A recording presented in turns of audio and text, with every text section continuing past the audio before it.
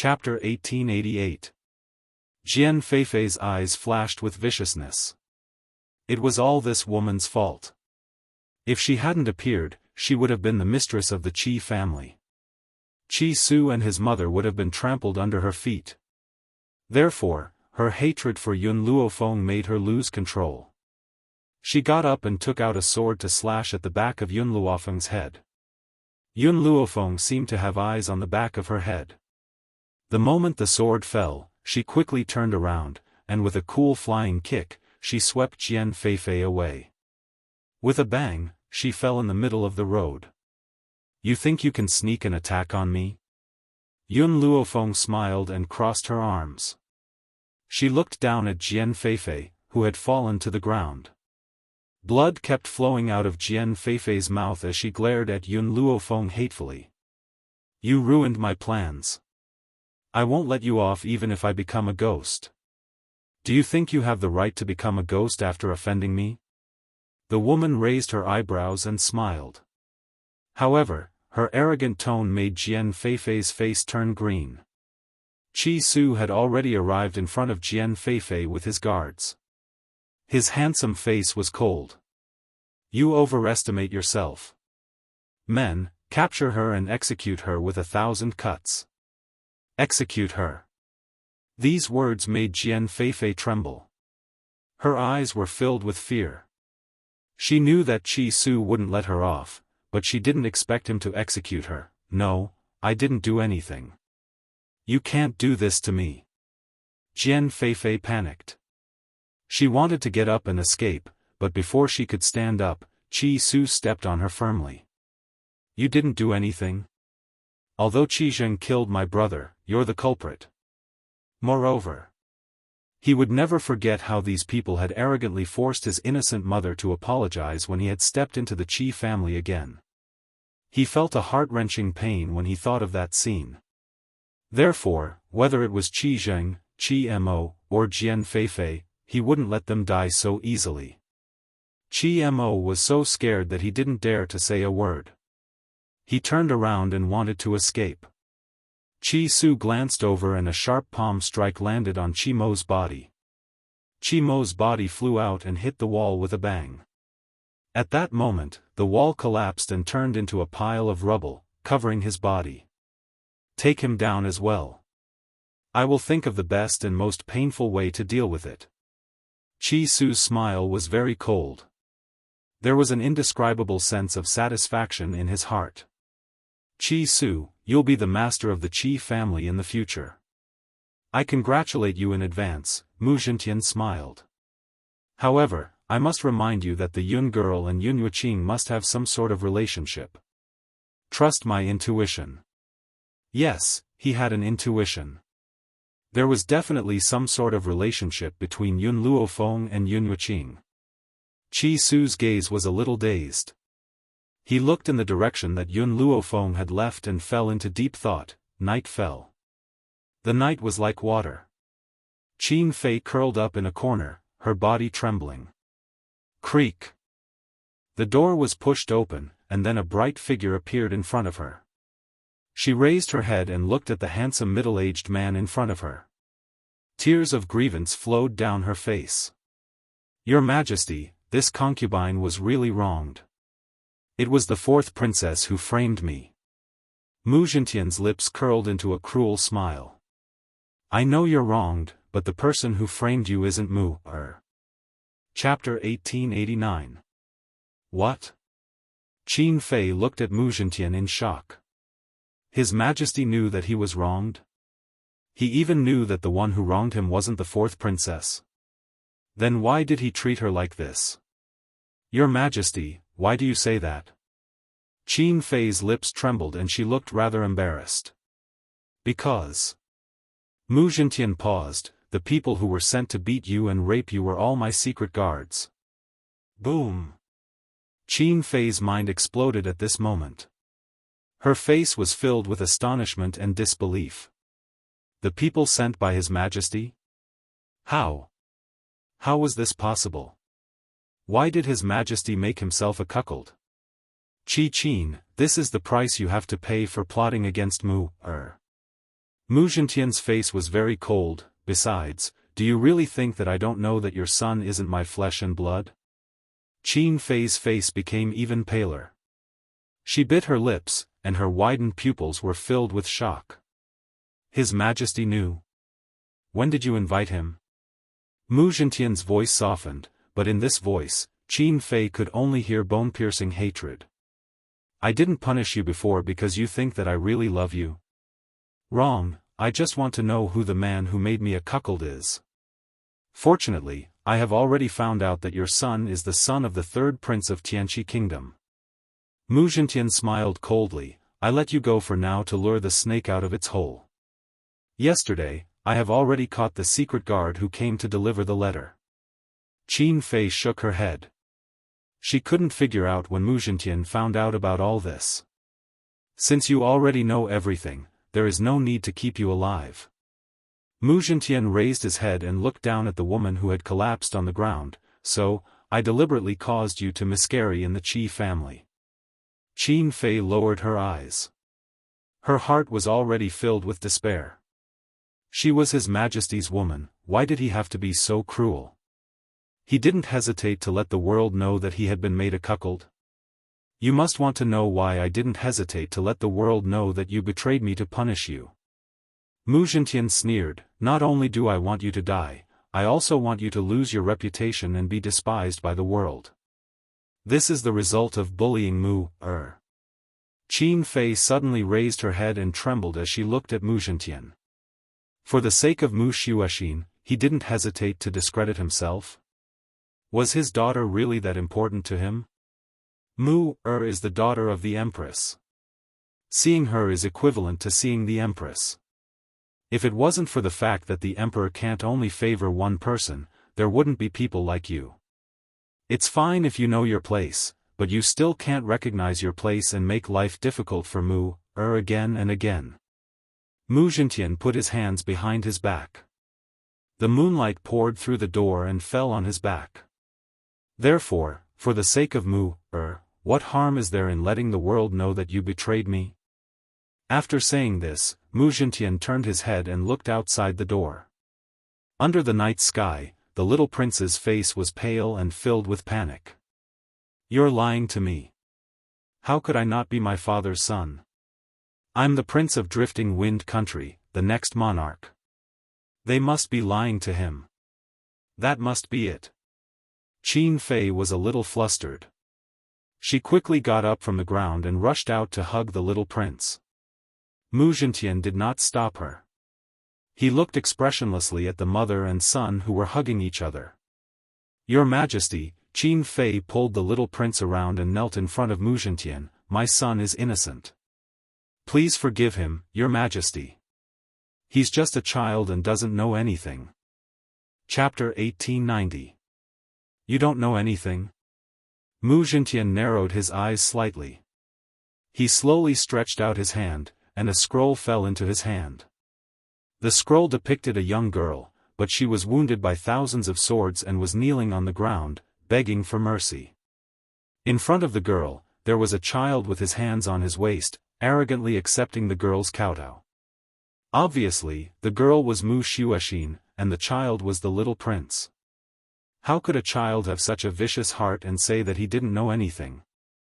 Imperial concubine Qin also saw the content of the painting, and her expression became more and more panicked. Your Majesty, someone must have framed her.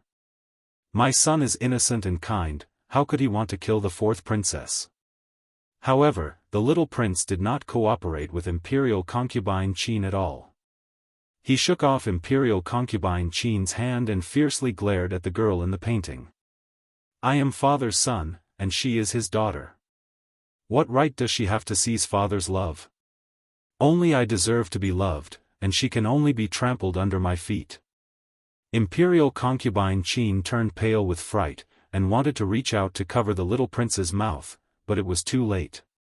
The little prince had already said these words. Mu Zhintian narrowed his eyes slightly, and a trace of anger flashed across his eyes. Who taught you to say these words? He seemed to have asked this inadvertently.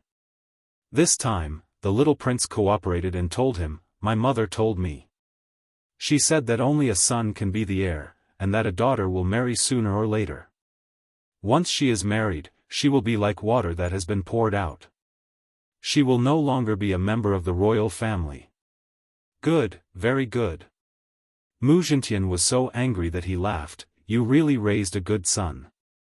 Fortunately, you didn't give birth to a child for me, otherwise, my child would have been destroyed by you. You say he is innocent? Isn't my Mu'er innocent too? You had a son with a wild man, and I have raised him for so many years. How dare you try to kill my own daughter? How can I let you and your son go? Moreover, don't think that I don't know that the third prince of Tianqi Kingdom wants to take over my country.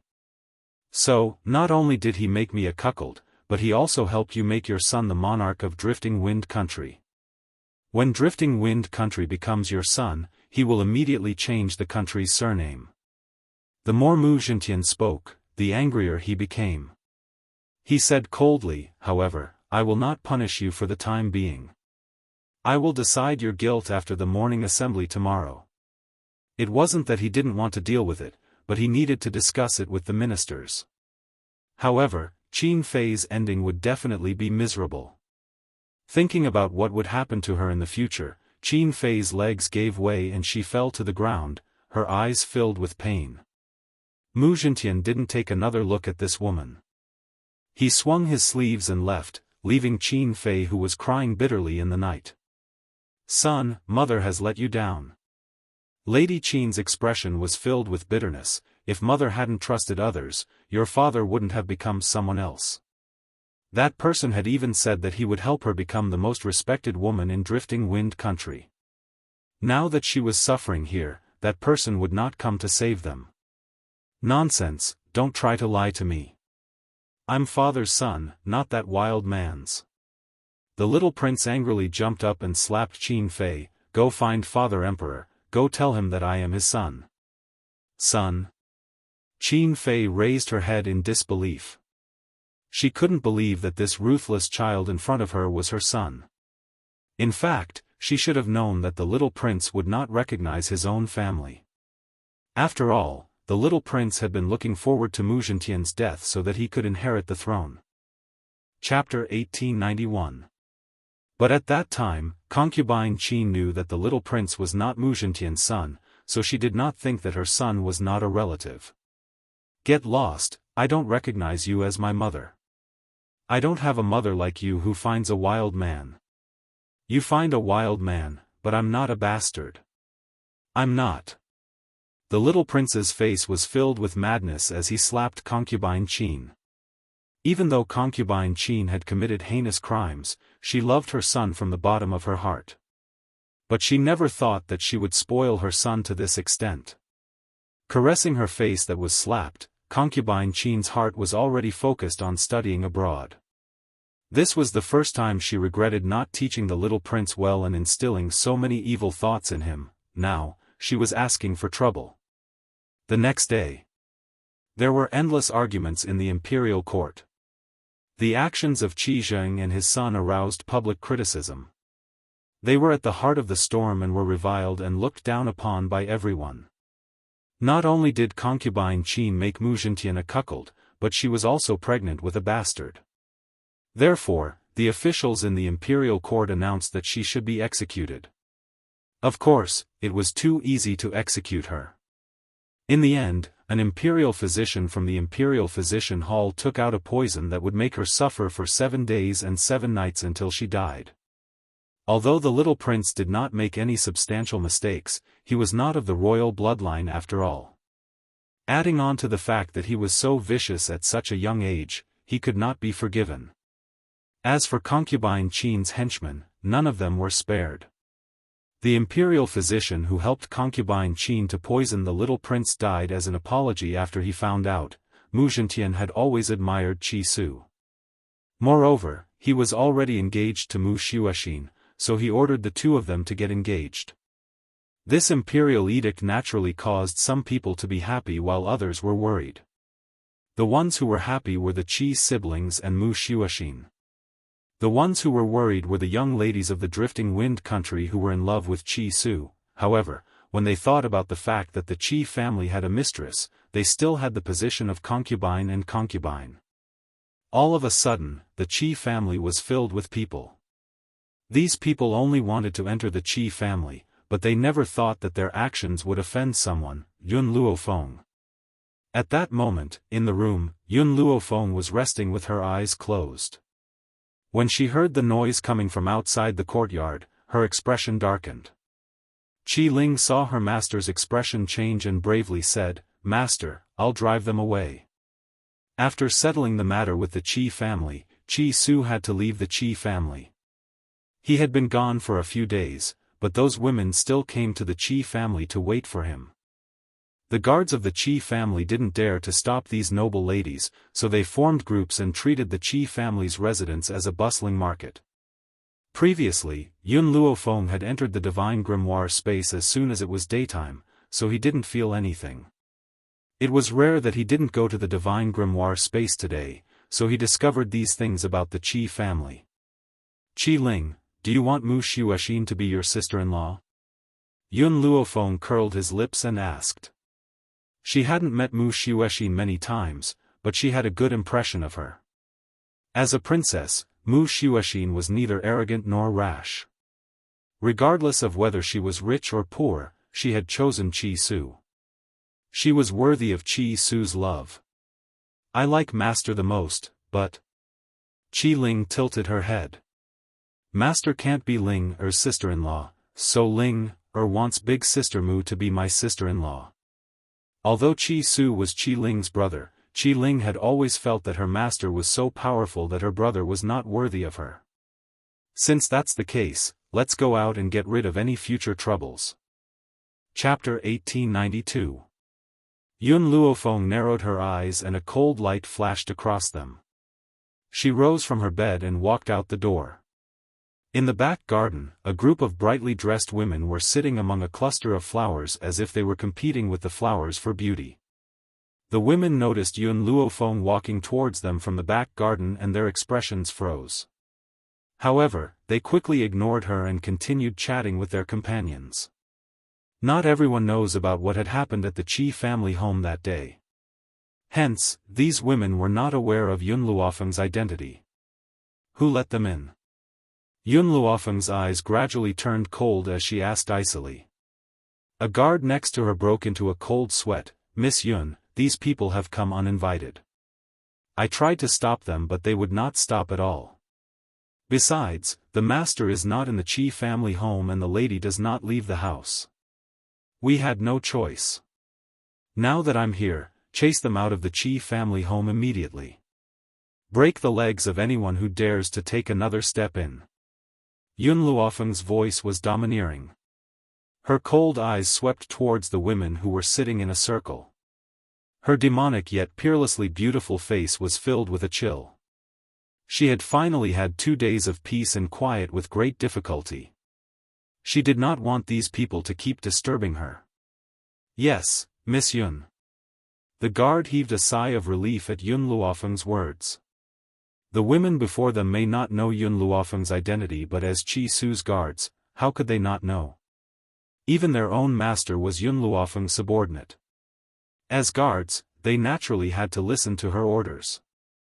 "Oh," a disdainful voice slowly rang out. A beautiful woman stepped out from the crowd. "To put it nicely, you're a guest of the Qi family. To put it bluntly, Master Qi Su had kept you because of his kindness. Do you really think that you're the mistress of the Qi family? Since when did you have the right to speak in the Qi family?" Even though this woman was beautiful, her brows were filled with arrogance. She looked at Yun Luofeng with disdain. Unsurprisingly, when she saw Yun Luofeng's face, she could not conceal the jealousy in her eyes. Humph. She was just a little good-looking. On the mainland, strength spoke for itself. No matter how peerless she was still just a vase. "Su Shui, don't say any more." A gentle woman stood up and smiled at Yun Luofeng. "Miss, don't mind her. Su Shui's personality is straightforward, but she doesn't have any bad intentions." After saying this, he pretended to reprimand her. "Su Shui, although what you said is the truth, you can't say it out loud. After all, this is the Qi family, and the fourth princess is the one in charge. Why do you have to get yourself into trouble? What she meant was that what Su Shui said was the truth. Yun Luofeng had taken over something that didn't belong to her. Yun Luofeng narrowed his eyes slightly and sized up the woman in front of him. A cold light flashed across his eyes. So you know that this is the Qi family. If someone who doesn't know anything sees this, they will think that this is your territory. The corners of her lips curled up into a smile, causing the expressions of the few women present to freeze. The woman called Su Shui was just about to shout angrily when Yun Luofeng's cold and evil voice rang out, "What are you all standing around for? Chase them out. If they don't want to leave, make them leave lying down." At this point, she paused again. Also, remember to clean and disinfect the places that they have stepped on with alcohol. Su Shui's face turned from green to white, then from white to green. Her eyes were filled with anger. Chapter 1893. The faces of the other women also darkened as they glared at Yun Luofeng angrily. What do you mean? I am the daughter of an official. If His Majesty finds out about this, he will not let you off. Su Shui rebuked. As she spoke, she wanted to step forward and teach Yun Luofeng a lesson. However, before she could reach him, she was stopped by the Qi family's guards and carried out of the door like a little chick. Let go. Let go of me. You are the guards of the Qi family, why do you listen to this woman?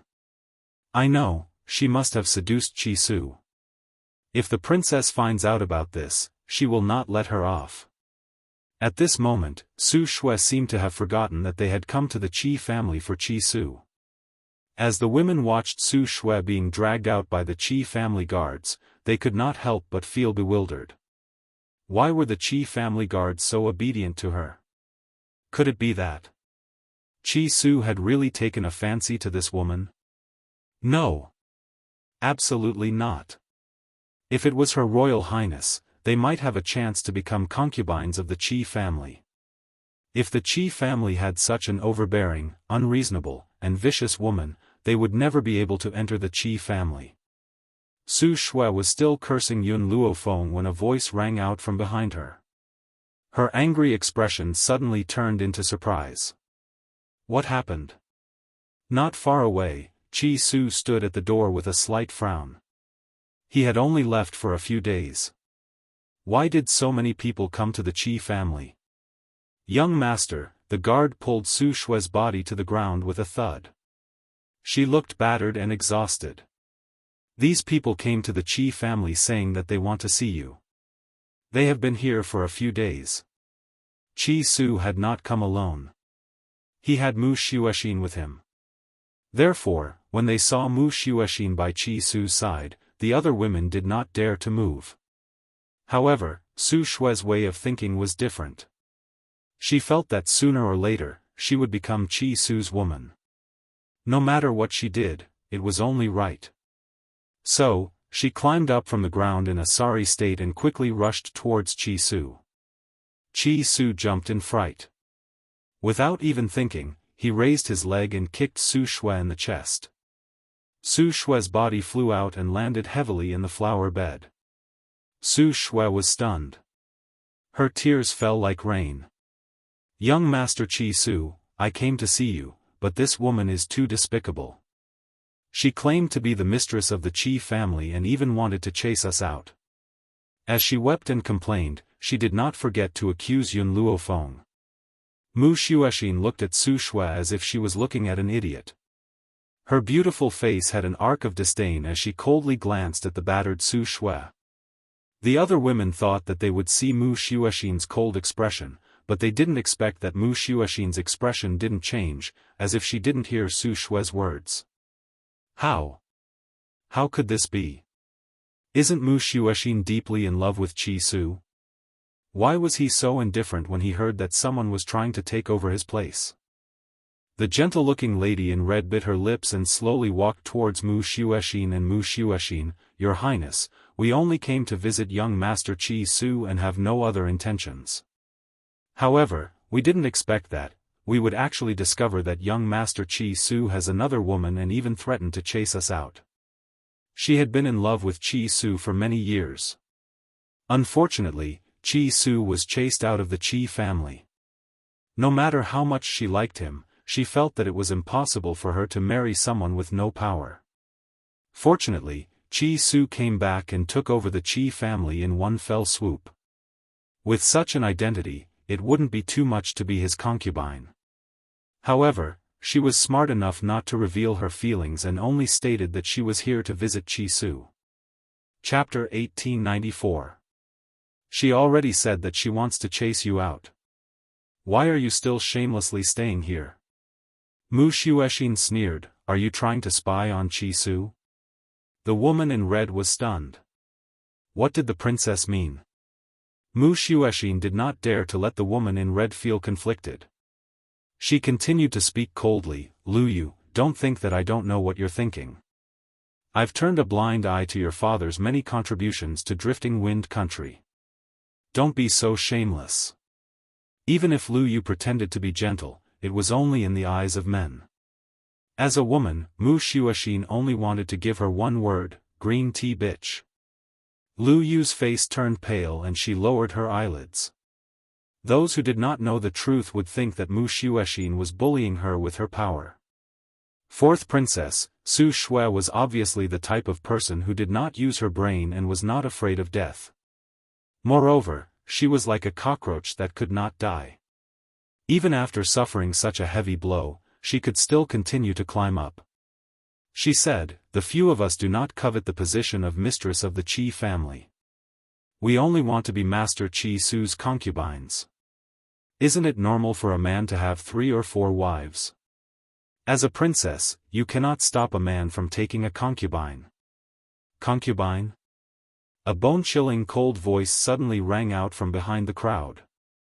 Yun Luofeng, who had not spoken since the beginning, crossed her arms in front of her chest.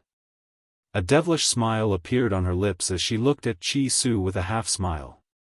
You want to take a concubine? Chi Su was terrified when he heard this. No, I will never take a concubine. Especially these shameless women, I wouldn't want them even if they were given to me. These women had come to the Chi family without any reservations and even said that they wanted to be his concubines. Were they not shameless?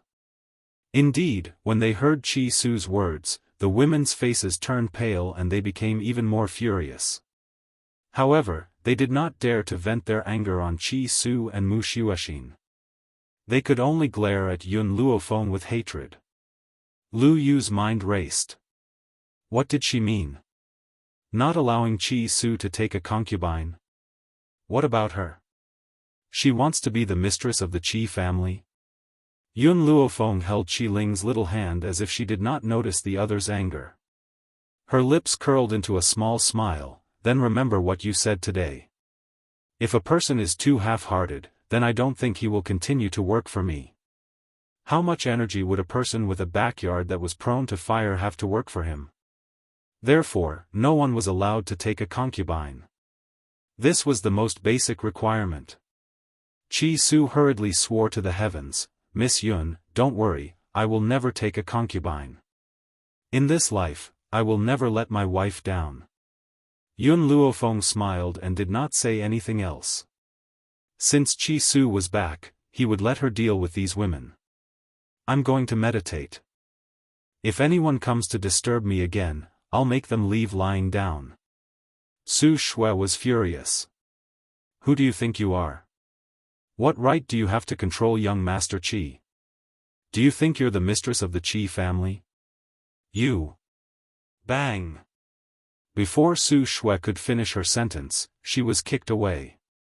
Chi Su clenched his fists and the veins on his forehead bulged. He shouted angrily, men, tie Su Shui up and let the Su family come and ransom her. Su Shui panicked. Chi Su didn't have any protective feelings for the fairer sex. Did he have the heart to do that? Mu Xuexin looked at Su Shui coldly and said, it's not your fault for being stupid. It's your fault for being used by others. Also, before you find trouble with Miss Yun, please find out what happened in the Qi family a few days ago. Chapter 1895. Being used? Su Shue's eyes suddenly widened as she turned to look at Lu Yu in astonishment. One had to know that she was so angry at Yun Luofeng just now because of the things that Lu Yu had instilled in her. According to Lu Yu, Yun Luofeng was the kind of woman who shamelessly pestered Qi Su. That was why Su Shue was so angry. At this moment, Lu Yu's face was pale. She bit her lips and looked pitiful. Are you going to scram, or should I throw you out? Qi Su gently narrowed his eyes and said coldly. Those women didn't dare to stay any longer and hurriedly left. Except for Su Shue, who was detained. This time, they listened to Mu Xuexin's words and went to inquire about what happened in the Qi family a few days ago. That day, there were many onlookers, so some things weren't difficult to find out. When they found out that Yun Luofeng could actually fight against a heavenly god and even defeat that heavenly god, they instantly panicked. Later on, they even heard that Qi Su was working for Yun Luofeng, and only then did they realize how foolish their actions were. The Su family's patriarch personally came and paid a huge price to bring Su Shue back. After returning, the Su family's patriarch gave his daughter a ruthless beating and immediately told her everything that happened in the Qi family a few days ago. Su Shue was scared silly. Then, she realized that she had really been used by Lu Yu. Thinking of this, she was very angry. The Su family's patriarch was also angry because of this. He used the power in his hands to target Lu Yu's father, causing Lord Lu to be suppressed in the imperial court. After that, every time Su Shue and Lu Yu met, these two women would have a huge battle, wishing that they could tear each other apart. Of course, Yun Luofeng didn't know about these things. This was because Qi Su told her that someone had seen Ji Jiutian in the state of Tianqi. The reason why Qi Su left for a few days was to confirm this news. State of Tianqi. Speaking of the state of Tianqi, the only person Yun Luofeng knew was the second prince of the state of Tianqi. She narrowed her eyes slightly and tapped her finger on the table. She continued to ask, did you find the whereabouts of that ghost emperor Yun Shao? He seems to be in the state of Tianqi, but I'm not too sure. Qi Su frowned and replied. Qi Su, come with me to the kingdom of Tianqi. Leave the matters here to Elder Zhao. Yun Luofeng slowly stood up. Regardless of whether this information is correct or not, I will not give up hope. Furthermore, if we want to go to Nemesis Forest, we must pass through the kingdom of Tianqi. Tianfa Forest. Qi Su seemed to have thought of something and asked, Miss Yun, do you really not know if you are related to my master? I'm not too sure. Yun Luofeng shook his head. I only know that my mother, Bai Ling, and my father, Yun Yang, both died on the battlefield. I've seen the jade bangle that Xiao Ling took out before. That jade bangle was a token of love that my father had given to my mother. However, if my mother is still alive, whose corpse in the Yun family's ancestral grave belongs to? Yun Luofeng could not understand.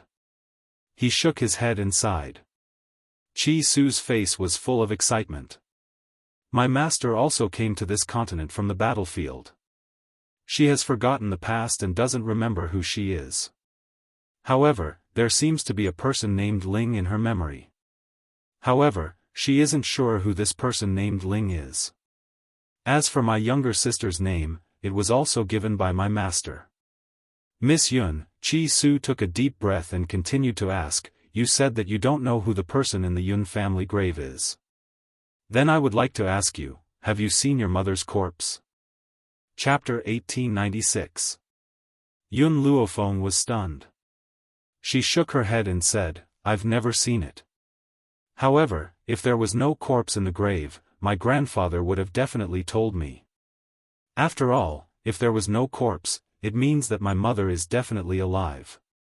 However, he didn't mention this, so I assumed that my mother's corpse existed. Miss Yun, you can only be sure if she is your mother after you find my master. Chi Su had a premonition that Yun Luofeng was definitely related to Yun Yuqing. Otherwise, he wouldn't have been so close to her when he first met her. When he thought of this, a smile appeared on his face. He really hoped that Yun Luofeng was his master's daughter. That way, his master wouldn't be alone. There's no point in saying more. We'll confirm this in the future. Yun Luofeng slowly stood up. Go pack up and head to the nation of Tianqi. What she wanted to confirm now was that Yun Shao and Ji Jiutian were no longer in the nation of Tianqi. I'll go prepare now. Chi Su turned around and prepared to leave. Qi Ling wanted to go to the nation of Tianqi too, but who knew how many dangers there would be along the way. Bringing her along would be somewhat unchanged, so Chi Su could only reject her under Qi Ling's tearful gaze. Compared to following them, Qi Ling would be safer in the nation of Tianqi. Moreover, Mu Xuexin was there to take care of her. Qi Ling knew that her brother would never agree to let her follow them. She could only send them off with teary eyes. She didn't know when they would meet again. The nation of Tianqi.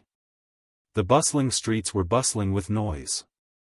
Yun Luofeng had actually seen the existence of a puppet among those people.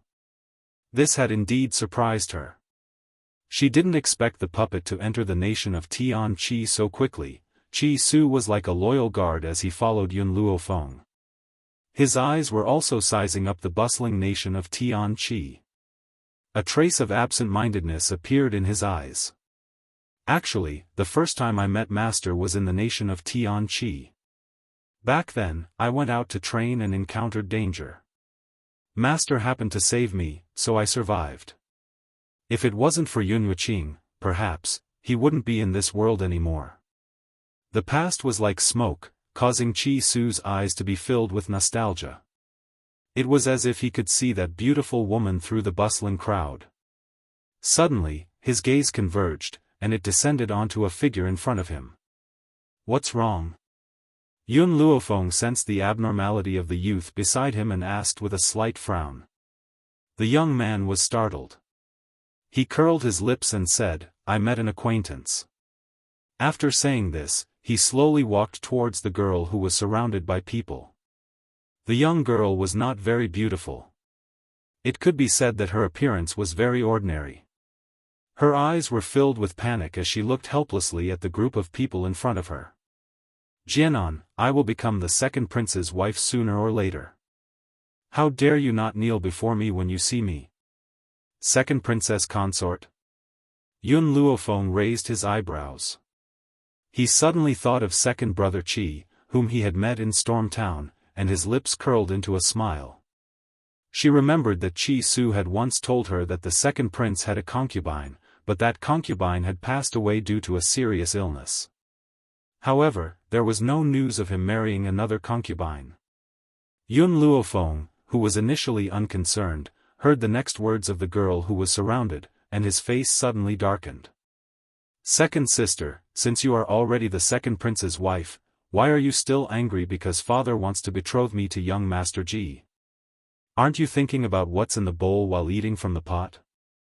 Do you really think that all the men in the world like you? Jianan lifted her chin. Moreover, it was father's order for me to marry Ji Jiutian. What's the point of you stopping me? Chapter 1897. Ji Jiutian? Yun Luofeng's eyes flashed with joy. Was Ji Jiutian really in the state of Tianqi? However, Yun Luofeng curled his lips when he thought of the girl's words. With Ji Jiutian's personality, he would not be so easily controlled. Would Ji Jiutian marry her just because her father wanted her to? You. Jianni's chest heaved up and down as she slapped Jianan's face. I am the second prince's wife. Don't tarnish my reputation. No matter how strong Ji Jiutian was, he could not be compared to the royal family of the state of Tianqi. Even if she thought that this man was unparalleled in beauty, she only wanted to marry the second prince. Now, Jianni could not stand to see a concubine's daughter tarnishing Ji Jiutian's beauty. Jianan snorted. She said those words on purpose to anger Jianni. Ji Jiutian was not her type. What she liked were youths that were as elegant as jade. Just as Jianni was about to slap him again, an arm suddenly grabbed her hand. The young man stood against the wind, looking incomparably handsome. His face was still young and inexperienced, and there was a cold glint in his dark eyes. "It's you." Jian'an's voice was filled with surprise as she looked at the young man beside her without blinking. If Yun Luofeng was not wrong, there was a flash of adoration in Jian'an's eyes. It turned out that she liked people like Qi Su. Unfortunately, Qi Su already had Mu Xuexin. "Get lost!" Qi Su shouted coldly and pushed Jianni forcefully. His eyes were as cold as frost. Jianni's little face turned pale as she took a few steps back. She glared at Jian'an.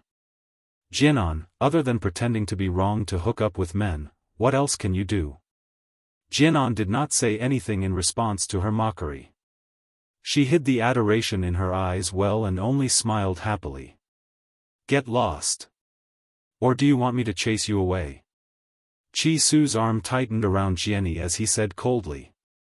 Jianni felt Qi Su's aura and gritted her teeth. "Humph, I will let this little bitch go this time. Next time, I will teach her a lesson. Let's go."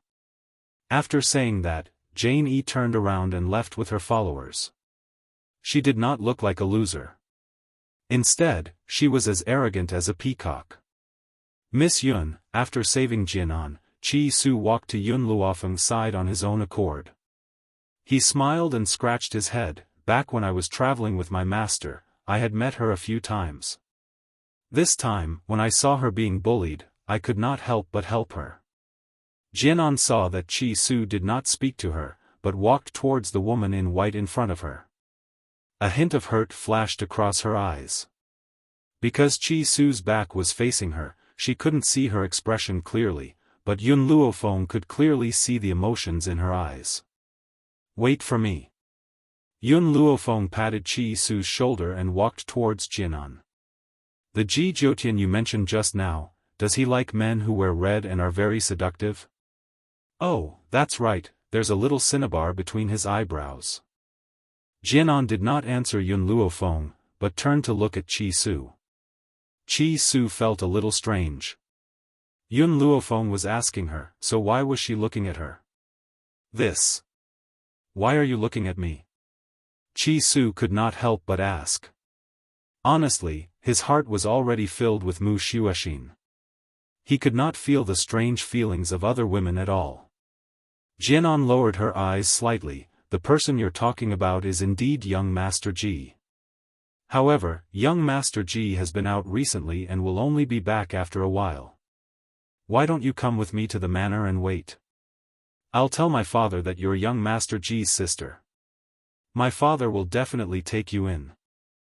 Chapter 1898. Qi Su's eyes brightened and his expression softened.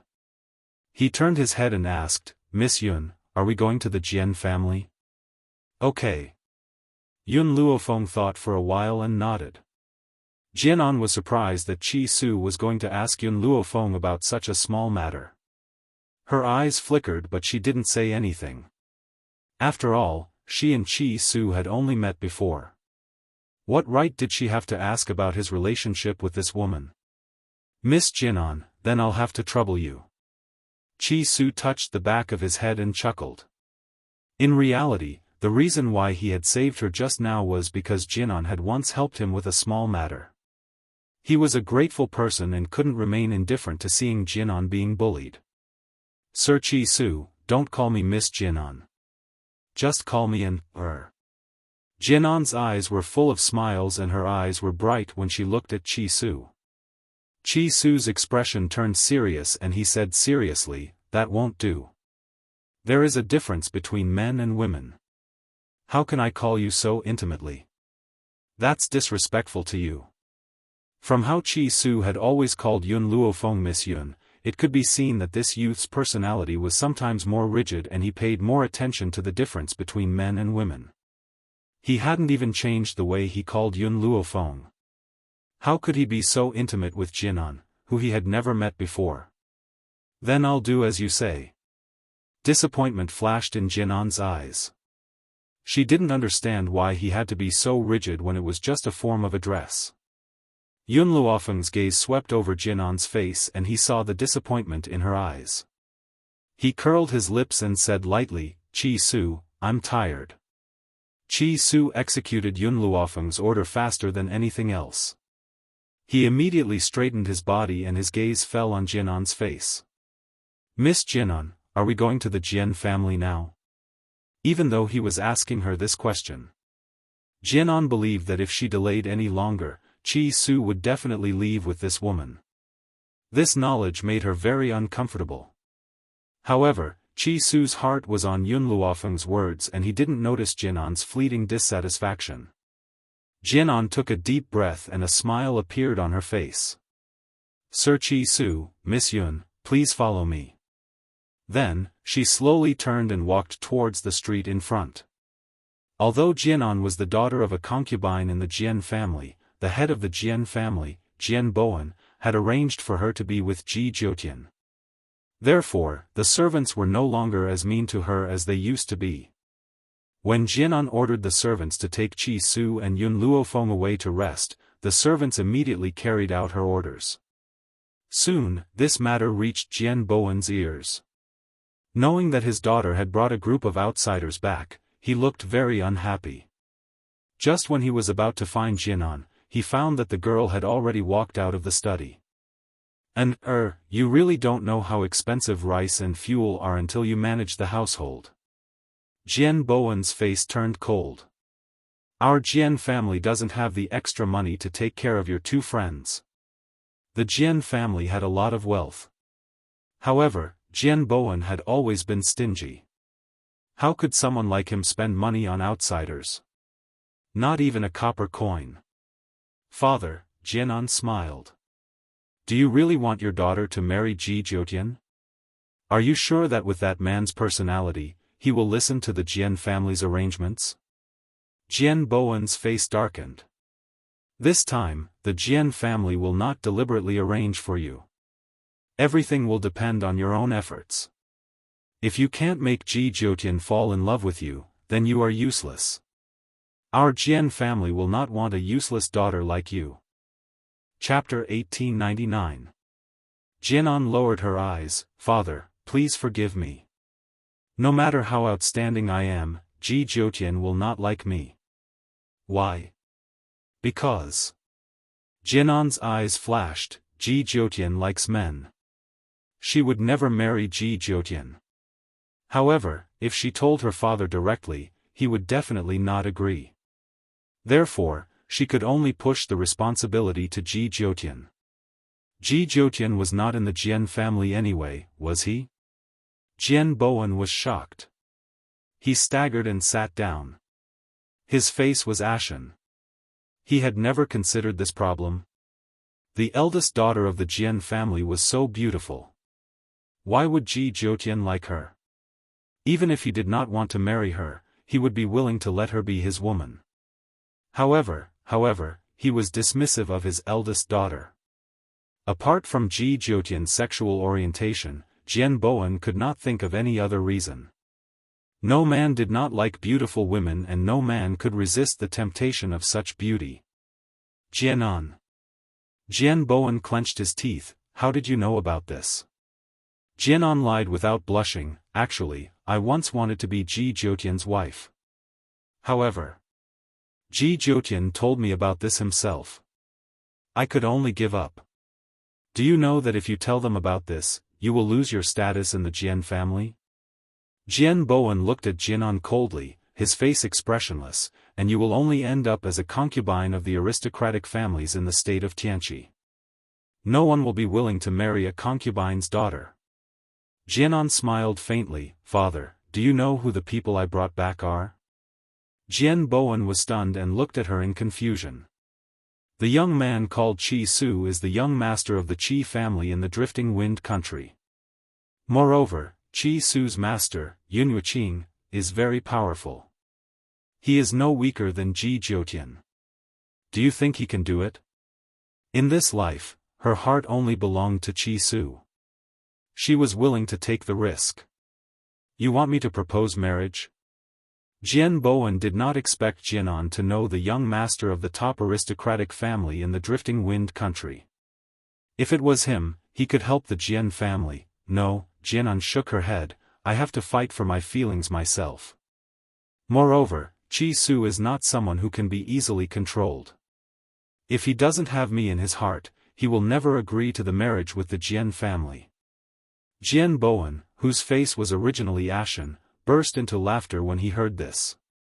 All right, if you can marry into the Qi family, then from now on, you will be the legitimate daughter of the Qi family. Jianan looked down again, and a bitter smile appeared at the corner of her mouth. Did he mean that if she couldn't marry into the Qi family, she would have no status in the Jian family? Even worse than a servant? However, Jian Bowen's eyes flickered. He continued to say, if you fail, the Jian family will no longer have a daughter like you. As for your mother, there will be no need for her to stay. Whoosh! Jianan's face was pale. She looked up in disbelief at Jian Bowen's cruel face. She couldn't believe that these were her own father's words. Although her mother was born in a humble family and couldn't bring any help to the Jian family, she had loved this man her entire life. Was he going to kill her mother just because she had failed? Jianan bit her lip and her eyes were filled with pain. For the first time, she regretted making such a request to her father. You can leave now, Jian Bowen said coldly with a wave of his hand. Jianan turned and left. Chapter 1900. Her mind was in a daze. She didn't even know how she got into the room. What's wrong? In the room, a woman in a linen shirt saw Jianan walk into the room. She hurriedly put down her needlework and walked quickly to Jianan's side. She looked worried. Did your father say something to you again? Her mother's voice finally brought Jianan back to reality. She looked up at the woman in front of her. Mother, can we leave the Jian family? She went to find Jian Bowen because she wanted him to revoke the order for her to seduce Ji Jiutian.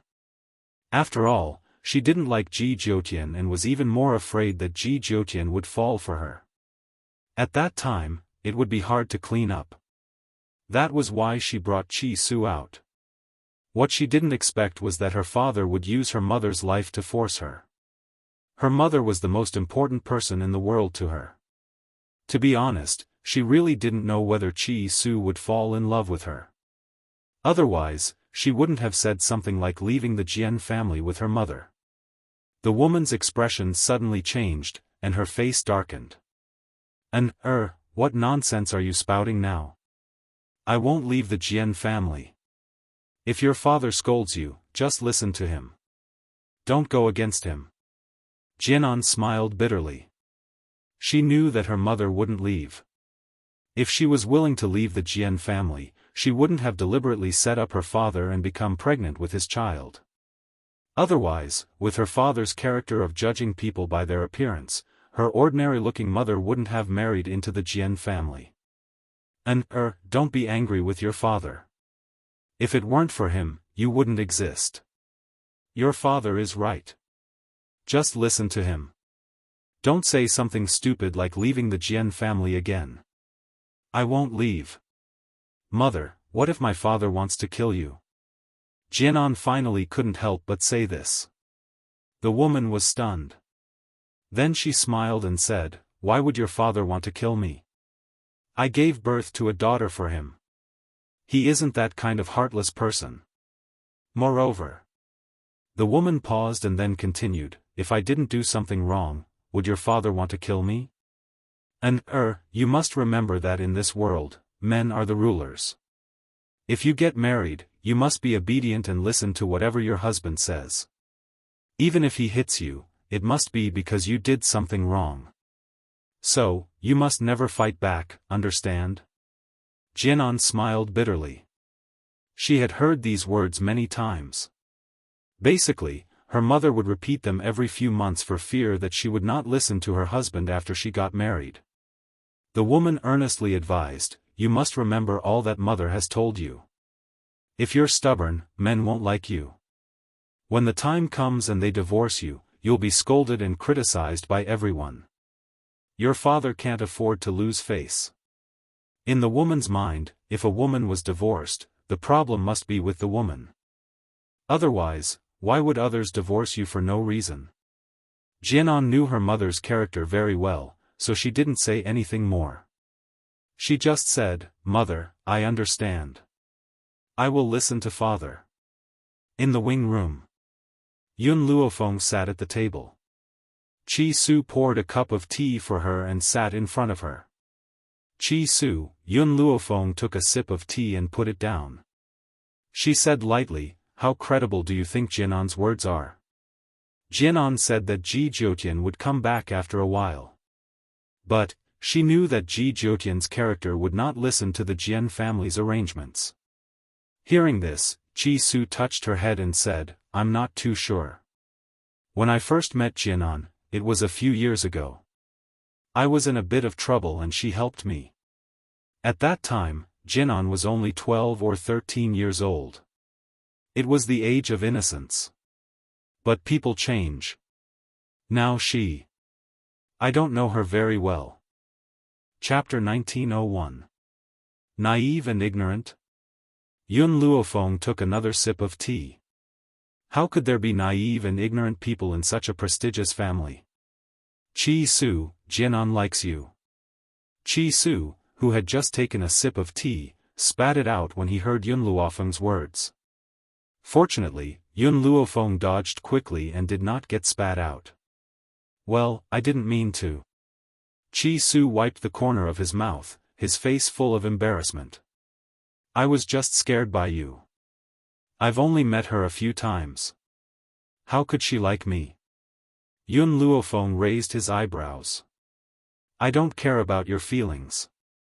But I have a request for everyone around me. You are not allowed to have concubines. Otherwise, there will be countless troubles and it will affect the efficiency of doing things for me." Moreover, she, who came from China, did not dare to compliment men having multiple wives. Fortunately, she had Yun Shao. Yun Shao would never trouble her with these things. If there was anyone who peeked at him, he would take care of it himself. He would not give anyone any chances. I know. Moreover, he had never thought about having concubines. Also, Yun Luofeng slowly stretched, his expression languid. "I'm here to find Ji Jiutian. If I find out that she lied to me, or caused me trouble, I will not let her go." Until now, she only saw that Jianan liked Chi Su. She did not find any other emotions. If Jianan wanted to do something, then she would not be polite. "Miss Yun, if you think that Jianan lied to us, then we can leave the Jian family." Chi Su frowned. If Jianan really liked him, then he would be the first to leave the Jian family. "No need. I think it will be easier for us to find Ji Jiutian here." Yun Luofeng narrowed his eyes. A light flashed in his eyes. "Oh yes, Chi Su, tell your people to keep searching. If they find Yun Shao, then let me know." "Okay." Chi Su nodded. "I've already sent most of the Chi family's people out. I'm sure they will find Yun Shao soon." Hearing this, Yun Luofeng did not say anything else. His eyes were filled with contemplation. By the way, Chi Su seemed to remember something and said, "I owe the second prince a favor. I plan to visit him in the next few days." Yun Luofeng's eyes flashed. "Tell me about the second prince's situation." Chi Su was stunned. He raised his head and looked at Yun Luofeng. The second prince and the second princess consort were deeply in love. In the years when the second princess consort was alive, the second prince doted on her alone. He did not even step into the concubine's room. Unfortunately, the second princess consort passed away from illness a few years ago. Yun Luofeng did not speak and continued to listen to Chi Su. The second princess consort had a daughter. Before she passed away, she passed on her last words, hoping that her younger sister would be the second prince's second wife. As a member of the royal family of the kingdom of Tianqi, the emperor would definitely not allow the second prince to not remarry for the rest of his life.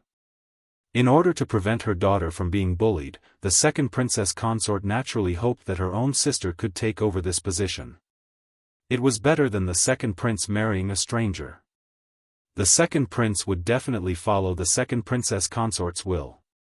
Who would have thought that not long after, the second princess consort's sister would also fall ill? Sisters falling ill one after another? Yun Luofeng stroked his chin. This was indeed thought-provoking. The emperor naturally did not allow it. Instead, he favored the second miss of the Jian family, Jiani. Yun Luofeng narrowed his eyes. Tell the second prince that I can save the second princess consort's sister. Furthermore, I can help her ascend the throne. Chapter 1902. Qi Su's eyes were filled with surprise. Based on her understanding of Yun Luofeng, she wasn't a helpful person. Miss Yun, your request is? Qi Su thought for a moment before asking. I want him to listen to my orders. Yun Luofeng's appetite had always been huge. He wanted to eat up the entire Tianqi state. However, Qi Su still believed that she had the ability to do so. Tell the second prince about this first. As for my request, I will personally bring it up to him. Yun Luofeng's lips curled into a faint smile. Her pitch-black eyes were filled with confidence. Then I will go find the second prince tomorrow. Just as the two were discussing, footsteps came from outside the door. In that instant, the two of them stopped talking. Qi Su, when you cause trouble, you solve it yourself. When it comes to women, you need to cut the Gordian knot so that it doesn't cause trouble in the future. Yun Luofeng said lightly. She had already reminded Qi Su that if he procrastinated and caused trouble in the future, it would be his own problem. When it came to matters of the heart, he needed to reject decisively. He couldn't give her hope and give her despair. I understand. Qi Su sighed helplessly. He didn't think that Jianan would like him, but he trusted Yun Luofeng even more. Yun Luofeng's words would never be wrong. Just as they were talking, the door was pushed open. Jianan immediately saw Qi Su at the door and smiled. Young Master Jianan, I have some matters to discuss with you. Is it convenient to go somewhere else to talk? She glanced at Yun Luofeng in the room, clearly not wanting her to know. No need. Just say it. Qi Su rejected her immediately. Yun Luofeng wasn't an outsider. What could she not hear? Jianan was stunned, and her expression was a little conflicted. For a woman, there were some things that couldn't be said in front of others. Just as Jianan was frowning, Yun Luofeng's evil voice came from the room. Qi Su, go. I have already said what I need to say. You will know what to do. With Yun Luofeng's words, Qi Su didn't reject Jianan anymore. He nodded. Lead the way. Jianan's heart was filled with complicated feelings. She really did want to talk to Qi Su, but Qi Su listening to Yun Luofeng like this really made her unhappy. However, she was very smart and did not show any dissatisfaction. She still had a gentle smile on her face. Master Qi Su, this way please. In fact, Jianan really wanted to take Qi Su to her room to talk, but she also knew that if she did so, Qi Su would definitely be unwilling. This youth paid too much attention to the boundaries between men and women. But wasn't such a man even rarer? Behind the rockery, Jianan stopped in her tracks and turned her head to look at Qi Su who was standing in front of her. After pondering for a while, she asked, Young Master Qi Su, what is your relationship with Miss Yun? Perhaps because of Yun Luofeng's previous words, Qi Su felt that Jianan's questioning was too deliberate, which made him very uncomfortable. Miss Yun is my friend. I came to the state of Tianqi this time to accompany her to find Ji Jiutian. Friends? Hearing this, Jian breathed a sigh of relief. I thought, why? Qi Su frowned and asked. Jianan gently pursed her lips and did not answer Qi Su. Her pair of eyes stared at Chi Su. Young Master Chi Su, actually, from the first time I saw you a few years ago, I already liked you. In an instant, Chi Su's fingers stiffened. Perhaps because Yun Luofeng had warned him before, he did not appear too shocked. Chapter 1903. Seeing his calm expression, Jian'an's eyes darkened slightly. Mr. Qi, will you marry me? Sorry, I don't want to. His words were very direct, so direct that Jian'an's heart felt like it was being torn apart. The pain was very heart-wrenching. She knew that Chi Su would not like a concubine's daughter, but now that she heard the truth, she still felt very sad. I know that Mr. Chi Su does not like me because I am only a concubine's daughter. But I only ask you one thing. Can you pretend to marry me? After I leave the Jian family, I will set you free. Jian'an's face was a little pale. She looked up at Chi Su, her eyes full of hope. The young man in front of her was already her only hope. No one could help her except him. Jian'an, I already have a fiancée. She is waiting for me in Drifting Wind Country. You want me to pretend to marry you? If my fiancé finds out, how can I explain it? Chi Su's expression had already turned cold. If it were not for the sake of Jian'an's help, he would directly throw a sentence at her. How could I possibly hurt my fiancé's heart for a stranger like you? Jian'an's expression was a little painful. It turned out that Chi Su already had a fiancé. Your fiancée? Is she very powerful? Only someone with a powerful background could match up with Chi Su. A concubine's daughter like her would never be able to marry him. Chi Su frowned. Jian'an, what do you mean? Am I someone with that kind of power? Let me tell you, the woman I like, even if she is just a beggar, she is still the one I love. Do you know that more than a year ago, when my master went missing, I was treated harshly by the Qi family. Everyone kept their distance from me, except for her, who stood by my side as always. In this life, I will not let her down. Jian'an smiled with a pale face. I'm sorry, I said something wrong. How could the man she liked be such a snob? Otherwise, she would not have missed him for a few years. Young Master Chi Su, I have no choice but to look for you. Can you help me? I believe that your fiancée must be very kind. She will understand you. Jian'an wanted to grab Chi Su's sleeve, but he shook her off. Chi Su's face was filled with impatience. My fiancée is indeed very kind, but a kind woman still has very high requirements when it comes to relationships. You said that we are only pretending to be married, but who can tolerate their man getting married to another woman? Even if it's fake? Jian'an's face grew paler. She had no other choice, so why wasn't he willing to help her? Even if it's fake? She did not really ask to marry him. If Chi Su did not help her, her mother would die. Young Master Chi Su, a few years ago, you and your master came to the kingdom of Tianqi and met with danger. You were surrounded and attacked, and your master was not by your side. At that time, you asked me to help you find your master and tell her about the danger you were in. Originally, Chi Su was still a little grateful to Jian'an. Now that he heard her words, the only trace of gratitude in his heart disappeared. I'm very grateful to you for informing my master on my behalf. My master has also repaid you by giving you a few elixirs. Those elixirs are very valuable. Your mother was seriously injured at that time, and it was because of my master's elixirs that saved her life. Chi Su looked at Jian'an. So, I've already repaid the kindness that I've shown you. And I have always been grateful for a drop of water, so when you were bullied by your sister, I helped you to chase her away.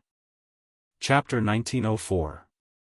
If you threaten me with kindness, we can only break off all ties. He had his bottom line. If someone helped him once, he would return the favor 10 times. Provided that it did not cross his bottom line. Young Master Chi Su. Seeing that Chi Su was about to turn and leave, Jian'an knelt on the ground with a thump and her face was full of tears. My father knows that you are the young master of the Qi family and he forced me to marry you. He said that if I don't marry you, he will kill my mother. She is my only mother and the most important person in my life. How can I not save her? Please help me. As long as we get married, my father will let my mother go. Are you going to leave her to die? She cried her heart out and her eyes were red. The thought of the price her mother would have to pay made her heart wrench. However, Jianan did not think that the reason why Jian Bowen gave such an order was that she had asked for it. She would not have died if she had not asked for it. If she had not gone to Jian Bowen and said those words, why would Jian Bowen threaten her with her mother's life? At the end of the day, it was her own fault. Chi Su's back stiffened and a complicated look flashed across his eyes. He sighed deeply and said, I can't hurt my fiancé's heart for you. In my heart, she is more important than you. His words were harsh enough. After saying that, he slowly walked down the mountain. Jianan's body collapsed on the ground. Her eyes were filled with despair and pain as she watched Chi Su leave. Her face was pale. Chi Su, can you really be so heartless? You can disregard a person's life just to not let her be sad? I've already begged you, why won't you help me? If you don't help me, that man will definitely kill my mother. She really did not understand how Chi Su could be so heartless. To him, saving the mother and daughter was as easy as lifting a finger. Moreover, it was just a fake marriage. Even if his fiancée would be sad, he could just explain it to her. Moreover, as a man, how could he not control his fiancée? It had to be said that Jianan was deeply affected by having a mother like that. In their world, men were the sky and they had to look up to them. In her heart, she did not think that Chi Su's fiancé could raise any objections. Moreover, if a fake marriage could make her sad, what about Chi Su's concubines in the future? Mother had said that it was natural for a man to have 3 wives and 4 concubines. Obstructing a man from taking a concubine was disrespecting a man and being unfilial to his in-laws. Such a daughter-in-law was destined to be criticized by the world. Chi Su did not know what Jianan was thinking. However, after hearing what Jianan had said just now, he had already decided to leave the Jian family. However, looking at the dark sky, he let out a long sigh. It's getting late. I'll talk to Miss Yun about leaving tomorrow. It's already so late, she must be resting by now. Furthermore, he believed that the Jian family wouldn't be able to stir up any trouble in one night. Thinking of this, he entered his room, closed the door, undressed, and went to bed to rest. However, Chi Su did not fall asleep for long before he felt the door being pushed open, followed by an unfamiliar aura. He did not open his eyes. He wanted to know what this woman was going to do. He, who had studied medicine with Yun Wuqing since he was young, subconsciously closed his eyes, afraid that someone would plot against him. Chapter 1905. However, that person did not use any smoke or poison him. Instead, she walked to his bedside. Then, there was a tearing sound and the sound of cloth being torn. Chi Su finally couldn't help but open his eyes and look at the girl standing at the bedside. At this moment, the girl's face was as pale as ever. Her clothes were torn and her naked body appeared in front of him. Jianan, what do you want? Chi Su sneered. Seduction? Unfortunately, it doesn't work on me. Your body is no different from bones to me. Mr. Chi Su, I'm sorry. I had no choice. Jianan's face was full of misery. If you didn't refuse to help me, I wouldn't be forced to this extent. Chi Su turned over from the bed and said coldly, I originally wanted to leave after tonight. Since you forced me to do this, then I'll leave now. Between you and I'll cut off all ties. Leave? Jianan smiled miserably. It's not up to you anymore. After saying this, she suddenly let out a shrill scream. This scream was very abrupt in the night, and it also broke the silence of the night. Chi Su was not stupid. At first, he thought that Jianan wanted to seduce him. Now that he heard this scream, he understood her real purpose.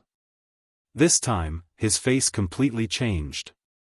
Jianan, are you gambling with your reputation? Do you think that I will do as you wish? Even if you slander me, I will not marry you. He really didn't expect that Jianan would go this far. And he also regretted it in his heart. If he knew that Jianan would be like this, he shouldn't have come to the Jian family. I know that you won't be controlled by others and you won't marry me because of this. But, what if your fiancé knows about this? Do you think she will believe you? Jianan took 2 steps closer to Qi Su. But, if you help me and pretend to marry me, I will explain to your fiancé in the future. Jianan put away the feelings of love in her heart and pressed him aggressively. This is a deal, how about it? She didn't want to marry Qi Su now. She just wanted to save her mother. Qi Su smiled sarcastically. Do you think I'll believe you? I only know that I have to be swift and decisive. I won't give anyone a chance to pester me. Qi Su, why are you so cruel? Jianan's eyes were full of pain. It's easy for you. You just need to deal with it casually and you can save a person's life. Even if you don't consider the fact that I've helped you, you shouldn't be so heartless. I never thought that the man I've loved for so many years would leave me in the lurch. Qi Su smiled coldly. Save someone who schemed against me? I'm not that kind.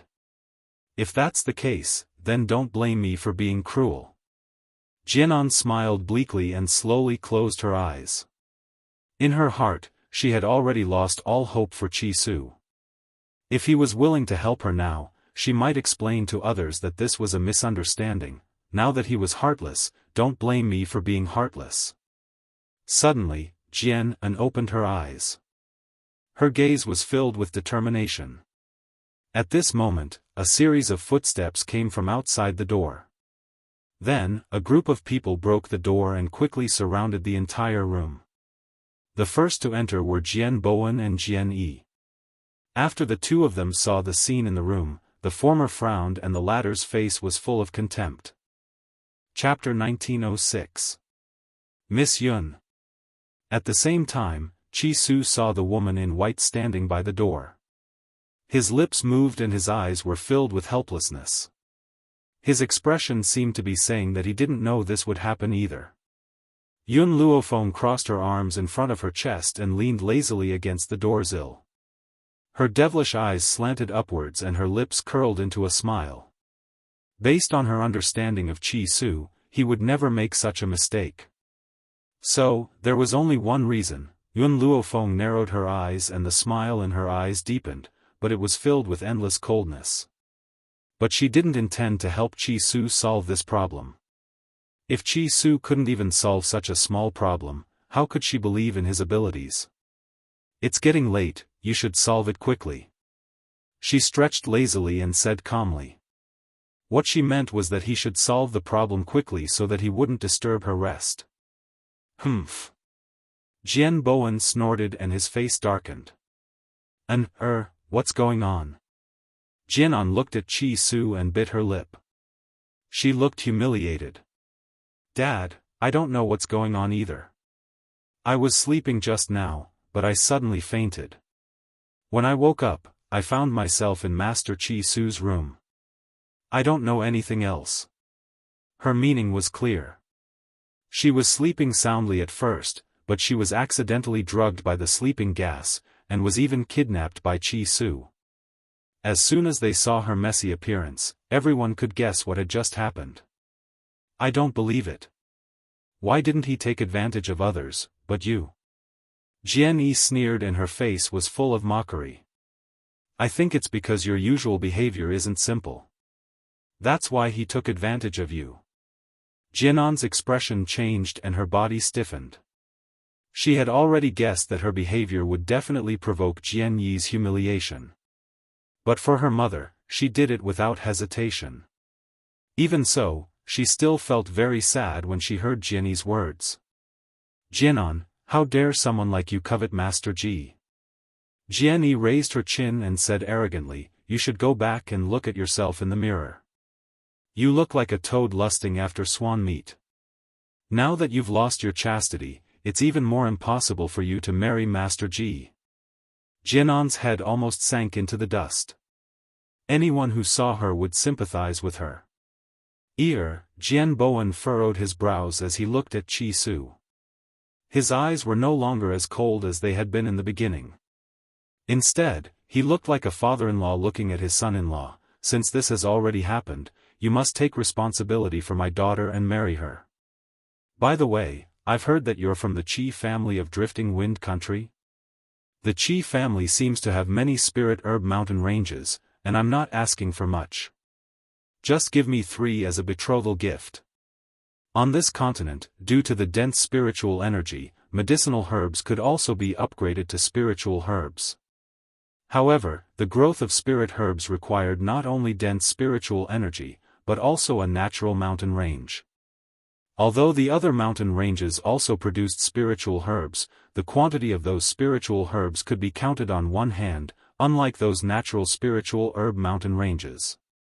But, the Qi clan only had 5 spirit herb mountain ranges in total. The Jian family asked for 3 of them right away. How could such a good thing exist in this world? Chi Su sneered, a cold light flashed in his eyes. Sure enough, this group of people were jackals of the same tribe, greedy and insatiable. Chapter 1907. Do you think that a daughter of a mistress is worth the price of 3 mountains of spiritual medicine?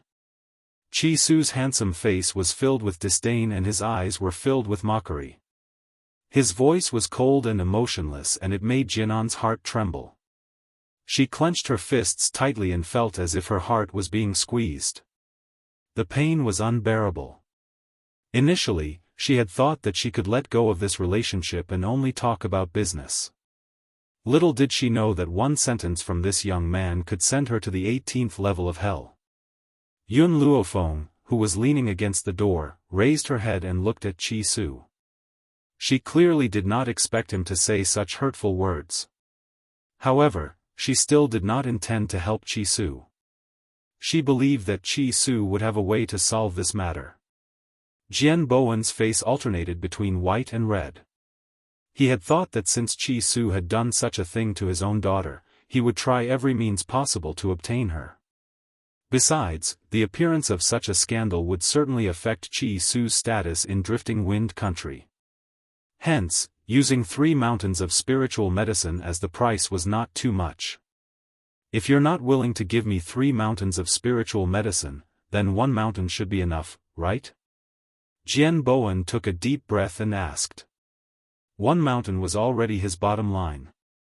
I'm sorry, in my heart, she's not even worth a copper coin. Chi Su raised his eyes and his icy gaze fell upon Jian Bowen. His face was expressionless. Jianan suddenly raised her eyes and stared at Chi Su in disbelief. Her lips were trembling and her face was drained of blood. How could this man be so heartless? Does he not have a single ounce of compassion in his heart? Chi Su, what on earth do you want? Jian Bowen's expression turned cold. You've molested my daughter. Are you going to let this slide? If this gets out, how is she going to get married in the future? Whether she gets married or not has nothing to do with me. She found out about this on her own. I've never laid a finger on her. You didn't lay a finger on her? Then what happened to her clothes? Are you going to tell me that she tore them herself? Jian Bowen laughed icily and spoke in a disdainful tone. He knew his daughter very well. Even though she was very ambitious, she would never stoop to such a thing. Since she said that I raped her just now, let's get someone to check her body and see if she's still a virgin. Chi Su said calmly with one hand behind his back. Jianan's body trembled even more violently. She raised her finger and pointed at Chi Su. Chi Su, how dare you do such a thing to me? You've already taken me by force, yet you still want me to test my body and suffer such humiliation. If word of this gets out, everyone in the world will know that I've lost my chastity. How am I supposed to live? Do you really want to force me to death? Tears flowed down her cheeks and she bit her lips tightly. Her expression was one of humiliation, as if she had been humiliated by Chi-Su. Chi-Su, I know that you have a fiancé. But you disregarded the fact that I had once saved your life and hurt me like this. Shouldn't you take responsibility? Chi-Su said coldly, I want to check your body. If you're not a virgin, I'll marry you. If you're a virgin, then it proves that this is all your own doing. Hearing this, Jianan was shocked. Just as she was about to continue reprimanding him, a woman staggered in from outside the house. My daughter, these bastards actually dared to do this to you. Check your body, you have to check it. Hurry and find an experienced woman. I want the person who took my daughter to be responsible for this. Chapter 1908. Jianan's face changed completely. Body check. Wouldn't it all be in vain? This mother of his really couldn't do anything right, but she was good at spoiling things. If it weren't for her, how could she be forced to this extent? Now she was trying to undermine her. Mom, Jianan let out a heavy shout. This was supposed to be a warning, but when the woman heard it, she only heard grievance. Daughter, don't worry, I will help you. Go and find someone to do the body check. Jianan's face had already turned pale. I'm not sure if Chi-Su really had sex with me. After all, I was in a coma at the time.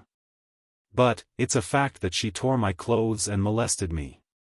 When I woke up, I saw her on top of me. What she said was reasonable, and no one could think of a way to refute it. Chi-Su. After saying that, she looked at Chi-Su again. Even if you didn't have sex with me, so what? You saw me naked and tore my clothes. Don't you need to take responsibility? Jian Bowen also felt that Jianan's words were very reasonable. He immediately said with a cold face, Mr. Chi-Su, my daughter is innocent. Your behavior is equivalent to destroying her innocence. I don't care if you had sex with her or not. Today, you must take responsibility. Chi-Su smiled. Jianan kept saying that I was on top of her. Then, I want to ask you, have you ever seen someone rape a woman with clothes on? Everyone present was stunned. They didn't notice it just now. Yes, Chi-Su was clearly wearing clothes. Why did Jianan keep saying that he wanted to have sex with her? Jianan had already thought of an excuse. She looked down and said, Chi-Su put on clothes after I woke up and saw that the situation was not good. Really? In that case, you have seen my naked body before. Then let me ask you, is my hemorrhoid on the left shoulder or the right shoulder? Chi-Su raised a smile on his face, and his eyes were cold. Jianan was stunned. How could she know whether his hemorrhoid was on the left shoulder or the right shoulder? However, she understood that since Chi-Su asked this question, it was impossible for her not to answer it.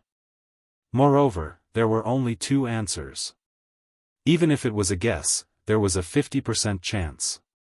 After thinking for a while, Jianan answered, left shoulder. Chi-Su smiled. After seeing his smile, Jian and Xin panicked. No, I remembered wrong. It's the right shoulder. Congratulations, whoosh. Chi-Su took off his clothes, revealing his smooth and delicate shoulders. You hit the wrong person. There is no mole on my shoulder. Jianan's body went limp and she almost fell to the ground. She leaned on the woman's body to stabilize herself. Chi-Su actually tricked her. How could he be so heartless? At this point, coupled with the flustered expression on Jianan's face, even someone as slow-witted as Jinny could see something. She opened her mouth wide in surprise and covered it tightly. After a long time, she took a deep breath and said, Jianan, how dare you use your innocence as a bet to frame others? TSK, how could you do such a shameless thing? You're really a disgrace to the Jian family. Father, I think we should kick this mother and daughter out of the Jian family. As these words fell, the woman suddenly panicked. She hurriedly pulled Jianan's arm and said, "Quick, please beg your father. We can't leave the Jian family." "Mother," Jianan's voice was very weak. She knew that this time, she was finished. Chapter 1909. Child, why are you so useless? Why are you making your father worry for you? Hurry up and apologize to your father so that you don't get kicked out of the house, the woman scolded. Jian bit her lips and did not make a sound. She was tired. She was really tired, she was exhausted so that her mother could stay in the Jian family. Now that the truth is out, you still want to force me to marry her? Chi Su lowered his eyes and glanced at Jianan. His voice was cold and emotionless. How can such a scheming woman enter the Qi family? The dust had settled. Yun Luofeng straightened his body. Under the cold moonlight, a lazy smile appeared on his face. Chi Su, I'm sleepy. Let's go. Okay. Chi Su did not say another word to the Jian family and walked towards Yun Luofeng. He did not want to stay in this place anymore. Wait. Jian Bowen's eyes flashed and he scolded, "Chi Su, who allowed you to leave? If I say that you took advantage of then you must have. I'm telling you, you must marry her today. Otherwise, you will not leave the Jian family." In reality, there was a reason why Jian Bowen dared to treat Chi Su this way. He had sent a servant to Drifting Wind Country and stayed there for a few years. Now, he had returned to Tianqi Country. Therefore, when he found out about Chi Su's identity, he secretly inquired about the Qi family situation from that servant. Therefore, Jian Bowen already knew that Chi Su's powerful master, Yun Yuqing, had disappeared. And the Qi family was under Chi Su's control. In his eyes, the current Chi Su was just a person with a huge amount of wealth, but not much strength. Although he had the royal family of Drifting Wind Country as his backing, didn't the Jian family also have the royal family of Tianqi Country to rely on? If he could make Chi Su marry Jian, then all the wealth of the Qi family would be in his hands. As for Chi Su's fiancée, the fourth princess of Drifting Wind Country, he did not really care. Since she was his fiancée, no one would dare to say anything even if he did not marry her. Furthermore, he did not think that the barbaric princess of Drifting Wind Country could compare to his well-educated daughter. Chi Su stopped in his tracks and sneered, "Who do you think you are? How dare you interfere with my marriage? Besides, I've told Jianan before that I have a fiancé in Drifting Wind Nation. Wouldn't it be fine if you don't marry that fiancé?" Jian Bowen was very disapproving. He really didn't want to give up such a good son-in-law. A cold glint flashed across Chi Su's eyes. "My fiancée is the fourth princess of Drifting Wind Country. Your daughter is merely the daughter of a concubine. What right does she have to be compared to my fiancé?" He didn't want to use his status to oppress others, but unfortunately, these people were too unreasonable. He had no choice but to reveal Mu Shuexin's identity. Jianan raised her head in surprise. No wonder he didn't like her. It turned out that his fiancée was a princess. Jian Bowen frowned. "My daughter is willing to share a husband with the fourth princess. When the time comes, you can give my daughter the title of Madam Ping." Of course, the spiritual herb mountain range was indispensable as well, at least 2. Otherwise, I'll ruin your reputation. She's willing to marry, but I'm not. Chi Su had already walked to Yun Luofeng's side. He looked at the woman in front of him with an apologetic expression. "I'm sorry, Miss Yun. I've disturbed your rest." Yun Luofeng slowly put down her crossed arms. The corners of her lips curled up as she looked at Jian Bowen with a smile.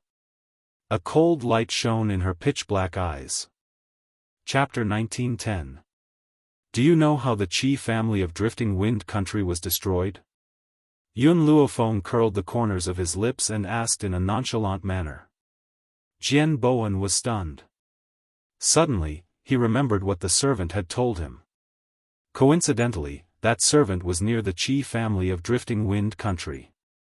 Even more coincidentally, he was fortunate enough to witness the destruction of the Qi family. It was said that a woman who was as powerful as an enlightened master had appeared and assisted Qi Su in reclaiming the Qi family's position. That woman's medical skills were superb. She had even cured the terminally ill emperor of Drifting Wind Country. Could it be that this woman was the one in front of him? Jian Bowen's expression changed. If she had the power of an enlightened master, then he would not be able to do anything to Qi Su today. Qi Su, let's go. Yun Luofeng looked at Jian Bowen's pale face and knew that his words had frightened him. He did not stay any longer and slowly walked out of the Jian residence. Qi Su. Jianan paled when she saw that Qi Su was about to walk out. She quickly got up and chased after him. Her eyes were filled with despair. Can you really bear to leave me behind? Don't tell me, you've forgotten how I helped you back then. Even if you don't want to marry me, I'm willing to be your concubine. In reality, Jianan had never wanted to be a concubine back then. She was even more unwilling to follow in her mother's footsteps. But now, the man she had fallen in love with was Qi Su. She was willing to give up her dignity and become his concubine. More importantly, only Qi Su could take her away from the Jian residence. Qi Su paused in his steps and turned to look at Jianan. His handsome face was shrouded in coldness. Do you want to leave with me so badly? She did not know why, but when she saw the look in Qi Su's eyes, Jianan felt flustered. Go. And we'll definitely leave with you. The woman quickly walked up to Jianan and said, even if you become a concubine of the Qi family, you will not be burying your identity. You should leave with him, your father also wants you to marry him. Qi Su had only asked, but the woman thought that Qi Su was asking if Jianan was willing to leave with him. She seemed to have forgotten how Jianan had schemed against Qi Su and how Qi Su had treated her. If that's the case, Qi Su smiled coldly, one of my subordinates has yet to marry, so I'll give her to my subordinate. Don't blame him for being heartless. All of this could only be blamed on Jianan for scheming against him in every possible way. He would never be soft-hearted toward such a woman. Jianan was stunned. Perhaps she did not expect that these words were said by the man she loved. How was he going to give her away like a commodity? Jian Bowen's expression also changed greatly. He glanced at Yun Luofeng, as if thinking about something. After a long time, he gritted his teeth and said, go with him. Dad! Jianan screamed, her face full of disbelief. Listen to me and go with him. Qi Su had personally acted as a matchmaker for that subordinate, so he must have been highly regarded. At that time, he would instigate this subordinate to work for the Jian family. The woman comforted, your father's words will not be wrong. Even though you're only marrying a subordinate, you're still a legal wife. Moreover, the Qi family is a big family in Drifting Wind Country, they will not mistreat you. What broke Jianan's heart even more was the woman's words. Her eyes were red and she staggered a few steps backwards. Chapter 1911. Mother, I've been living for you all my life. You said that women must listen to men, so you did everything according to father. I also did as you wished and became an obedient daughter. Even when father asked me to seduce Qi Su, I did it because he said that if I didn't marry Qi Su, he would take your life. For you, I risked my reputation and broke off relations with Qi Su to do such a thing. But in the end, father wants me to be given to a servant, and you still want me to listen? Jianan was heartbroken. Her entire life was a tragedy. The woman paused and a hint of guilt flashed across her eyes. Be obedient, your father won't harm you. Jianan sneered and closed her eyes gently. After a long time, she opened them and turned to look at Qi Su. Okay, Qi Su, I'll go with you. Miss Yun, Qi Su smiled and looked at Yun Luofeng. It seems that our trip to the kingdom of Tianqi this time was not in vain. At least our Qi family's uncle sweeper has a wife. In the future, he will sweep the floors of our Qi family even more diligently. Jianan, who was already filled with despair, immediately widened her eyes and trembled when she heard this. The person Chi Su wanted to give her to was just a sweeper? Jianan has some strength. Yun Luofeng stroked his chin. So, you should first cripple her strength to prevent her from bullying the old man. That's true. The uncle sweeper is almost 100 years old. How could he withstand Jianan's torment? So, you should indeed cripple her strength. Chi Su nodded in agreement. Jianan's face turned pale. With a boom, her mind went blank as if it had been struck by thunder. Chi Su, don't you think you've gone too far? Jian Bowen's face was ashen and the veins on his forehead bulged. He clenched his fists tightly and suppressed the anger in his heart. Chi Su's expression did not change in the face of Jian Bowen's anger, as if he did not see it. Yun Luofeng stretched lazily. Chi Su, I'm tired. Then let's go now. Chi Su's voice was filled with respect. Then, he grabbed Jianan's lapel and dragged her out of the door like a mop. Stop. Jian Bowen was just about to get angry when he saw the woman in white slowly stop under the moonlight. Her back was facing the crowd, and her arrogant voice gradually sounded in the cold night. If anyone dares to take a step forward, I'll break their legs. This sentence caused Jian Bowen's feet to stop. He subconsciously stopped and watched as Yun Luofeng left. However, his heart was filled with regret. He had really suffered a double loss. If he had not wanted to marry Jianan to Chi Su, maybe, he could have found someone to exchange his daughter for a fortune. Patriarch, are you all right? The woman stood weakly at the side. She wasn't too sad about her daughter's departure. In her heart, the most important thing was her man. As long as Jian Bowen was safe and sound, she would be satisfied. Look at what kind of good daughter you've raised. Jian Bowen slapped the woman's face and left with a flick of his sleeve. The woman stood behind him. Her eyes were full of guilt. It was all her fault for not teaching her daughter well. That was why the patriarch was so angry, the second prince's residence. The girl leaned on the soft couch with a pale face. Her expression was painful and her eyes were tightly shut. Chapter 1912. Second brother Chi sat next to her, his eyes filled with remorse. I didn't take good care of you. If your sister were to find out, she would blame me. Hearing this, Yu Xianxian slowly opened her tired eyes and a weak smile appeared on her pale face. Brother-in-law, it's not your fault. If it wasn't for my sister's last words, I would have been given to the third prince as a concubine by my father. But your illness, compared to my illness, I'm more afraid of being the third prince's concubine. Brother-in-law, did you know that the third prince is very cruel? I even heard that he tortured one of his concubines to death. As she spoke, the young girl began to sob. How could those people be so cruel? They actually wanted to give me to the third prince. In reality, her sister, who used to be the second prince's concubine, had also been given to the second prince by those so-called relatives. Fortunately, the second prince had fallen in love with her sister at first sight and had gone against everyone's wishes to marry her. He treated her like a treasure. When her sister was still alive, the Lin family had treated her very well. Unfortunately, once her sister had passed away, they wanted to give her away. So, her sister had left those last words because she was worried about her young daughter and wanted to find an excuse to get her out. Her sister also believed that the second prince would protect her for the rest of her life for her sake.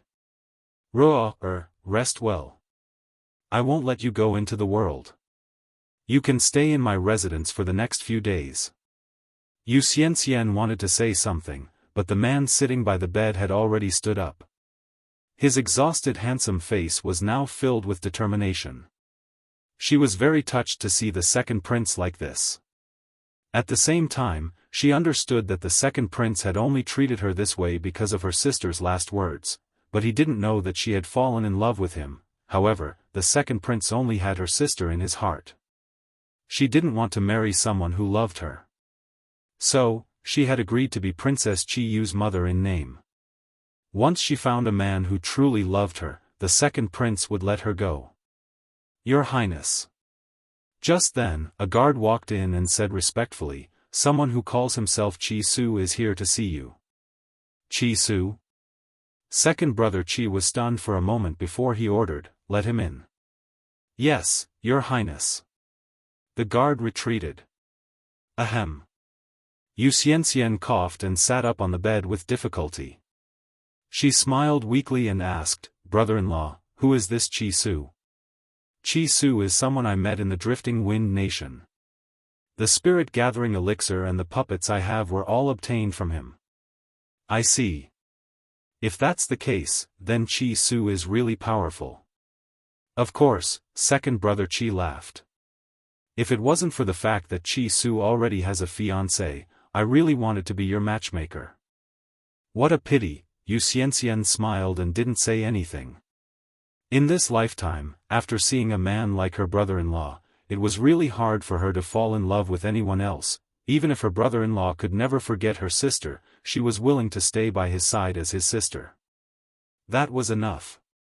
At this moment, under the guidance of the guards, a man and a woman walked towards them.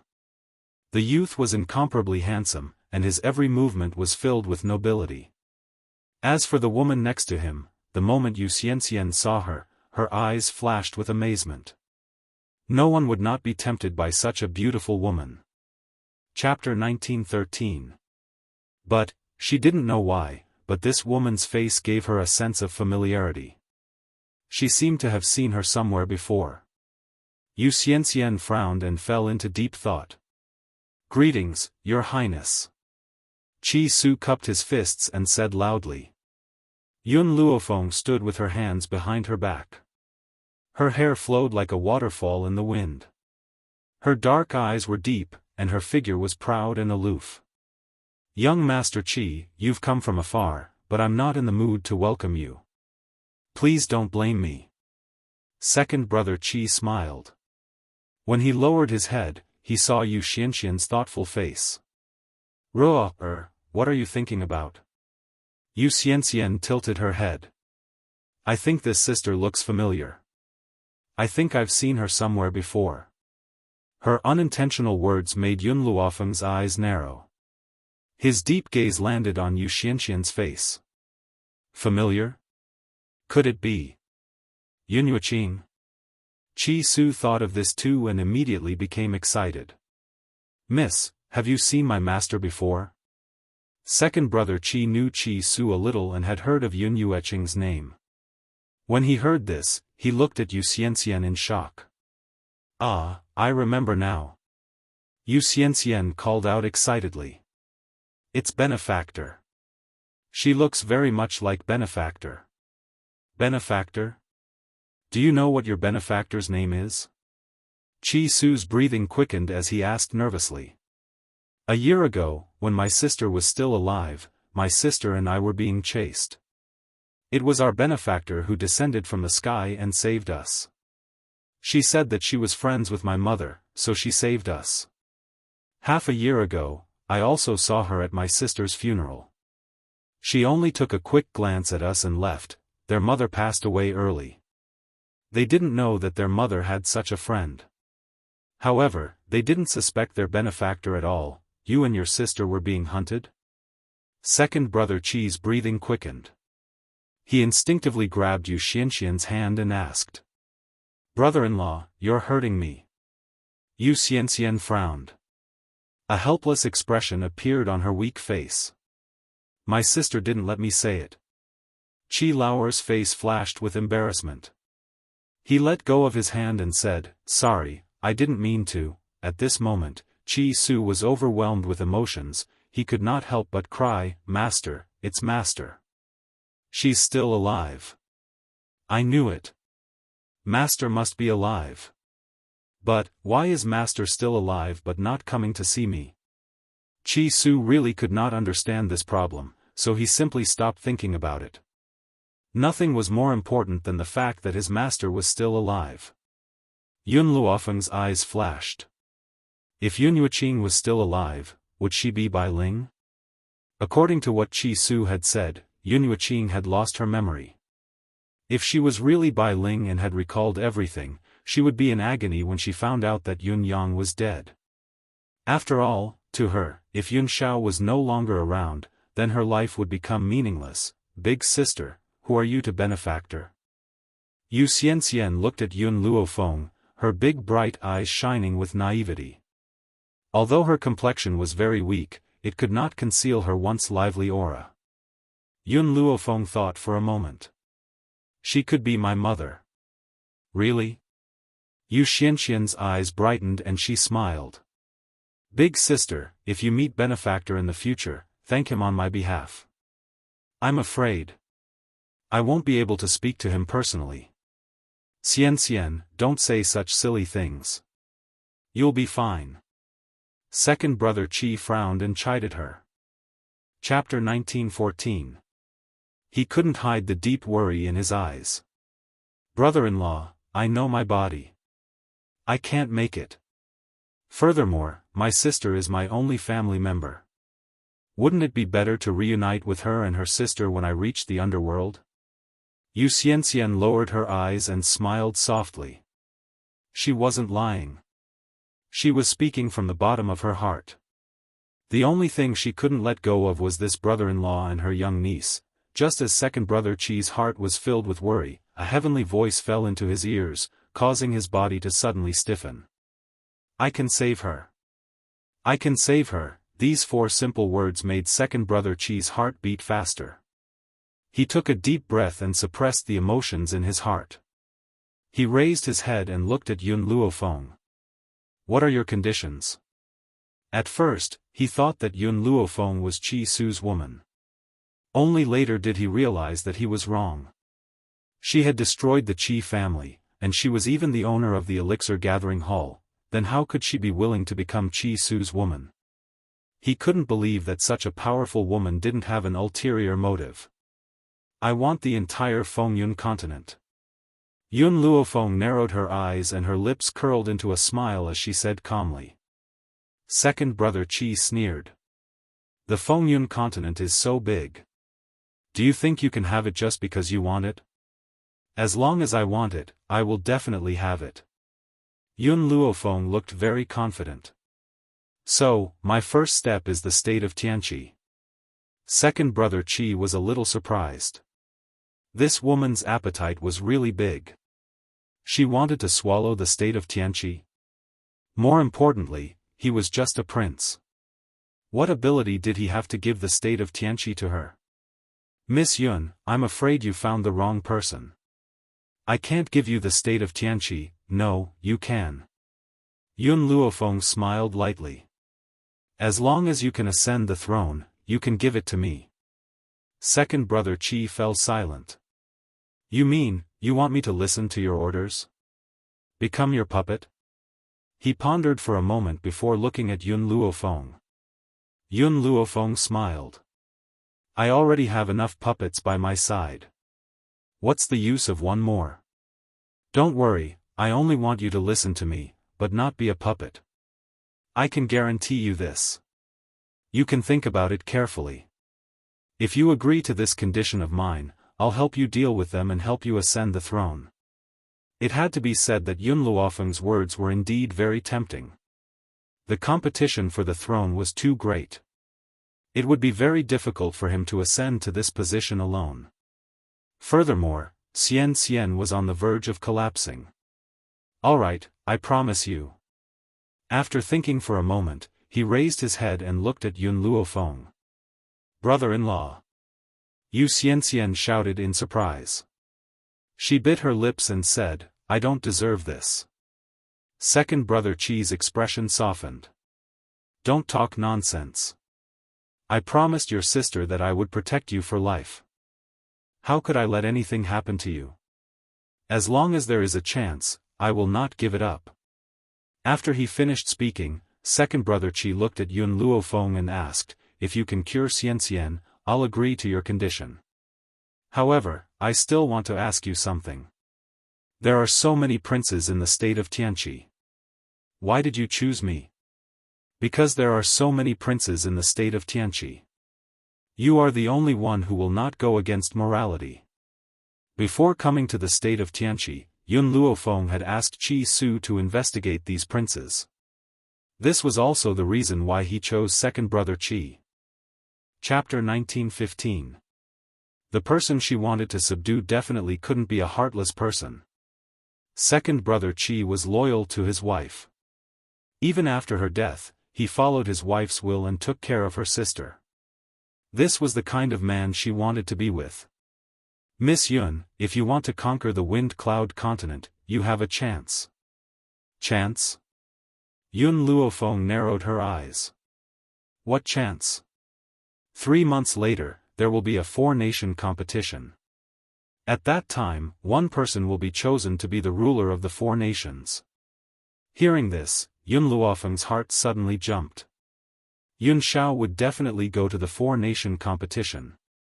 If she went with the people from the nation of Tianqi, she might be able to meet Yun Xiao. Thinking of this, her lips curled up. What are the qualifications to participate in the 4-nation competition? The princes of the 4 nations will have a chance to go. You just need to follow me then. Alright, inform me then. I will come immediately. Yun Luofeng stroked her chin. She had a premonition that she would definitely meet Yun Xiao in the 4-nation competition. Miss Yun, I want to go too. Qi Su became excited. Master will definitely be interested in this kind of place. If she is alive, she will definitely go to the 4-nation competition. At the thought of being able to see his master, he became excited. Second brother Qi smiled. Miss Yun, when will you treat Xianxian? Yun Luofeng was silent for a while. Tomorrow. Before the treatment, we still need to make some preparations. Alright, if you need any spiritual medicine, just tell me. I will definitely go and get it. As long as he could treat you Xianxian, he was willing to go bankrupt. Yun Luofeng did not stand on ceremony. After all, she would not use her own spiritual medicine to treat others. Therefore, she wrote down a lot of things and handed them to Qi Lao, asking him to prepare them. Second brother Qi left. Yun Luofeng and Qi Su also left. Only Yu Xianxian was left in the room. Yu Xianxian knew from the start that the second prince did this for her because of her sister. However, she did not feel sad because of this. Instead, she felt glad. If brother-in-law was not such a sentimental person, why would she be attracted to him? Furthermore, she did not want brother-in-law to forget her sister. Sister, if I can survive this, I will definitely take care of Qi Yu for the rest of her life and watch her grow up. I will protect the second prince's residence for you. I will not let anyone have the chance to bully you, even if it ruined his entire life. Yu Xianxian's illness was caused by a chronic poison. The poison was complicated, and normal doctors couldn't tell what it was, which was why no one could cure her. If he wanted to detoxify the poison, it would take a few days. When the second prince heard that Yu Xianxian was poisoned, he was furious and ordered his men to investigate the matter. However, she didn't tell Yu Xianxian about it. She did it behind her back. Fortunately, with Yun Luofeng's treatment, Yu Xianxian's poison was under control, and her body was no longer as weak as before. During this period of time, the Jian family did not find trouble with Yun Luofeng. As for Jianan, no matter how much she resisted, she was still crippled and sent back to the Qi family. Regarding this, Jian Bowen was shocked by Yun Luofeng's strength. He did not even dare to say a word. He only hoped that he would not be implicated. After all, he was only a god. Yun Luofeng could even defeat a god. Killing him would be as easy as waving his hand. Chapter 1916. Second prince's residence. Yu Xianxian leaned back on the bed. Her delicate face was filled with a smile. Compared to before, her complexion was much better. Today is the last acupuncture. This time, I will expel all the remaining poison from your body. Yun Luofeng put away the needles and glanced indifferently at the young girl on the bed as he spoke slowly. Yu Xianxian smiled faintly. I really have to thank you this time. If not for you, my body would not have lasted more than a few months. There is no need to thank me. This is my deal with the second prince. Yun Luofeng had cured her and helped the second prince ascend to the throne. As for him, she had made use of him. Xianxian, you are finally fine. Second brother Qi relaxed. This way, I can be worthy of your dead sister. Yu Xianxian's eyes dimmed. However, when she saw second brother Qi's joyful expression, her lips curled up slightly. Brother-in-law, I promised my sister that I would look for Yuer for the rest of her life. Now, I will fulfill my promise and take care of her. Second brother Qi's eyes were filled with excitement. Then, he turned his head to look at Yun Luofeng. Miss Yun, I know that you saved Xianxian because you wanted me to join your faction. However, I still have to thank you. If not for you, at this point, this man, who was already in his 30s, could no longer speak. His voice was choked with emotion. For this favor, he was even willing to become Yun Luofeng's subordinate. Qi Ling, I will get the spirit-gathering medicinal hall to provide you with sufficient spirit-gathering medicinal liquid. Furthermore, I will let you choose the puppets. Are you confident of obtaining first place in the four-nation youth competition? Yun Luofeng raised his eyebrows. His domineering tone was exceptionally clear in the quiet room. Qi Ling's heart skipped a beat. If Yun Luofeng provided him with an unlimited amount of spirit-gathering medicinal liquid, it would not be difficult for him to obtain victory in the four-nation youth competition. Give me time. As long as I have enough time, I can train an invincible team.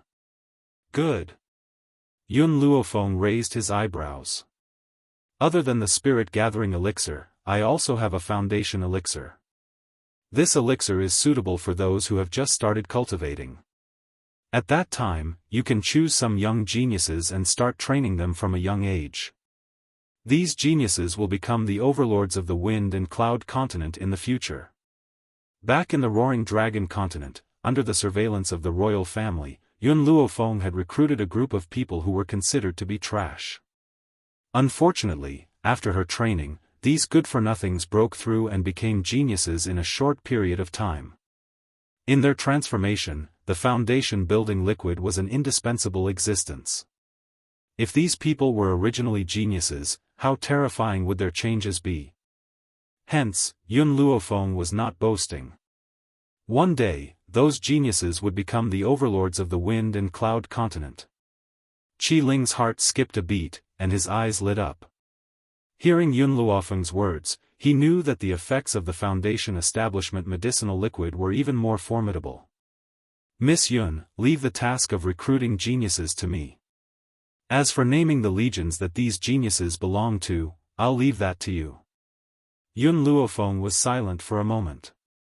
She looked up at the sky and her lips curled into a faint smile. Let's call it the Wind-Piercing Army. Wind-Piercing Legion? Qi Ling felt that this name was very strange. However, he did not ask about it. Instead, he laughed and said, "Good.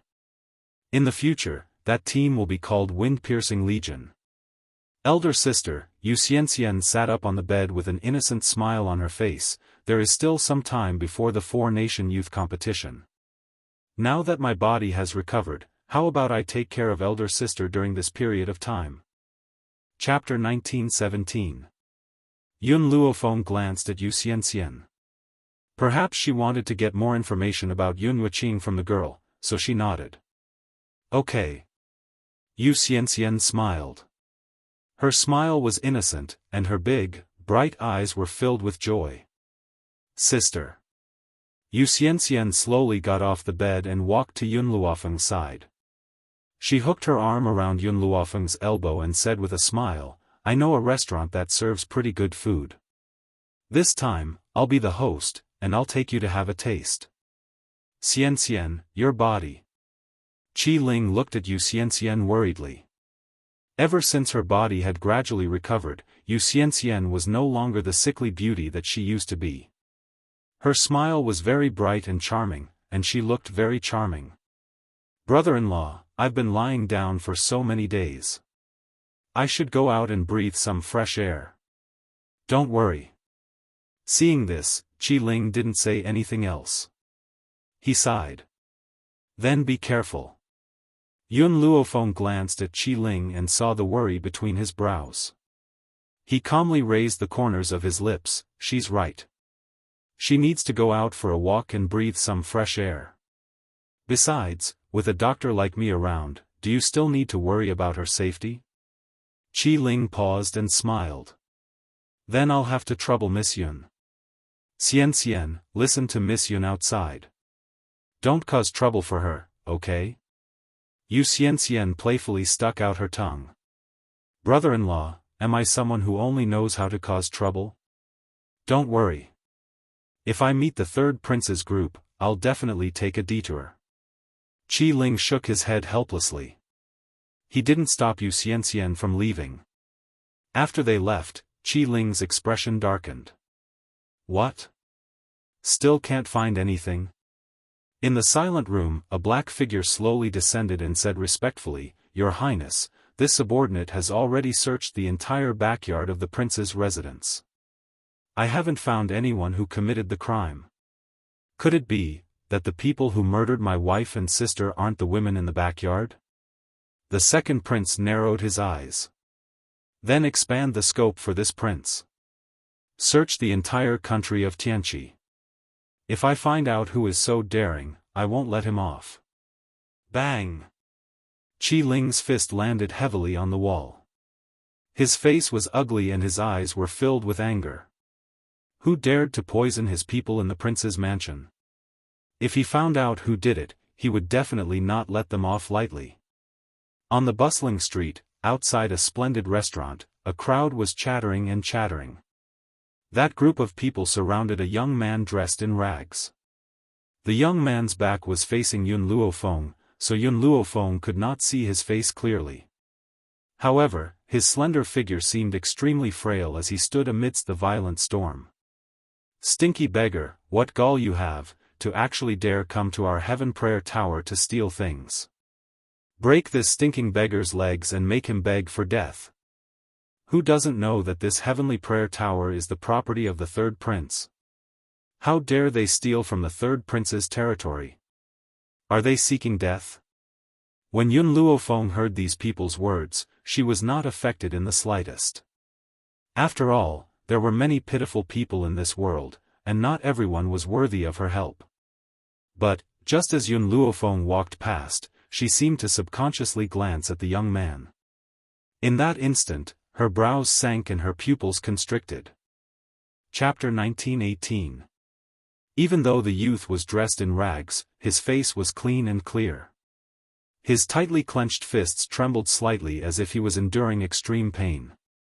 Perhaps noticing the surprised gaze from the side, the youth also turned to look over. When he saw the picturesque woman in white, the youth's eyes contained countless emotions. Grief, indignation, and a very heavy resentment. Yun Luofeng never thought that she would meet Mo Qianqing at this kind of time and place.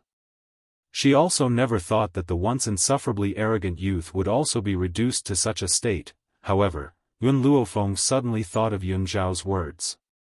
If Mo Qianqing's life was in danger, the seal he placed on himself would be broken. At that time, this fellow would definitely return to cause trouble for them. So in this short moment, Yun Luofeng had already made a decision in his heart, elder sister. When Yu Xian turned around, she found that Yun Luofeng had already stopped in her tracks. Before she could ask her question, she saw the woman gradually walking towards the little beggar. What did he steal from you? Just as everyone surrounded the little beggar, an evil voice suddenly came from the side, causing everyone to involuntarily turn their heads to look. And this voice, to Mo Qianqing, was like the sound of nature. His eyes instantly became wet. Zhu Qian, I knew that you wouldn't ignore me. I'll say it one more time, I am not Zhu Qian. Yun Luofeng fiercely threatened, if you say the wrong name again, I'll leave you alone. Mo Qianqing instantly fell silent. He no longer wanted to live this kind of life of being bullied by others without any strength. following Yun Luofeng's side now was undoubtedly the best choice. Yun Luofeng's gaze turned to the crowd and he asked again, "What exactly did he steal from you?" The leader of the group was a shopkeeper. He smiled coldly and said, "Not only did he come to our heavenly prayer tower to eat and drink for free without paying, but he also stole our elixirs." Nonsense.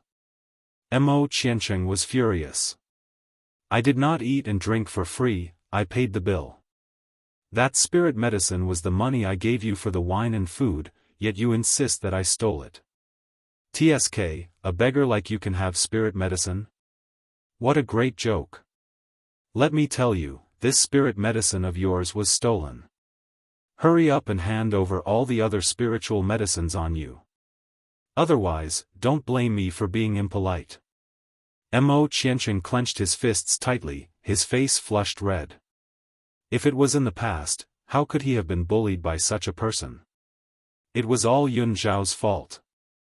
If he hadn't lied to him, he wouldn't have sealed his own strength, and he wouldn't have fallen to such a state. When he thought of everything that had happened in the past, Mo Qiansheng gnashed his teeth with hatred, and his belly full of resentment exploded forth. Hearing this, Yun Luofeng finally understood what had happened. As it turned out, this heavenly prayer tower was blatantly robbing them. She narrowed her eyes and swept her gaze across the group of people in front of her with a smile that did not reach her eyes. "You say that he had stolen the spiritual medicine. Do you have any proof?" "This." The owner of the restaurant was obviously stunned for a moment, then said in a domineering manner, "As a beggar, if he didn't steal it, then where did he get these elixirs from?" "Those elixirs were naturally given to him by me." The corners of Yun Luofeng's lips curled. "Mo Qiansheng, it seems that those elixirs are not safe with you. You should return them to me." Mo Qiansheng was stunned. Since when did she give away his spiritual medicine? However, Mo Qiansheng still obediently took out all the spiritual medicine and placed it in front of Yun Luofeng. "For you, all my spiritual medicine is here." Chapter 1919. That's right. Yun Luofeng narrowed his eyes and unceremoniously took all the spirit herbs. "You're returning them to their rightful owners." Yu Xianxian stood next to Yun Luofeng, blinking her big eyes. She looked at the girl's smiling face and felt that she was no different from the shopkeeper of the begging heaven brothel. She seemed to be taking advantage of the situation. The shopkeeper of the begging heaven brothel had long been staring at the spirit herbs in Yun Luofeng's hands. He swallowed hard and shouted, "So you two are accomplices. Men, arrest these two people who dared to steal our heaven-begging abode's spirit medicine." At this point, the shopkeeper raised his head and arrogantly looked at Yun Luofeng. "You must have other spirit herbs on you. Hand them over now, and maybe I can let you live." Yun Luofeng glanced at the shopkeeper. "I've always been the one to steal from others. No one has ever taken a copper coin from me. Are you sure you want to do this?" "Humph." The shopkeeper snorted. His master was the third prince of the state of Tianqi. She was just a commoner girl. He could kill as many of such women as he wanted. However, on account of this woman's stunning beauty, he could give her to the third prince as a gift. "How dare you!" Yu Xianxian panicked when she saw that these people wanted to attack Yun Luofeng. She shouted and glared at the shopkeeper angrily. The shopkeeper only noticed Yu Xianxian's existence now and was stunned. Yu Xianxian was not only a daughter of the Lin family, but she also had the support of the second prince's residence. It was not good to offend her. Now that he was standing up for these two women, could it be that this woman knew her? "Oh, Yu Xianxian, I thought you were dead. Why, have you recovered?" At this moment, a strange voice came from the side. This voice gave off a very uncomfortable feeling when it reached the ears of those who heard it. Yun Luofeng frowned and turned her head to look. In an instant, a feminine face fell into her eyes. The man in front of her was dressed in brocade clothes, but it could not hide his body that had been hollowed out by wine and women. His cheeks were deeply sunken and pale. "Sister, he is the third prince. Yu Xianxian's heart tightened, and she explained in a low voice. She had promised her brother-in-law that she would take a detour when she saw the third prince. She did not expect to bump into him so coincidentally. Although the Heaven Prayer restaurant was owned by the third prince was often reluctant to leave the street of fireworks and rarely visited the restaurant. Yu Xianxian, you dare to come out instead of hiding at my second brother's place? The third prince waved his folding fan, pretending to be elegant, and smiled sinisterly. It's the order of our parents. Your father has already sent you to me as a concubine, but you're staying in the second prince's mansion without any reason. Do you really think that I'm easy to talk to? Yu Xianxian's heart tightened, and her palms started to sweat. Her face was pale, and there was fear in her eyes. Yun Luofeng looked at the third prince, and the words that Qi Su had told her surfaced in her mind. In the kingdom of Tianqi, although the civil and military officials supported the second prince as the crown prince, the emperor was biased and wanted to support the third prince. Unfortunately, the third prince was useless, so all these years, the two princes did not have a title, nor did they have a crown prince. Moreover, even concubine Qin's son was done by the third prince. Chapter 1920. Because if he could seize the opportunity to take over the drifting wind country, the officials would have nothing to say and he would naturally become the crown prince. Unfortunately, concubine Qin was unable to accomplish anything and he became even more wary of Mu Zhentian's love for Mu Xuexin. He had lost this battle miserably. Of course, how could a person who was obsessed with women like the third prince come up with a real solution? The only thing he could use was his usefulness as a man. Just as Yun Luofeng was thinking about Qi Su's words, the third prince's gaze landed on her face. In that instant, his eyes were filled with amazement and his heart seemed to be shaken. The woman in front of him was dressed in snow-white clothes and was as beautiful as a painting. Even the third prince, who had seen countless women, had never seen such a stunning beauty. If he could have such a beauty, he would even be willing to spend a night with her. Yu Xianxian, it's fine if you don't want to be my concubine. Why don't you give your friend to me? The third prince lifted his chin slightly and said arrogantly. Yu Xianxian was so angry that her face turned red. Dream on. Sister Yun is my benefactor, don't you dare have any ideas about her. Yu Xianxian, I'm only asking you because I'm giving you face. Otherwise, do you think you can stop me? The third prince smiled disdainfully. He didn't look at Yu Xianxian anymore. He raised his hand and was about to touch Yun Luofeng's face. Beauty, seeing that you're so beautiful, I'll overlook your mistake as long as you're willing to serve me well. Mo Qiancheng had been standing beside Yun Luofeng the entire time. When he saw the third prince's hand, his eyes flashed with anger. He suddenly sneered, his eyes full of mockery. This fellow even dared to touch her? Did he really not know how to spell the word death? The third prince didn't care. He could have as many women as he wanted in the country of Tianqi. How many women could resist the imperial power? However, just as his hand was about to touch Yun Luofeng's face, an evil and cold voice that seemed to come from hell slammed into his heart. Were you talking about me just now? Her voice was very cold, but it wasn't that kind of coldness. Instead, it was a kind of evil coldness. Just hearing her words was enough to make one's heart tremble in fear.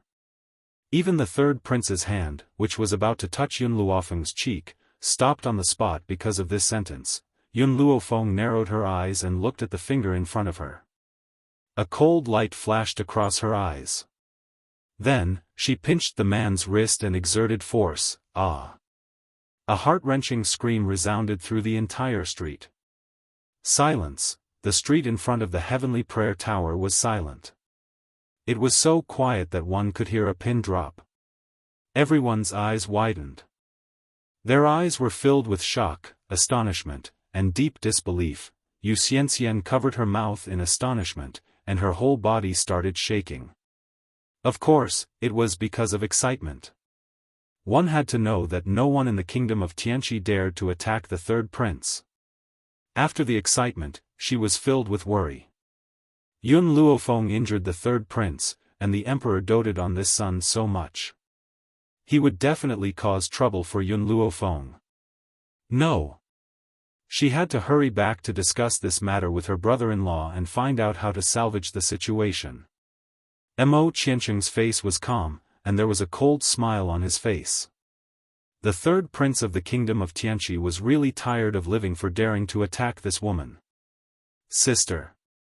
Yu Xianxian tilted her head and tugged at Yun Luofeng's sleeve worriedly. Follow me back to the second prince's residence. The third prince will definitely take revenge on you. Chapter 1921. Yun Luofeng didn't seem to hear Yu Xianxian. She turned to look at Mo Qiancheng. Why are you here? Mo Qiancheng's face was full of resentment. It's that bastard Ji Jiutian's fault. I listened to you guys and went to find Ji Jiutian. In the end, he happened to open this space. It's fine if he wanted to leave, but when he was about to leave, he pulled me along and dragged me to this place. Mo Qiancheng was indignant. More importantly, I didn't have the chance to ask him. Ever since he came to this mainland, Mo Qiancheng's life hadn't been easy. Plus, his powers were sealed, so he basically fled all the way here. Luckily, he was lucky and found a few spiritual herbs on a spiritual beast's corpse. Who knew that this would lead to all this? Yu Xianxian, go back first. Yun Luofeng glanced at Yu Xianxian and said, I need to go back to the inn. Qi Su is still there. Even though the second prince had invited them to stay in the prince's residence, she still felt that it was inconvenient. Thus, she could only stay in the inn. Yu Xianxian's heart was filled with the third prince's revenge. She didn't force her to stay and nodded. Okay. Sister Yun, wait for me at the inn. Brother-in-law and I will think of a way for you. Then, she gritted her teeth and ran toward the second prince's residence. The only one who could help Sister Yun now was brother-in-law. Why are you still following me? Yun Luofeng asked coldly as he turned around and saw Mo Qiancheng following behind him. She helped Mo Qiancheng once because she didn't want these people to overreach themselves and let him break the seal. That would bring her trouble. Mo Qiancheng paused and bit his lips.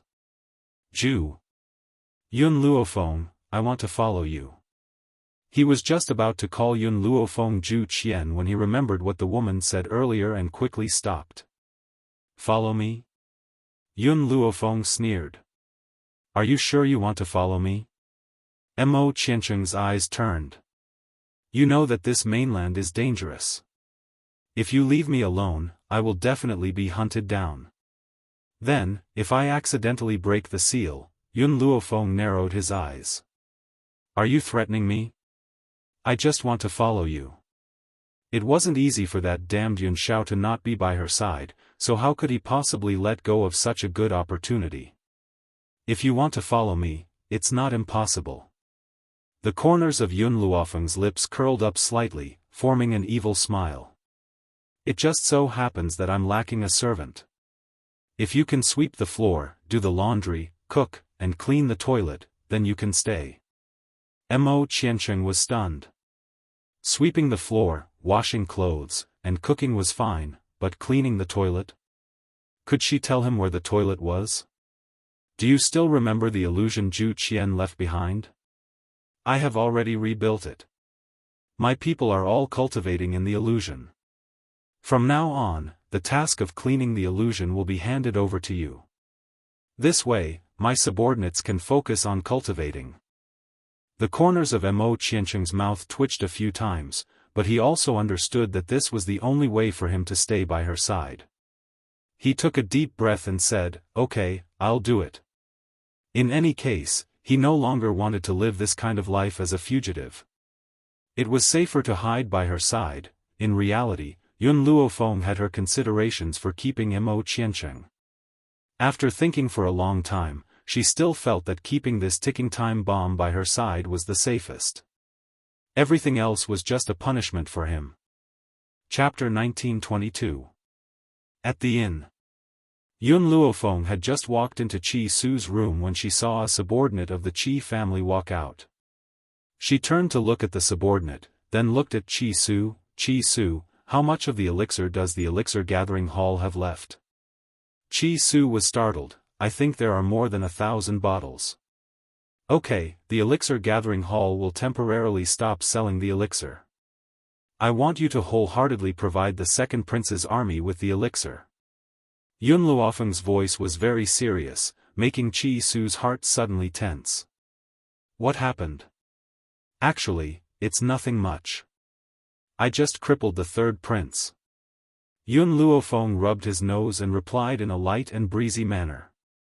Chi Su's mouth twitched a few times. His heart was suddenly shaken. She crippled the third prince?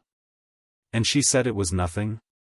His master's personality was really similar to his master's. His former master, no matter how strong the enemy he faced, was still calm and indifferent. It was as if he could block the sky with his hands even if it collapsed. Okay, I will now prepare more elixir for the second prince. Chi Su took a deep breath, her expression was rather helpless. Also, Yun Luofeng pointed at the youth behind him, this guy will follow you for now. Just let him sleep on the ground. Only then did Chi Su see the silver-haired youth behind Yun Luofeng. The youth was very handsome and green. Even his ragged clothes could not conceal his entire temperament. He is. Chi Su looked at Yun Luofeng curiously, as if he wanted to ask about this youth's background. Unexpectedly, before he could finish, he was interrupted by the youth's plaintive voice. I don't want to sleep in the same room with a man. Yun Luofeng, I want to sleep with you. Even if he slept outside her door, as long as he was close to her, that would be enough. Yun Luofeng narrowed his eyes dangerously and smiled wickedly, do you think you have a choice? The youth was immediately silenced. His eyes were full of pity as he stared at Yun Luofeng like a resentful wife. Chi Su could see that there was something fishy about the two of them. In particular, the way the youth looked at Yun Luofeng was like a resentful wife who had been abandoned by an unscrupulous husband. There was no need to mention how pitiful and wronged he was. Then, you won't leave me behind secretly, will you? The youth asked weakly. Who asked him to have no power now? If this was in the past, he would not be afraid of being abandoned. At worst, he would just chase Yun Luofeng wherever he went. Leave you behind? Let you be bullied and humiliated by the powerhouses of the wind and cloud continent until you finally broke the seal yourself? I'm not that stupid. Yun Luofeng coldly smiled, Chi Su, I'll leave the task of watching him to you. If he dares to make any strange movements, immediately come and tell me.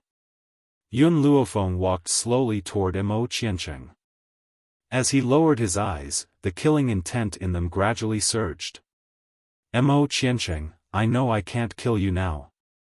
However, if you want to touch Yun Shao again, even if I have to risk my life and use everything I have, I will make sure that both of us suffer. She did not believe Mo Qiancheng. He had never believed it.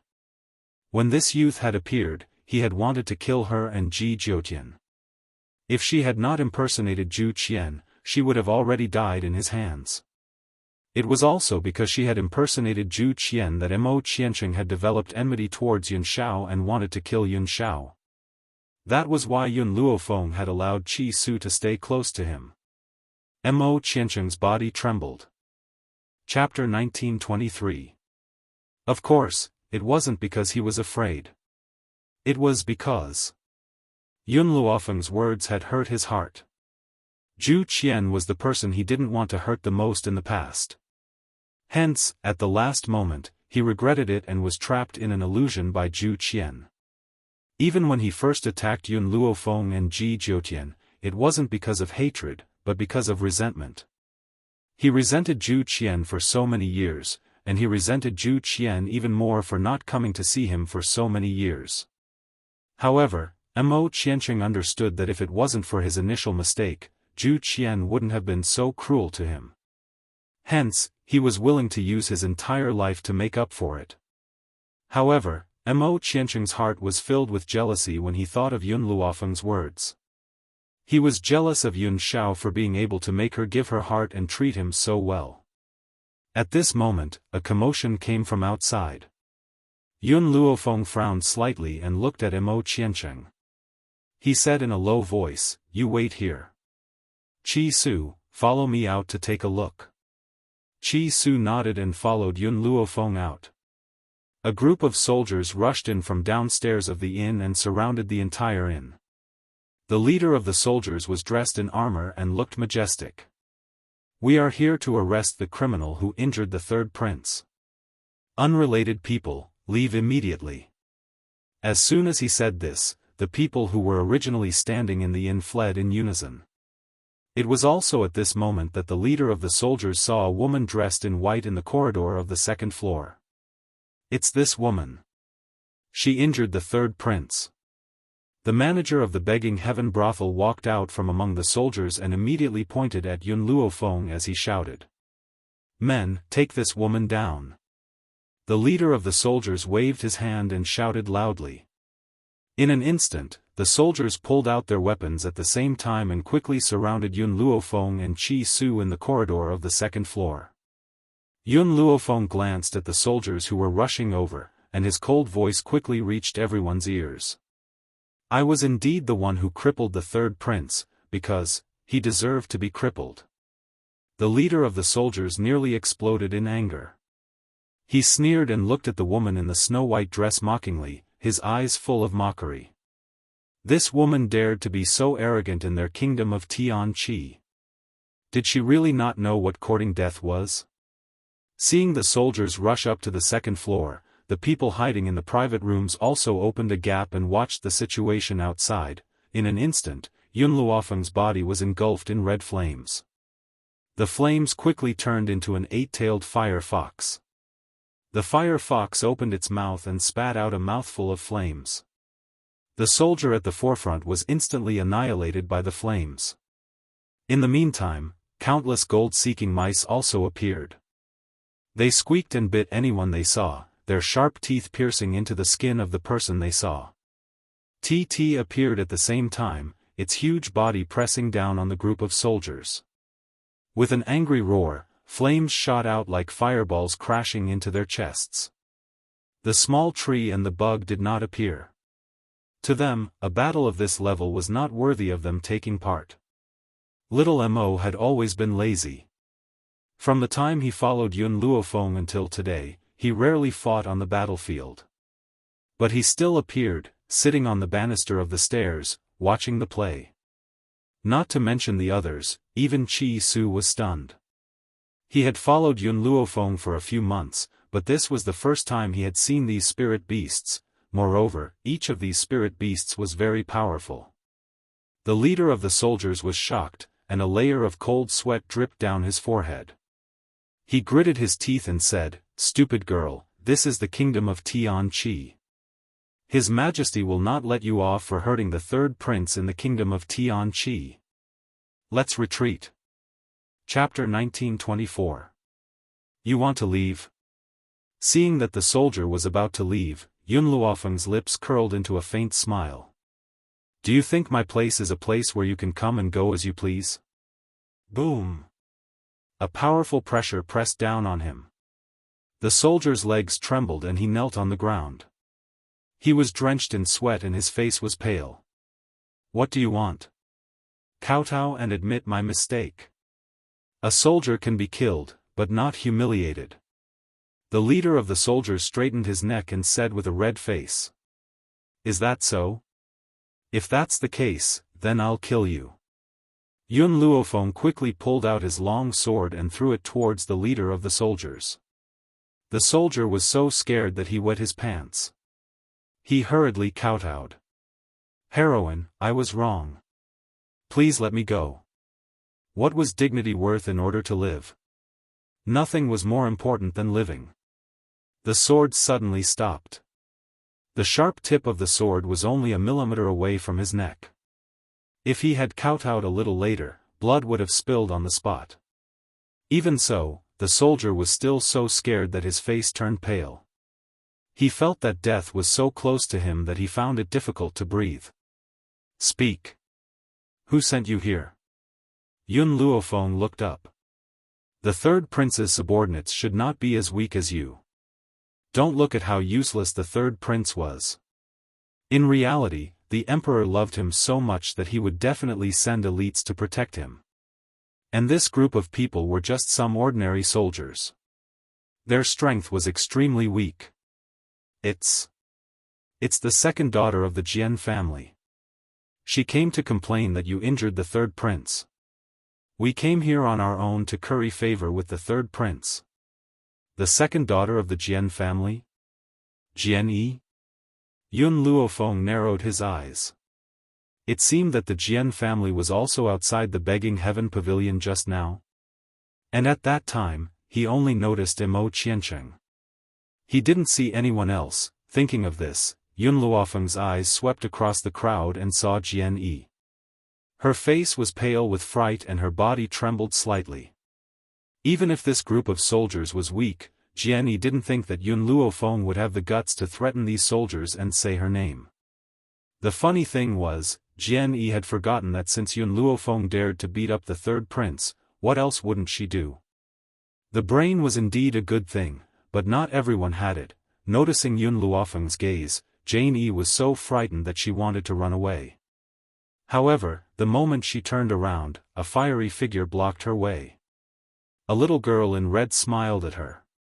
My master hasn't allowed you to leave yet. Who allowed you to leave? Jian Yi shouted angrily. He waved his hand and was about to hit the little girl. Get lost.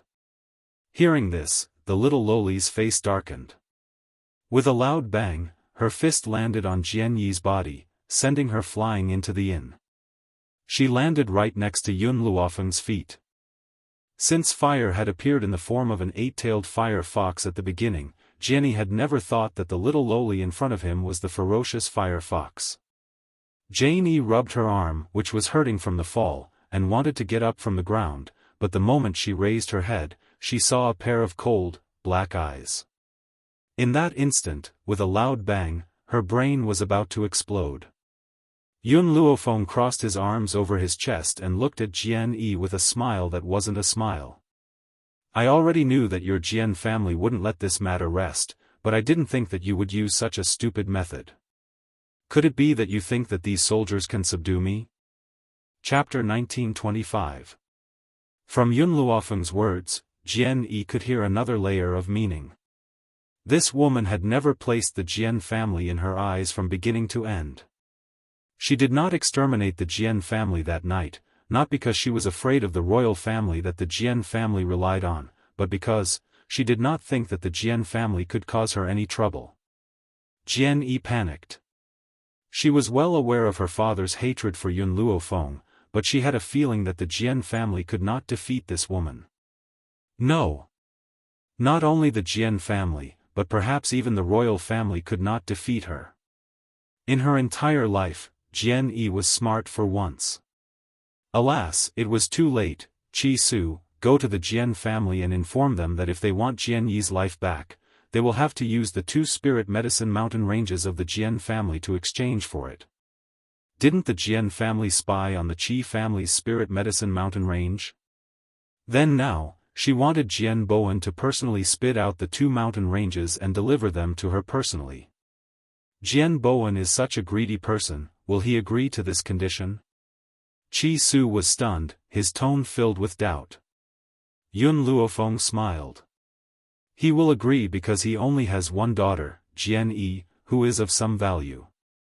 Although Jian Yi had a big chest, she was very beautiful. In addition, of the 3 daughters of the Jian family, one was dead and one was crippled. Only Jian Yi was still alive. If Jian Bowen wanted to use this daughter to exchange for greater benefits, then he would definitely be willing to give up 2 spirit medicine mountain ranges. Fire, you and the rats guard Jian Yi, don't let her escape. After giving these instructions, Yun Luofeng let Cha Cha return to the divine grimoire space first, then returned to his room. At this time, she still did not know that a storm had been stirred up in the court of the state of Tianqi. The throne room. Chi Ba sat on the dragon throne, his face solemn and his eyes cold. Second brother, where is the woman who injured third brother? Hand her over immediately. Qi Ling's expression did not change. Father, this is third brother's fault. If he did not want to molest Miss Yun, she would not have retaliated. Impudent! Qi Ba shouted angrily. Third brother is a prince, what wrong did he do? In our opinion, it's all because that woman doesn't have self-respect. A fly doesn't bite a seamless egg. If it wasn't for her lack of self-respect, how could Lao San possibly target her? In Chibahi's eyes, when a man took a fancy to a woman, it was because that woman was unbearably slutty. Otherwise, why would the third prince not take advantage of others, but instead set his eyes on her? Wasn't she the one who seduced the third prince? All the civil and military officials shook their heads and sighed, their faces filled with disappointment. Although His Majesty had not been wise in the past, he had not been so muddle-headed and tyrannical. Now, his actions had truly broken everyone's hearts. Qi Lingjin clenched his fists. He knew that his father was biased, but he did not know that his father was biased to such an extent that he could not tell right from wrong. Father, is it wrong for a woman to be beautiful? Because of her beauty, she was taken advantage of, but she declared that the man is innocent and the fault lies with the woman?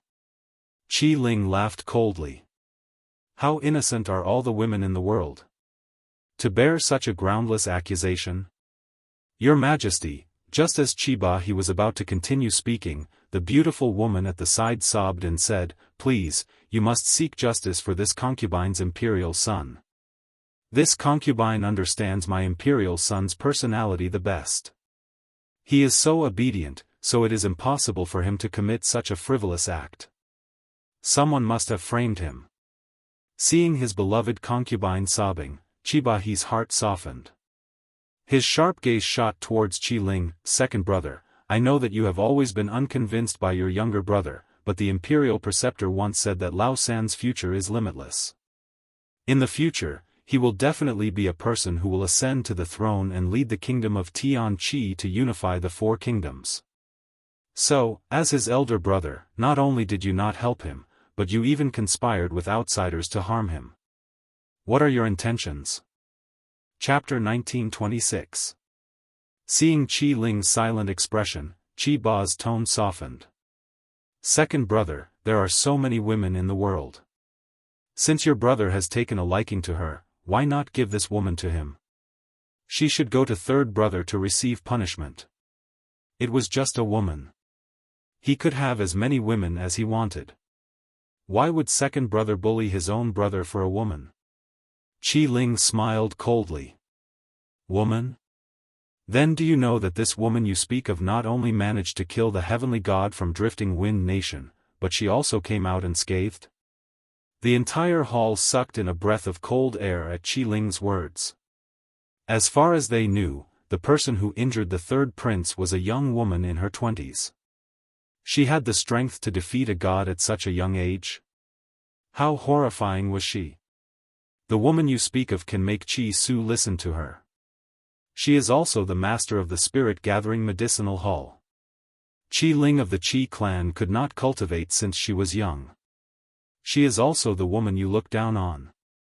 She used her superb medical skills to cure her. Perhaps you do not know who Qi Ling is. However, when the Emperor of Drifting Wind Nation fell ill, everyone was helpless. You should know this, right? She was also the one who cured Mu Zhentian. Qi Ling did not understand.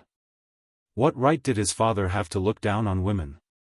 Did he not know that the woman he looked down on was terrifyingly strong? You want to make a move on her? Sure. The Emperor of Drifting Wind Nation views her as his benefactor. If you hurt her and news of this spreads to Drifting Wind Nation, it will lead to a war between the two nations. Actually, Qi Ling wanted to say, look at the Emperor of Drifting Wind Nation, then look at yourself. Can you compare to a tenth of the wise Emperor of Drifting Wind Nation? Qi Ba's expression turned extremely unsightly. He had not expected Yun Luofeng to have such a powerful background. Just the thought of a war between two nations made him afraid, Your Majesty. The beautiful woman in palace attire beside him pouted and large teardrops rolled down her cheeks. She looked pitiful. My beloved concubine, don't worry. We will make it up to third brother. This time, Ba did not mention how to deal with Yun Luofeng. Imperial father, this son is here to discuss another matter. Ling raised his head slightly. It is regarding the four-nation youth competition that will take place in a few months. This son would like to bring some people there. Ba's expression changed slightly. In reality, he only wanted the third prince to go to the competition alone. Furthermore, because of what the imperial advisor had said before, he was very confident that the third prince would be able to win. Therefore, when he heard Ling's words, he said perfunctorily, Your third brother is enough. You don't have to waste time. You won't be the champion anyway, father. The competition doesn't stipulate how many people can participate, nor does it stipulate that each country can only send one team. When the time comes, third royal brother and I can sign up separately. It won't cause too much loss. Under normal circumstances, in order to win, each country would send out several teams. If they were unlucky, perhaps two teams from their own country would meet in the competition and choose one. In other words, if they were lucky, with so many teams, there would definitely be one who would succeed, right? Your Majesty, I think that what the second prince said is reasonable. The ministers in the imperial court agreed. In any case, no matter how many teams go, the kingdom of Tianqi will not lose out, right? That's right, Your Majesty. Let the second prince bring his team. No matter who wins, it will be a blessing for the kingdom of Tianqi. Chapter 1927. Seeing that all the ministers had said so, Ba could not be too forceful. He could only maintain a cold expression on his face. Since that's the case, second brother, we allow you to bring people to participate. I hope you don't disappoint us and don't drag your younger brother down. Drag him down? Ling smiled disdainfully. That kind of person who had been hollowed out by wine and women would probably be smashed to smithereens the moment he stepped onto the stage. He really did not know where father got his confidence from to think that he would definitely win. Was it just based on the imperial tutor's words? Even if third brother really had the potential back then, after so many years of father's indulgence and pampering, he had also become a worthless piece of mud. If there's nothing else, court is dismissed. Ba's voice was cold and solemn, his face expressionless. Long live the emperor. All the ministers fell to their knees and respectfully sent Ba off. After Ba had left, they stood up and walked out of the throne room. Somewhere, in a courtyard as beautiful as a mural, a man stood facing the wind on top of a rock garden. He was dressed in black robes and looked very cold. His face, which looked like it had been paralyzed, gradually showed a trace of emotion. This emotion came and went quickly. In just a moment, he had regained his cold expression. Suddenly, the man heard the sound of footsteps behind him. He quickly took out a mask and covered his astonishing face. Master! A man dressed in a yellow dragon robe had stepped forward. His face was full of respect as he greeted him respectfully. The man replied in a low voice. How's the person I asked you to find? Master, I've already asked the imperial family's experts to find him for you. I'm sure we'll have news very soon. The yellow-robed man looked at the man standing in front of him. In a daze, he recalled the scene of this man's first appearance. What kind of god was he? He had descended from the heavens, cold, noble and powerful. Especially when this man's tone was too arrogant. He wanted to subdue his entire country the moment he opened his mouth. This arrogant tone had angered two of the imperial family's experts to the point of fighting him. That battle did not last long. The two imperial family experts were defeated in front of everyone's eyes. As for this man, he was as cold and noble as when he first appeared. Even his hair was not messed up. It was as if the battle just now was as simple as waving his hand. It was also from that day onwards that the high and mighty emperor himself had been reduced to his slave. Thinking of this, the yellow-robed man had the urge to cry, but in front of this man, he did not dare to show any dissatisfaction. You have 3 days. Find her within 3 days, or else, your Purple Moon Kingdom will no longer exist. The man's voice was cold and ruthless, like a heavy hammer. It hit the Purple Moon Kingdom's emperor's heart, making his heart tremble. Yes, master, I'll send more people to help you find them. The Purple Moon Kingdom's emperor resisted the urge to cry. He respectfully cupped his fists, turned around and hurriedly left the courtyard. After he left, the man took off his mask, revealing his handsome face. Feng, wait for me. It won't be long before I return to your side. Under the azure sky, the figure of a woman that was as beautiful as a painting seemed to appear, causing his cold eyes to gradually soften. Chapter 1928. The Purple Moon Kingdom. In the imperial palace, the man in the dragon robe flicked his long sleeves and slowly walked towards the cabinet. At this moment, a burst of laughter came from the front, causing his brows to wrinkle tightly. When the palace maids saw the man in the dragon robe coming, they were shocked and hurriedly knelt in a row and said in unison, "Greetings, Your Majesty." Perhaps it was the voice of the palace maids that made the girl who was laughing like a bell stop. She saw the man in the dragon robe walking quickly and playfully stuck out her tongue.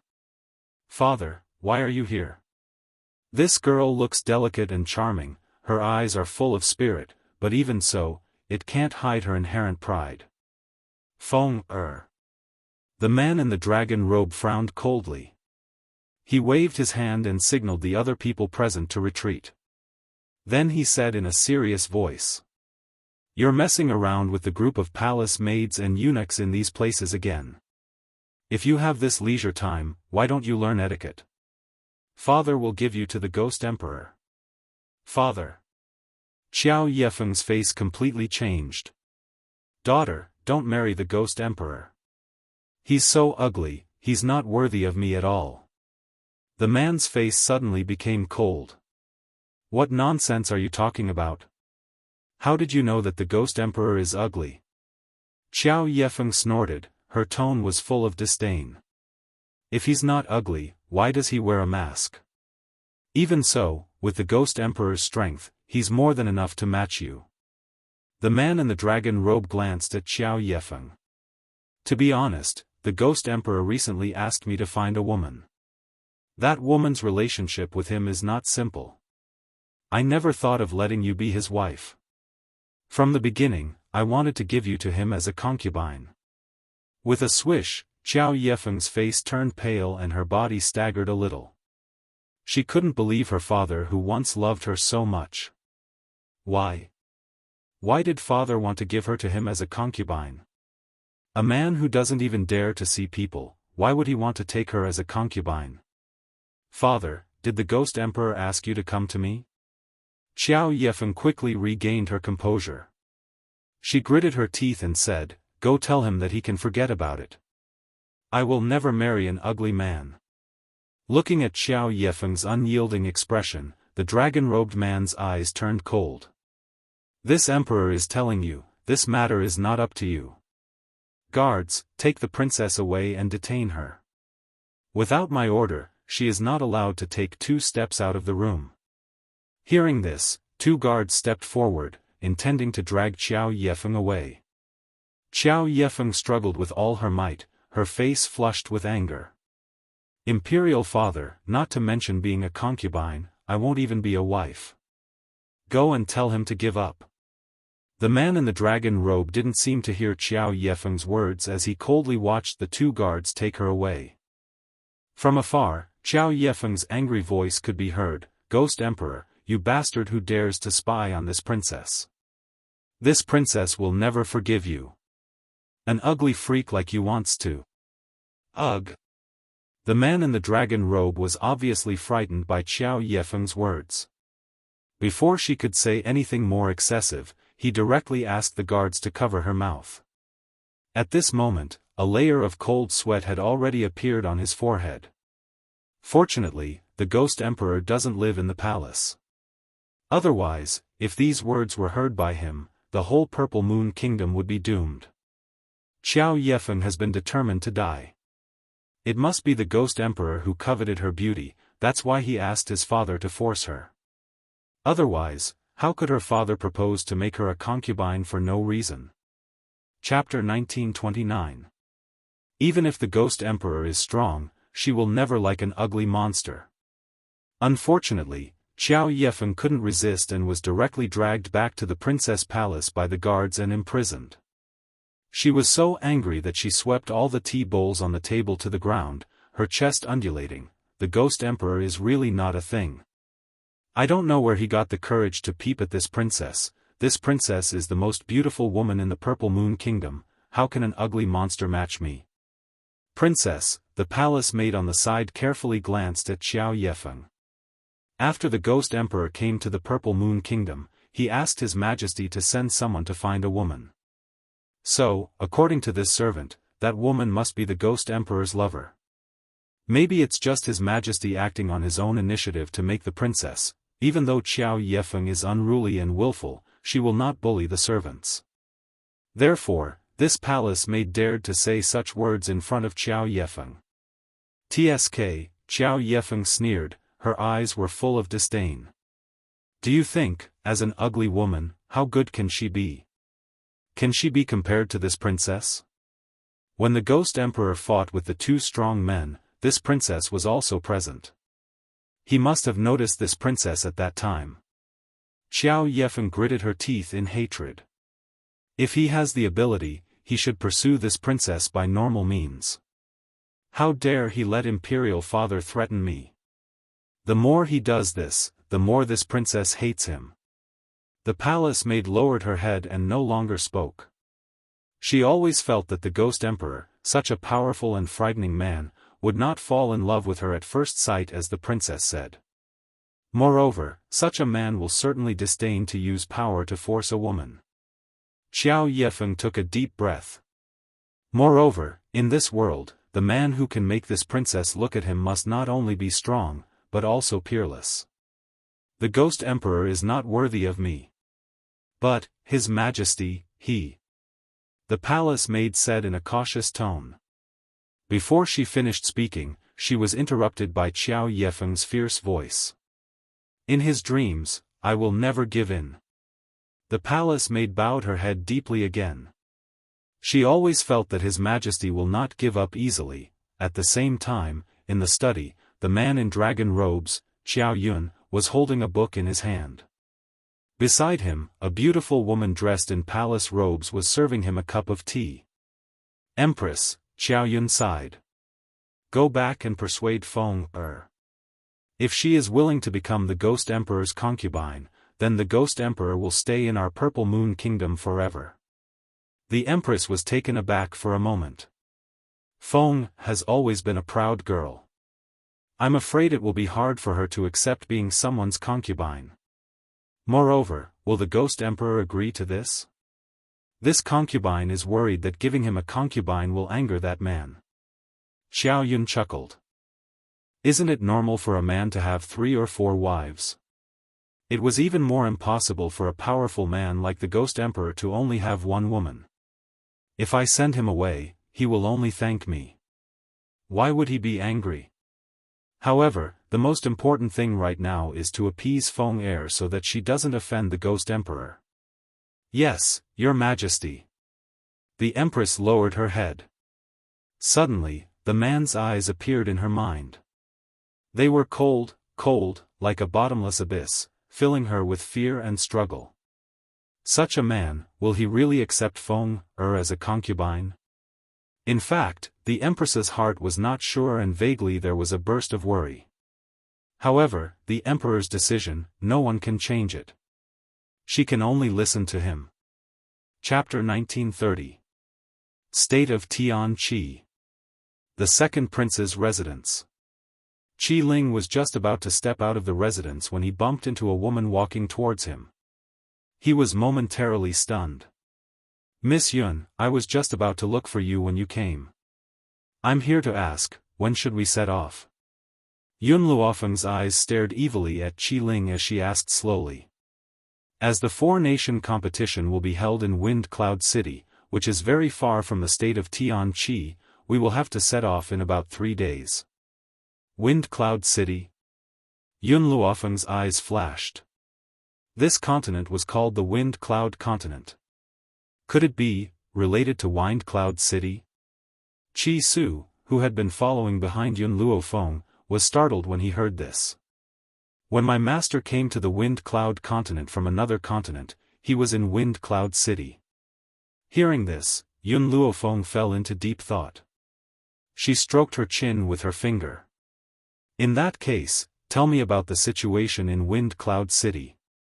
Alright, follow me. Let's go to the study and talk. Qi Ling's study was very simple. The bookshelves were filled with books, and a faint fragrance wafted from them. After he walked into the study, he had the guards bring over 2 stools and place them under Yun Luofeng and Qi Su so that they could sit down. Lady Yun, Sir Qi Su, I'm not too sure about the specifics of Wind Cloud City. I'm guessing that only my imperial father knows the inside story. Qi Ling's expression was solemn. However, I know that Wind Cloud City is the sacred land of the Wind Cloud Continent. If Wind Cloud City exists, the continent will also exist. Once Wind Cloud City is destroyed, the entire Wind Cloud Continent and everyone will disappear. Yun Luofeng fell silent. She remembered that the woman from the Qin family who had been captured on the God Vault Mountain had said that the Spirit God Continent existed because someone had set up a formation many years ago to separate the 2 worlds. Furthermore, all the spiritual energy on the continent had been absorbed into the Spirit God Continent. Based on this, the Wind Cloud Continent and the Spirit God Continent were similar. And Wind Cloud City was the heart of the formation? If the heart of the formation was destroyed, the Wind Cloud Continent would naturally disappear. As for these people, it was impossible for them to be destroyed by the heavenly Tao. They would probably enter the 7 continents. There were too many experts in the Windy Cloud Continent. If they were allowed to go to the 7 continents, it would definitely cause a commotion. She had too many relatives on the 7 continents. She would not allow such a thing to happen. What else? Yun Luofeng narrowed his eyes, and a cold glint flashed across his eyes. Qi Ling muttered to himself for a while, the people of the continent are afraid of accidentally destroying Wind Cloud City. Hence, to everyone, Wind Cloud City is a dead city.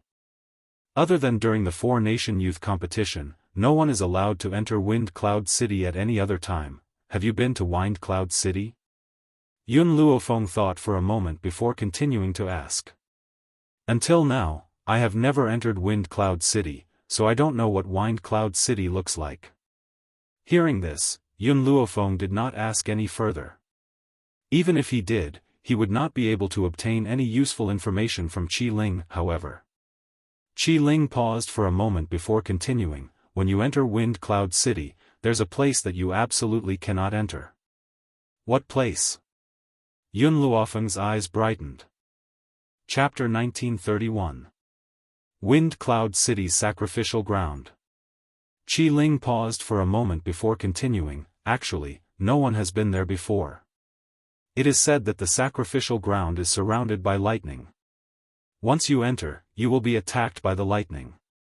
Furthermore, this lightning is even more terrifying than the lightning we encountered when we were breaking through. Yun Luofeng's mouth twitched. Even more terrifying than lightning?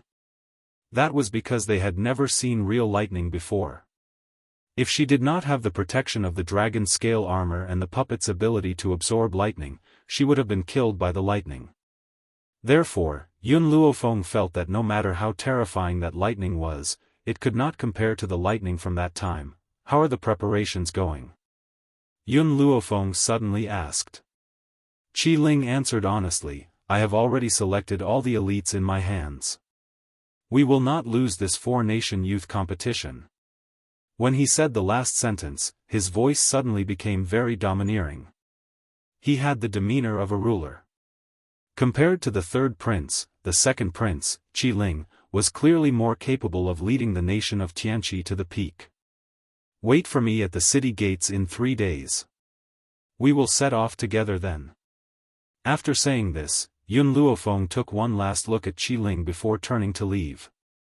Qi Su followed behind her, and they soon disappeared from the study room. 3 days later. At the city gates, Cece was muttering. Qi Ling was getting ready to set off when he suddenly saw the third prince, Qiyu, leading a group of people over. When their eyes met, sparks flew. Qiyu's eyes were filled with anger and disdain. He looked down at Qi Ling, who was standing in front of him. Why? Has your hand recovered? Qi Ling laughed coldly and asked expressionlessly. When he heard this, Qiyu's expression changed completely. He clenched his left hand tightly, but his right hand dangled weakly by his leg. Second royal brother, even if my hand is crippled, I still have the strength to become the champion of the 4-nation youth competition. As for you. Qiyu's lips curled up in disdain. You are just sent by royal father to make up the numbers. Imperial mother had said that Qi Ling was going to wind Cloud City because imperial father had sent him to make up the numbers. He could not possibly win. Because, back then, the imperial tutor had said that he would definitely be a person who would unify the 4 kingdoms. Compared to him, who was outstanding, Qi Ling would definitely be even more inferior. Really? Qi Ling smirked and glanced at his opponent's crippled arm. You've already lost an arm. How are you going to win? Qiyu took 2 steps forward, raised his chin high, and said in a domineering manner, although this prince was also worried at the beginning, it's a good thing that imperial concubine mother's words are very reasonable. It's not like you don't know the imperial preceptor of our kingdom of Tianqi. Even though the imperial preceptor is very weak, his prophecies have always been very accurate. Since he said that I am a person who can unify the 4 countries, then no matter what I become, I will win. His expression was very confident, as if he was certain that he would win. In fact, Qi Ling was well aware of the imperial tutor's capabilities. Especially after all these years, the imperial tutor had managed to maintain his youthful appearance. Based on this alone, one could tell that the imperial tutor was not a simple character. However, the imperial preceptor's prophecy was more than 10 years ago. More than 10 years could completely change a person. Even if Qiyu really had this talent, he had long become a hedonistic son of rich parents after being spoiled for so many years. Chapter 1932. How could such a hedonistic son unite the 4 countries? Then in this world, there was no such thing as trash. Qi Ling could not be bothered to speak to him anymore because he had already noticed Yun Luofeng and Qi Su walking over. However, behind the 2 of them was a youth. Compared to the relaxed expressions of the 2 people in front, the youth was laden with bags and his handsome face looked very aggrieved. He was sweating profusely and even walking was very strenuous. Anyone who saw him would feel sorry for him. Miss Yun, do you not have a space ring? Qi Ling looked at the youth who was laden with bags, then turned to Yun Luofeng and asked. With Yun Luofeng's strength, he should not have a space ring. Yun Luofeng shrugged. He likes to train his body. I do not have the heart to refute him, so I allowed him to carry these bags. Mo Qiansheng's expression became even more aggrieved. But he understood that Yun Luofeng wanted to use this method to make him retreat. So, he would not do as she wished. The corners of Qi Ling's mouth twitched. Like to train his body? He had never seen anyone train their body in such a way. Humph. Qiyu's expression darkened and he snorted coldly. Poor is poor, why find excuses? You don't even have a space ring. How can you be so poor? Yun Luofeng raised her eyebrows slightly, her evil smile gradually falling on Qiyu's face. What? You don't want your left hand either? This threat caused Qiyu's expression to change greatly. Perhaps he thought of Yun Luofeng's terrifying nature and quickly stopped speaking. He was afraid that this woman would attack again. Moreover, when she attacked him, Imperial Father actually did not capture her. Even Imperial Mother told him to stay away from this woman. But, he was not satisfied. He was not satisfied with his defeat. Just wait and see. Throwing down these harsh words, Qiyu led his group of subordinates out of the city gates. After he left, Qi Ling then said, "Miss Yun, we should also leave." "All right." Yun Luofeng nodded. "Let's go." Finishing, she brushed her long sleeves and led the way towards the city gates. Yun Luofeng and the others did not know that behind them, a pair of venomous eyes were coldly staring at them. "This is the woman who hurt my son." The noblewoman gripped her handkerchief so tightly that she almost broke it. Her eyes were vicious and sinister as she stared at the departing people. "Your Highness, she is the woman who broke the third prince's hand." "Humph. This consort won't take this woman's life for now. Once this consort's son rules over the 4 countries, it will be the time of her death." The imperial consort raised her chin slightly. "Also, get the experts from the royal family to disguise themselves as bandits to ambush these people. However, tell them not to touch Qi Ling and that woman for now. Only kill his subordinates and let Qi Ling and that woman go to Wind Cloud City alone." Even though she knew that it was impossible for Qi Ling to win, she still wanted him to lose miserably. For the 4-nation youth competition, teamwork was extremely important. Otherwise, without a team, no matter how talented a single person was, it was impossible to win. A cold light flashed across the imperial consort's eyes at the thought of this. Her lips curled into a sinister smile. The journey from the Tianqi nation to Wind Cloud City was very long. Along the way, they had to pass through many dangerous mountain ranges. Fortunately, the people that Qi Ling brought this time were the elites of the team. There was no need for Yun Luofeng to do anything personally. Chapter 1933. Miss Yun, once we pass through this mountain range, we will soon reach Wind Cloud City. Qi Ling turned to look at the white-robed girl beside him and said. Yun Luofeng nodded slightly. "Wait for me here. I will leave and return shortly." Qi Ling and the others were already used to Yun Luofeng disappearing for half a day at every mountain range. Thus, they did not say much and allowed her to leave.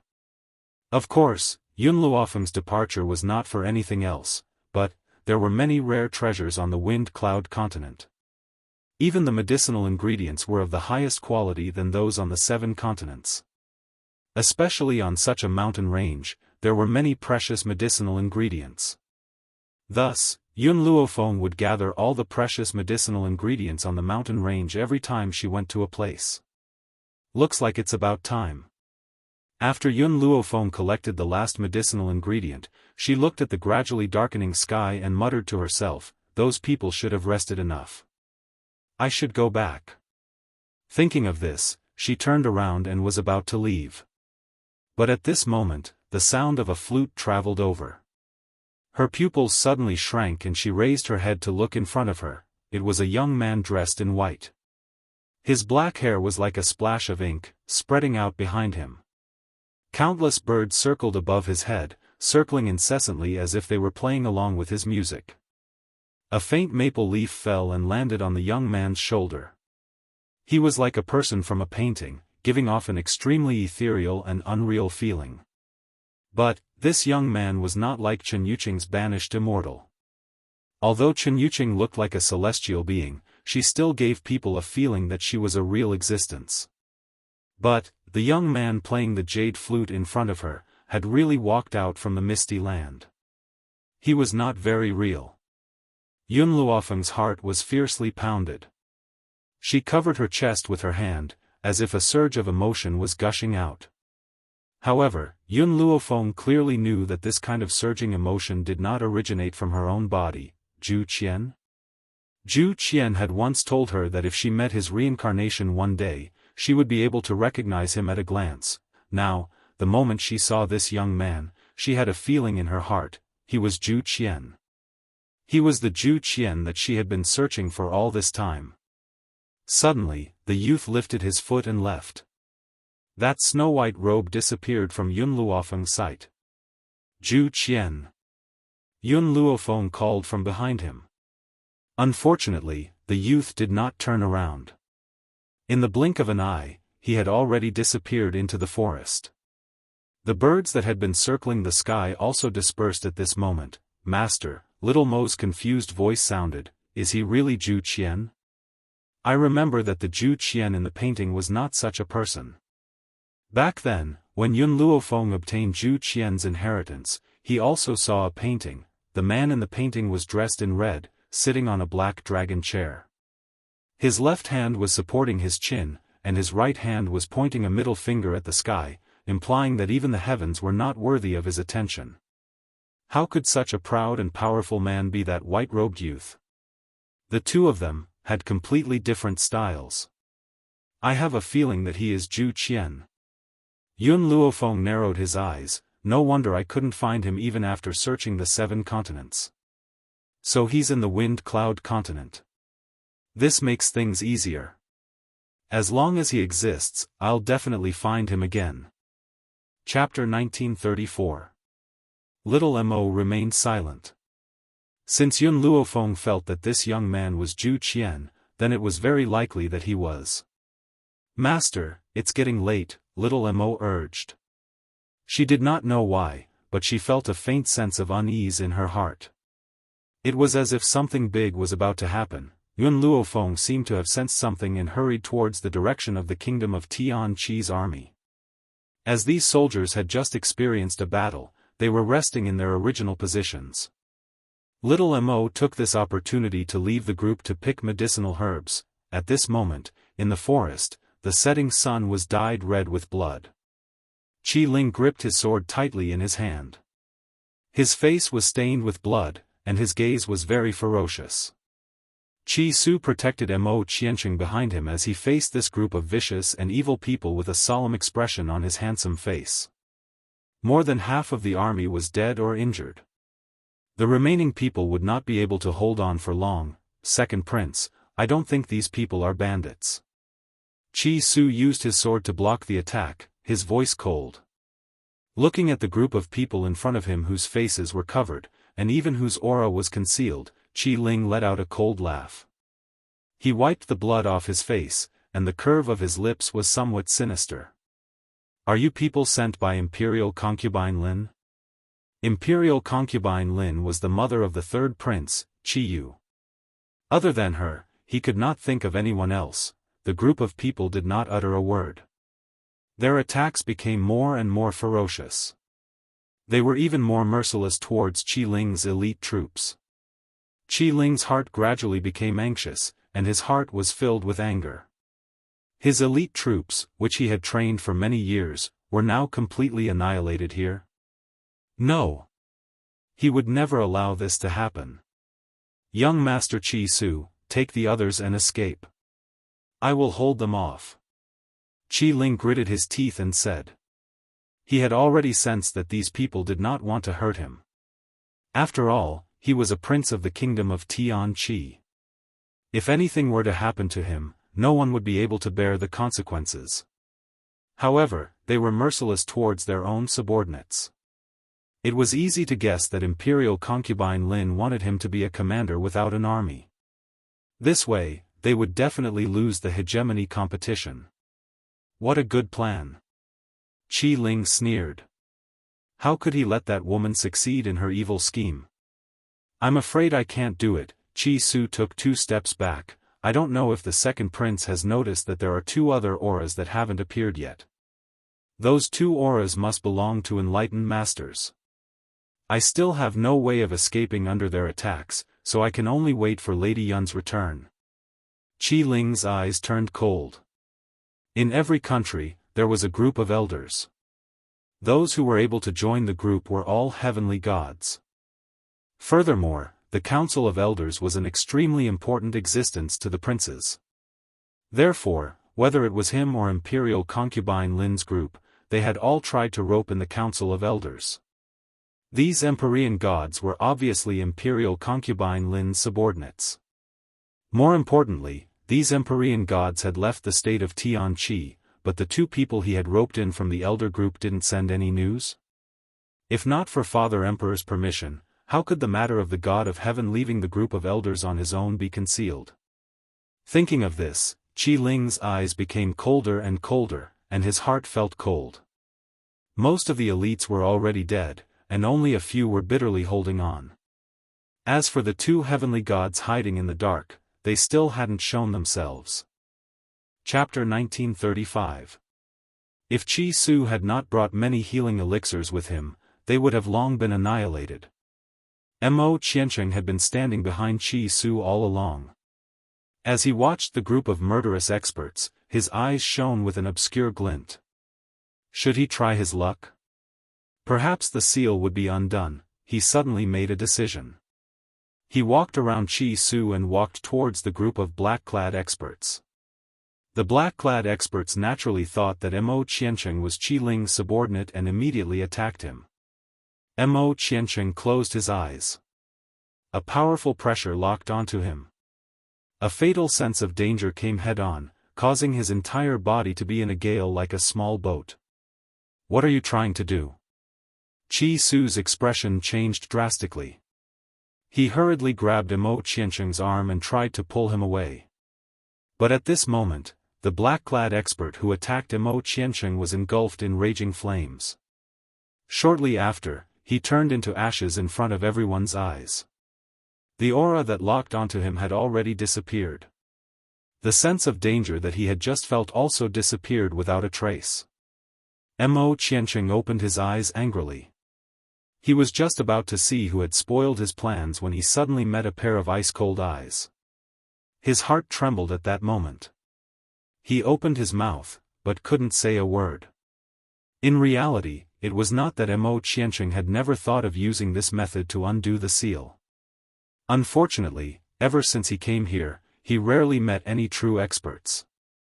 Ordinary people couldn't kill him, let alone give him a sense of danger.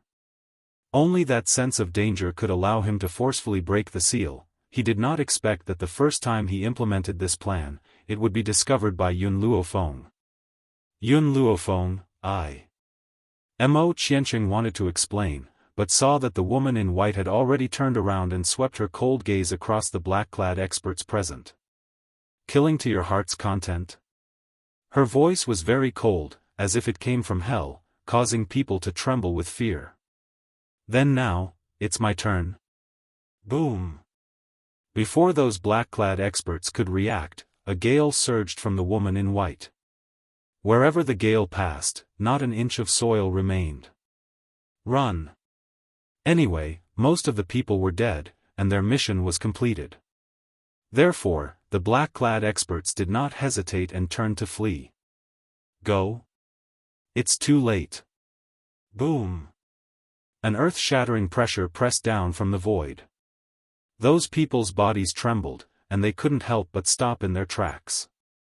In the meantime, the woman had already appeared behind them. She held a sharp, ice-cold weapon in her hand and slit the throat of the person closest to her. In an instant, that person's blood splattered on the spot. Her speed was too fast, so fast that no one could react. When they came back to their senses, the man was already dead. Qi Su and the others finally felt relieved. As long as she was back, none of these people would be able to escape. Stop! After Yun Luofeng dealt with two more people, the two heavenly gods hiding in the dark finally made their move. Two figures appeared in the void. One of them was dressed in a white robe and had the demeanor of an immortal. The other was dressed in a gray robe and looked rather mysterious. "Miss, where it is possible to let people off, one should forgive them." The white-robed old man said indifferently, "Why must you be so ruthless towards these people?" How could Yun Luofeng not see that these two old men were in cahoots with the group of murderous black-clothed men? Where it is possible to let people off, forgive them? Ruthless? Yun Luofeng laughed. Then what about their actions of killing people just now? I'm just taking revenge. A life for a life. They deserve to die. Chapter 1936. The white-robed elder's eyes darkened. I didn't see them kill anyone. I only saw you kill them. I had no choice but to come out and stop you. Oh? Does that mean that the people who died around me committed suicide? Or did they kill each other? Yun Luofeng narrowed his eyes and laughed coldly. The white-robed elder's face was indifferent. That's hard to say. Are you stupid, or do you think that everyone in the world is stupid? It's obvious that my people were killed by this group of people. Are you still lying through your teeth? Yun Luofeng laughed coldly as he approached the two elders. Tell me, who sent you? Hearing this, the white-robed elder did not even raise his eyes. I don't know this group of people. I was just passing by and saw that you were bullying the weak. I couldn't stand it anymore, so I interfered. What if I insist on killing them? Yun Luofeng's eyes flashed with a dangerous light as his lips curled into a cold smile. Then don't blame me for being unreasonable. The white-robed elder's tone was as indifferent as ever. He had already stretched out his hand and attacked Yun Luofeng. The two elders had already heard of Yun Luofeng's strength from imperial concubine Lin. Naturally, they did not dare to underestimate him. Therefore, after the white-robed elder attacked, the gray-robed elder also moved. The two of them did not hold back. Once they started fighting, they would give it their all. If anyone stops me from killing, I will kill that person today. Yun Luofeng's voice was domineering and pierced through the clouds, bringing a wave of echoes. At the same time, she summoned her dragon scale armor. With a long sword in her hand, she quickly rushed in front of the two elders. The entire void trembled because of their battle. Chi Su stood in the forest and watched Yun Luofeng fight in the void. His eyes were full of worry. That's not right. Qi Ling frowned slightly. I've seen all the divine realm experts in the royal family. I don't know these two people. Chi Su was stunned. He turned to look at Qi Ling. Could it be that they weren't sent by imperial concubine Lin? No, I feel that it was her. Only she would do such a thing. Qi Ling shook his head and said. Then what's going on? Qi Su frowned. When Mo Qianqing heard their conversation, he couldn't help but interject, have you not heard of the appearance-changing technique? A person could even change their aura, so it was normal for them to change their appearance. After all, since the imperial concubine had done such a thing, she definitely didn't want anyone to use her against her. As such, she naturally asked these people to disguise themselves. As Mo Qianqing thought about it, he couldn't help but look at Yun Luofeng, who was fighting with the two elders in the sky. No one knew what he was thinking in his pitch-black eyes, within the void. Yun Luofeng could no longer deal with it as easily as before. Even though she had once defeated a heavenly god, that was only because her opponent was alone. Now, there were two standing in front of her. Moreover, the dragon scale armor had a time limit. She had to finish them off within this time. Otherwise, once she lost the dragon scale armor, she would be even more unable to deal with them. Bang! The gray-robed old man suddenly appeared behind Yun Luofeng and punched her in the back. She fell a few meters forward.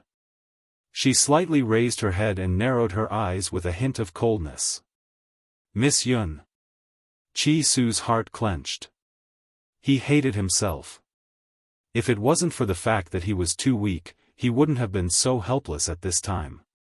There were 3 more chapters in the afternoon. Chapter 1937. Young lady, do you know a saying? The white-robed elder looked at the lady in front of him and said calmly, Karma is in the cycle of the heavens. You killed someone just now, so you must pay the price now. Yun Luofeng wiped the blood from the corner of her mouth and smiled slightly. Then let me give you a saying as well. Those who are unjust are doomed to destruction. Hearing this, the white-robed elder's expression turned cold and he snorted. You have a sharp tongue. Since that's the case, don't blame me for being impolite. Boom. In an instant, the white-robed elder's aura surged out once again and engulfed the entire void. At this moment, the sky had also turned gray and hazy. In mid-air, Yun Luofeng held a long sword in her hand and stood against the wind. Her expression was calm as her fine black hair fluttered in the wind. "Master, let Azure Wings and Little Worm come out and help." Little Mo's worried voice rang out from Yun Luofeng's soul. Little Worm and Azure Wings had already broken through to become a deity. Moreover, one of them was an ancient ancestral dragon and the other was an immortal puppet. Even with the strength of a deity, they could deal with a sky god. But, Yun Luofeng shook her head indifferently. "No, I can still hold on. Moreover, I reached a bottleneck a few days ago. Perhaps this battle can help me break through." Yes, from the beginning, Yun Luofeng had been prepared to deal with these two old men. Even if she couldn't do it, she still had Little Worm and Azure Wings. Unfortunately, she had already reached a bottleneck this time, so she decided to deal with the two of them on her own. Boom! As soon as Yun Luofeng finished speaking, the attacks of the white-robed elder and the gray-robed elder closed in on her. She hurried to meet the two old men head-on. The battle in the void became more and more intense, and the people below also became nervous. Mo Qiancheng's gaze was fixed on Yun Luofeng, who was fighting with the two old men. A red light gradually appeared in his pitch-black eyes, his fists were clenched tightly, and his youthful and handsome face was filled with anger. Yes, anger. Mo Qiancheng looked at the besieged woman. Suddenly, the image of that king-like man who had been chased by a group of strong cultivators surfaced in his mind. Bang! At this moment, the gray-robed old man's fist landed heavily on Yun Luofeng's body. Yun Luofeng's body was instantly sent flying like an arrow leaving a bow. No, don't. Mo Qiancheng's heart stopped beating at this moment. His eyes were filled with red light, and his long silver hair danced in the wind. His expression was terrifying, and he didn't look like the innocent and harmless young man he used to be. Kill. Kill all of them. Let them accompany us in death. To be buried with them, these two words leapt into Mo Qiancheng's mind. His mind also became blank, as if there was only one thought left in his mind: everyone present, no matter who it was, deserved to die. Those two deities deserved to die because they had harmed her. The second prince also deserved to die. If he hadn't attracted these people, she wouldn't have been in danger. Patter. The young man stood firmly on the spot. He could even clearly hear the sound of the seal in his body shattering. However, at this moment, there was only the falling figure of the woman in the young man's eyes. His eyes were bloodshot, as if they had been dyed with blood, and they carried a terrifying light. Chi Su and the others were all looking at Yun Luofeng. Because of this, no one noticed Mo Qiancheng's strange expression. Chapter 1938. Thump. Yun Luofeng's body landed heavily on the ground, creating a large crater. She wiped the blood from the corner of her lips and crawled up from the ground. Without any hesitation, she charged towards the two elders once again. The gray-robed elder's eyes were filled with shock as he said in a gloomy voice, "Little girl, you've made me look at you in a different light. You're still able to stand after receiving such a heavy blow. No wonder you've achieved so much at such a young age." Yun Luofeng raised her head and her pitch-black eyes were filled with light. Continue. This time, she made the first move and charged towards the gray-robed elder who was closest to her. The gray-robed elder dodged to the side and evaded Yun Luofeng's attack. His arm landed heavily on Yun Luofeng's shoulder, causing her to stumble a few steps back. She left a shadow in the sky. At that moment, Yun Luofeng could clearly feel the power of the dragon scale armor weakening. If she did not deal with it soon, she would not be able to defeat these two elders with her own power. "Little girl, it looks like you won't be able to hold on for much longer." In the beginning, Yun Luofeng had been able to evade his attacks. Now that her power was gradually weakening, she was clearly no match for them. However, the gray-robed elder also wanted to end the battle quickly. Hence, he did not give Yun Luofeng any chance to catch her breath and attacked her once again.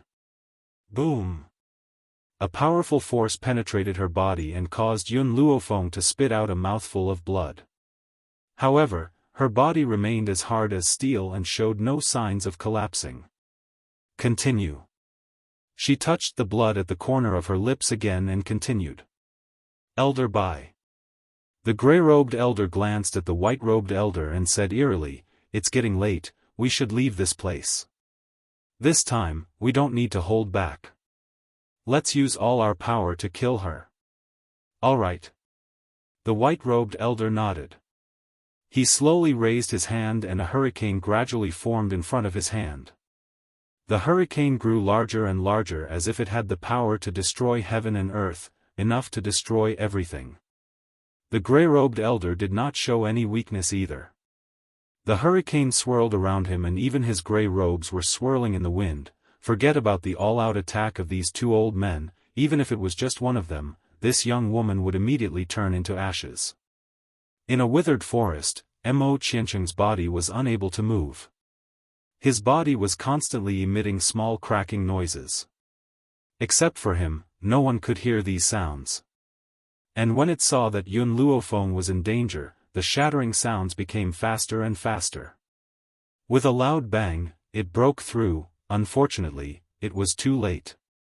The moment Mo Qiancheng broke through the seal, the power of the two old men had already closed in on Yun Luofeng, instantly swallowing her body. No. Suddenly, Mo Qiancheng's pupils shrank, his voice filled with pain and fear. "Miss Yun." Qi Su and Qi Ling's expressions also changed greatly. They quickly rushed towards the place where Yun Luofeng had just been standing. Mo Qiancheng stood there in a daze. He looked at the place where Yun Luofeng had been swallowed, then turned to look at Qi Ling, whose face was full of anxiety. In that instant, a powerful killing intent shot out from his narrowed pupils. He clenched his fists tightly and his face contorted in pain. Was he the one who killed Yun Luofeng? That's right. If he had not lured these people here, Yun Luofeng would not have died. Hence, regardless of whether it was the two heaven gods or the people of the kingdom of Tianqi, they would all be buried with her. Chapter 1939. Humph, we've finally dealt with this woman. The gray-robed elder snorted coldly and said sinisterly, "Let's go, we should head back." However, just as the two of them turned around, an evil and domineering voice suddenly rang out from the dust-covered area. "Qi Su, get out of the way." The two old men froze when they heard the voice. Qi Su and Qi Ling were stunned for a second before they reacted. They quickly retreated a few hundred meters away. Mo Qiancheng's lifeless eyes gradually lit up. He stared at the dust-covered sky, afraid to miss even the slightest bit. When the dust settled, Yun Luofeng's figure slowly appeared. The woman looked a little disheveled, but she still gave off an untainted feeling. The dragon scale armor on her body had completely disappeared, and her white robe had also been destroyed to the point of being tattered. The white-robed elder turned around in shock. His eyes widened and his breathing quickened. "You didn't die? How could this be? How could this woman still be alive?" Yun Luofeng didn't answer him. He only smiled mysteriously. "I have a gift for you." "What?" Before the two old men could react, they heard a boom and a thundercloud suddenly appeared in the sky. The thundercloud glowed purple and thunder rumbled. Then, without warning, a bolt of lightning suddenly shot down. Ah! The two old men who were close to Yun Luofeng were naturally struck by the lightning as well. They wailed in pain. You broke through?" Lightning tribulations only appeared when one broke through to the sky god level. But this woman had actually broken through at this time? "I should also thank you. If you hadn't helped me break through the bottleneck, I wouldn't have been able to become a sky god." The white-robed elder was so angry that he almost spat out a mouthful of blood. He gritted his teeth. "Do you think you can kill us with this lightning tribulations? Let me tell you, it's impossible. It's not like I haven't experienced lightning tribulations before. After all, he was also a sky god and had experienced lightning tribulations before. Lightning tribulations alone couldn't kill them. Yun Luofeng smiled evilly. Unfortunately, my lightning tribulations are different from others. Boom, boom, boom. As soon as he finished speaking, another lightning tribulations appeared. This one was even more powerful than the previous one. It struck the two old men directly, causing them to wail in pain. But it wasn't over. The bolts of lightning were even more powerful than before. They rained down, leaving the two old men with no energy left to escape. Ah! The shouts of the two old men rang out one after another, causing everyone present to be dumbfounded. Chi Su stared blankly at the mighty thunder tribulations, his eyes glazed over. Holy! Suddenly, he let out an angry roar. Qi Ling came back to his senses and turned to look at him. What happened? Chi Su's expression kept changing. Almost a year ago, someone near our drifting wind nation broke through to become a deity and triggered a thunder tribulation. That thunder tribulation was so fierce that it shocked all the powerful warriors in the drifting wind nation. Unfortunately, I thought that Lady Yun was just unlucky and was accidentally affected by the lightning tribulations. It seems that he was the one who triggered the lightning tribulations. Thinking of this, Chi Su took a deep breath. He remembered that Drifting Wind Nation had been searching for the powerhouse who triggered such a powerful lightning tribulations. He never thought that the powerhouse would be right beside him. Chapter 1940. Did you see that? Even the sky god powerhouses of the nation of Tianqi couldn't withstand such a lightning tribulation. In comparison, Yun Luofeng was calm and collected. His expression was as if he was drenched in the rain. In fact, no one knew that Yun Luofeng's body was already somewhat overwhelmed by the lightning attacks. However, she had to hold on and not let all her previous efforts go to waste. Fortunately, she had experienced this kind of lightning tribulation before and already had a certain resistance. Compared to the two old men, she was much better off. Girl, you will definitely suffer retribution for being so vicious. The white-robed old man gritted his teeth. Blood was already flowing from the corner of his mouth as he spoke viciously. Yun Luofeng's lips curled into a smile. I was only breaking through. It was you who appeared by my side. The lightning doesn't recognize people, so who can you blame? Indeed, the lightning wasn't Yun Luofeng's instigation.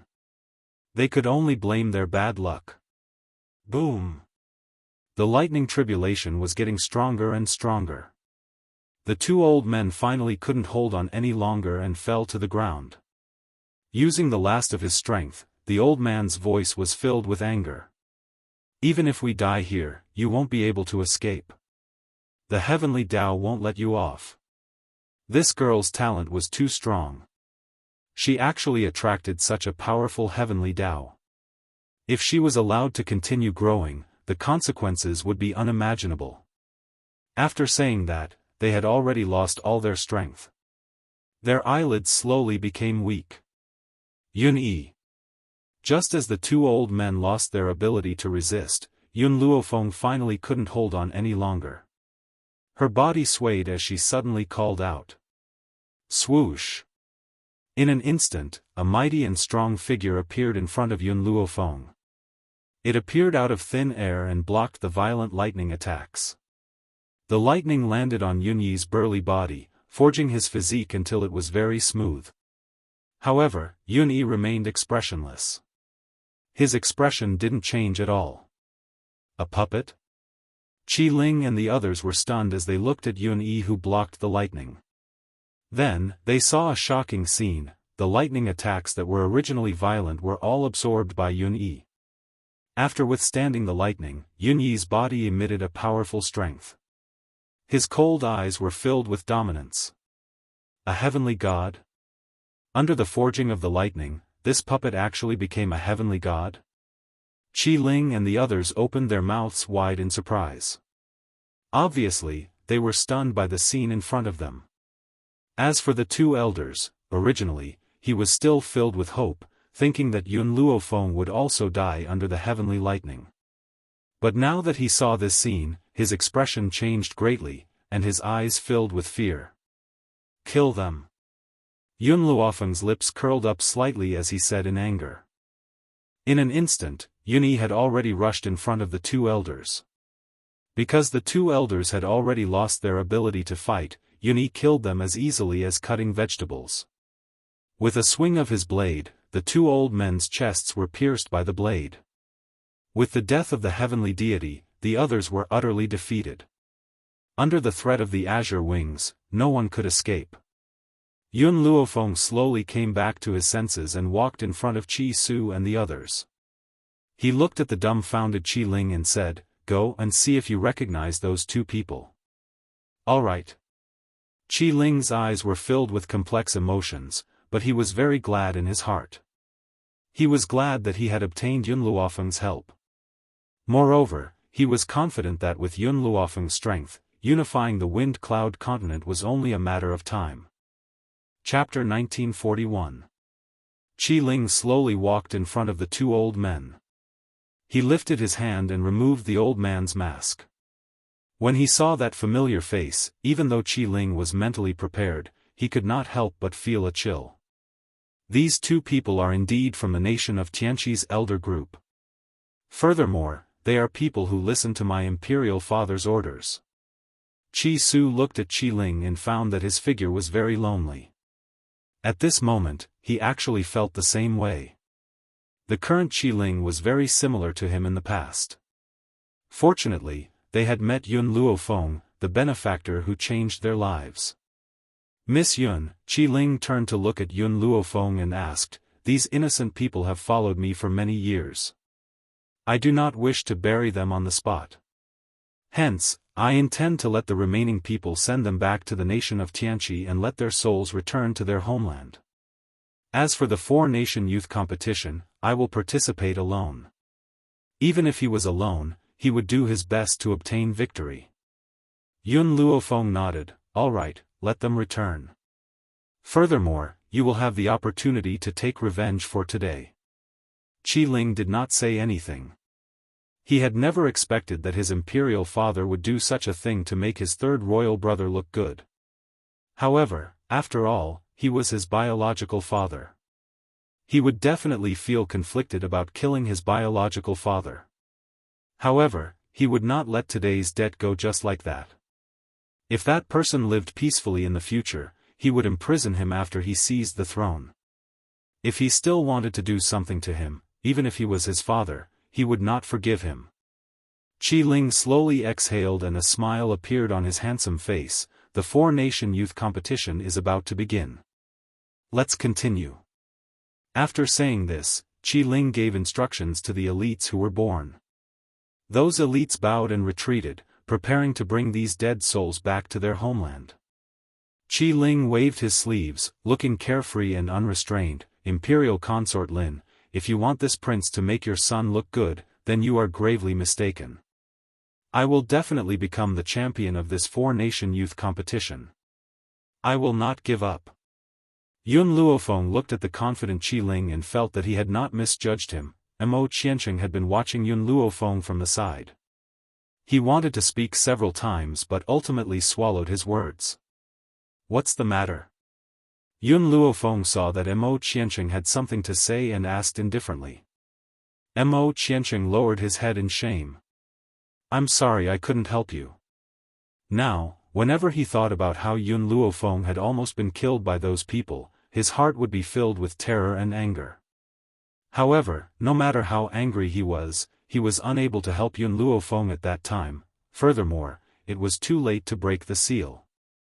If he had been able to break through the seal earlier, perhaps Yun Luofeng would not have encountered such a crisis. "You don't have to apologize. This has nothing to do with you. But you're Zhu Qian. How can I just sit back and watch?" Mo Qiansheng knew that Yun Luofeng was estranged from him, so he didn't say this out loud. Yun Luofeng narrowed his eyes and asked, "You've seen it for yourself. Following me will be very dangerous." Are you sure you want to follow me? Mo Qianqing bit her lips. If I don't follow you, I will be in even more danger. Aren't you afraid that someone will want to kill me, causing me to inadvertently break the seal? Chapter 1942. In order to stay by her side, he could not tell her that the seal had been broken. Otherwise, this woman would not let him stay. Moreover, seeing that Yun Luofeng was in danger, he could not leave. Let's go. Yun Luofeng turned to look at Qi Ling and the others. He did not speak to Mo Qianqing. Not long ago, they had come in a mighty group. Now, only the three of them were left. Qi Ling felt a little sad. He took one last look at the remaining elites and forced himself to turn his head. Let's go. Behind him, the group of iron-blooded soldiers respectfully sent the three off, until their figures completely disappeared. The kingdom of Tianqi. Imperial concubine Lin was lying on a soft couch. Her hair was loose. Even though she was in her middle years, she still looked beautiful because she had taken good care of her body. Your Highness. At this moment, a panicked figure ran in. Something bad has happened, Your Highness. The palace maid stumbled over, her face full of panic. Imperial concubine Lin frowned. What's the matter? Your Highness, the experts you sent to kill the second prince's elite troops were completely annihilated. What? Imperial concubine Lin felt a sharp pain in her chest. She was so shocked that she immediately sat up, her beautiful face pale and colorless. What did you just say? Completely annihilated? As far as she knew, Yun Luofeng was only a god. Because he had a dragon-scale armor, he could deal with heavenly gods. However, she had sent 2 heavenly gods. Logically, Yun Luofeng could not be their match. Your Highness, it's true. Our men found the corpses of Elder Bai and the others. Imperial concubine Lin's face paled. She fell to the ground. She bit her lips, her body trembling. How could this be? 2 heavenly gods were not Yun Luofeng's match? How terrifying was that woman's strength? At this moment, Imperial concubine Lin finally felt fear. In her heart, she regretted her decision to send someone over. In addition, Your Highness, this servant has also heard of another matter. The Jian family's second miss has been crippled. The palace maid said in a trembling voice. What does this have to do with me? Imperial concubine Lin was worried about Yun Luofeng's strength. When she suddenly heard the palace maid's words, her expression became somewhat unhappy. It's like this, Your Highness, a while ago, a man went to the second prince's residence to find Yun Luofeng. He just happened to run into the Jian family's second miss, who was loitering outside the second prince's residence. That Jian family's second miss claimed that Yun Luofeng was unbearably lascivious. First, she seduced Qi Su. Then, she seduced the second prince. In the end, that man crippled the second miss of the Jian family in a fit of rage. Imperial concubine Lin frowned. This man was bold enough to even touch a member of the Jian family. However, how could the person who knew Yun Luofeng be an ordinary person? Speaking of which, this Jian family was really unlucky. Jian Yi first provoked Yun Luofeng, and in the end, he was captured by Yun Luofeng. For the sake of their only daughter, the Jian family had paid a huge price to redeem her. Who knew that Jian Yi would offend someone and get crippled? The Jian family wouldn't be able to exchange her for another fortune. Do you know where that man came from? I'm not sure.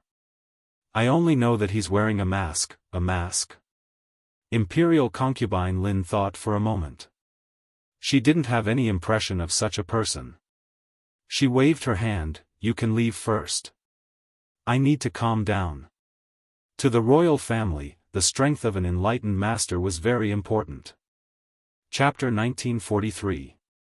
Now, the kingdom of Tianqi had lost 2 gods. This was a huge loss for Qiyu, who was about to inherit the kingdom of Tianqi. At this moment, imperial concubine Lin was still confident that Qi Yu would be the successor of the kingdom of Tianqi and the person who would unify the four nations. Not far away, in the forest, a cold man in black robes stood on a mountain peak. Feng, wait for me. I will arrive at Wind Cloud City very soon. The woman's picturesque figure appeared in the man's mind. The corners of the man's lips curled up into an arc. It had been more than 10 years since they had met. In these 10 years, they had been apart more than together. However, this did not affect their relationship. No matter where she was, he would always think that she was right in front of him. Wind Cloud City. Normally, it was like a lifeless city without any signs of human habitation. In fact, no one even lived there. But now, Wind Cloud City was bustling with activity. A soldier was standing guard at the city gate. When he saw Yun Luofeng and the other two walking over, he frowned slightly. This is Wind Cloud City. Unauthorized personnel are not allowed in. I am the second prince of the kingdom of Tianqi. I am also here to participate in the four-nation youth competition. Qi Ling said indifferently with his hands behind his back. The soldier was stunned. The second prince of the kingdom of Tianqi? Where are your troops? Qi Ling raised his head and looked at the soldier. His voice was indifferent. I do not need subordinates. Did this mean that there were only 3 of them participating? The soldier was shocked. However, the competition did not have a minimum number of participants. Hence, he did not say anything. After Qi Ling produced the evidence, he let him in. The second prince of the kingdom of Tianqi is really strange. Does he think that he can win with just the 3 of them? I heard that the most favored person in the kingdom of Tianqi is the third prince. Maybe the second prince is just here to join in the fun.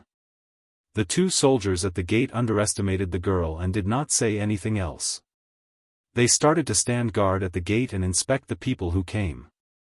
Even though Wind Cloud City was usually uninhabited, it was a beautiful place. Even the relay station was luxuriously built. There were also soldiers at the entrance of the relay station.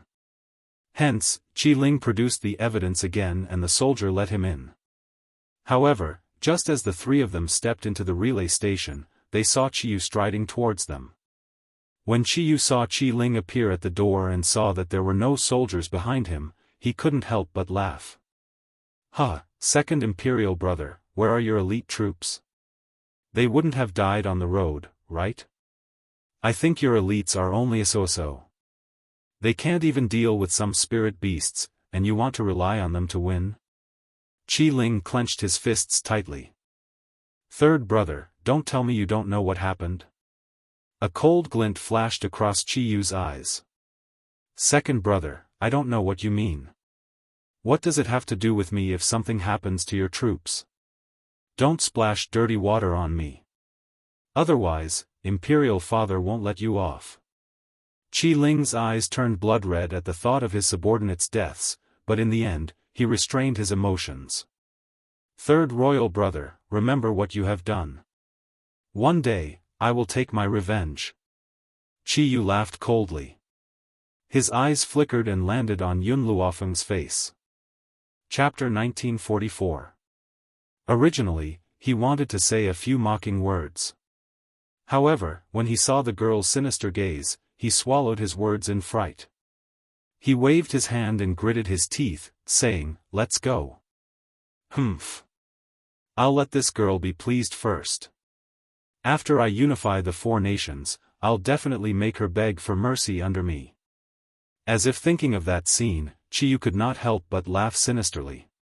He could not hide his pride. The Golden Sun Nation is hosting the 4-nation youth competition this time. They are also the strongest nation among the 4 nations. After Qi Yu left, Qi Ling turned to look at Yun Luofeng and explained, furthermore, the Golden Sun Princess of the Golden Sun Nation is very talented. Her subordinates are all very strong as well. They are also strong opponents for us this time. This Golden Sun Princess was able to use the nation's name as her title. This showed her status in the Golden Sun Nation. Qi Ling said this to raise Yun Luofeng's vigilance. However, when he thought of Yun Luofeng's strength, he felt that he was worrying too much. In terms of talent, no one in this world could compare to Yun Luofeng. As a divine spirit, she could fight with a heavenly god. Now that she had broken through to become a heavenly god, she would definitely be even stronger.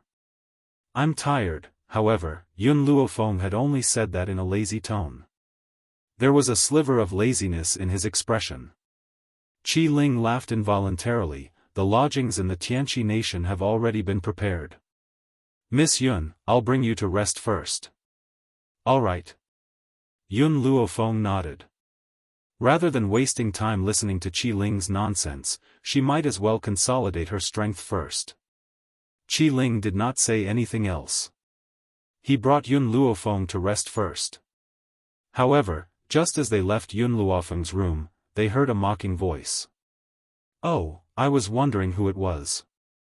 It's actually you. Mu Xuexin, is your father not dead yet? This voice was filled with mockery, causing Qi Su's expression to change completely. Second Prince, I met an acquaintance. I'll go over first and be back soon.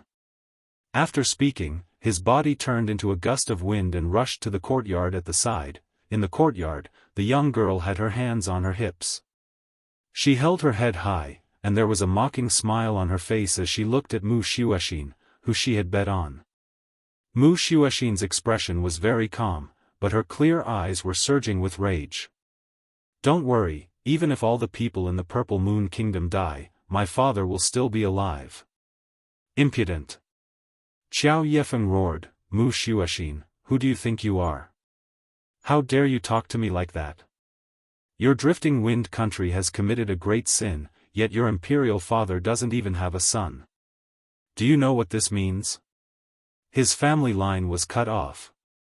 Your drifting wind nation is already without descendants. Although there was a little prince in the past, he was not Mu Zhentian's son. That was why Qiao Yefeng said that. Mu Xuexin was enraged as she raised her hand and slapped Qiao Yefeng. No one had expected Mu Xuexin to make a move against another participant on the eve of the four-nation youth competition. They were all stunned. Mu Xuexin, you dare to hit me? Qiao Yefeng widened her eyes in disbelief and said angrily. Guards, take this damned woman down for this princess.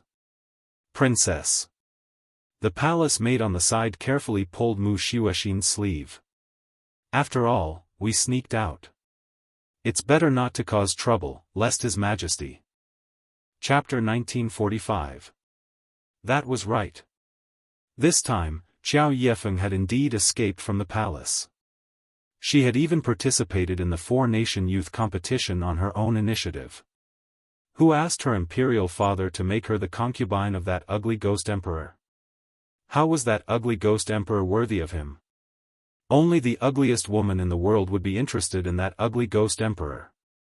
However, Qiao Yefeng and Mu Xuexin had become enemies many years ago. When Qiao Yefeng saw Mu Xuexin, she immediately exploded. Qiao Yefeng had always treated the palace maids well. However, when she heard this, she immediately slapped the palace maid beside her. Are you blind? Can't you see this princess being bullied? This woman dared to hit this princess. She must pay the price. The palace maid lowered her head, feeling wronged.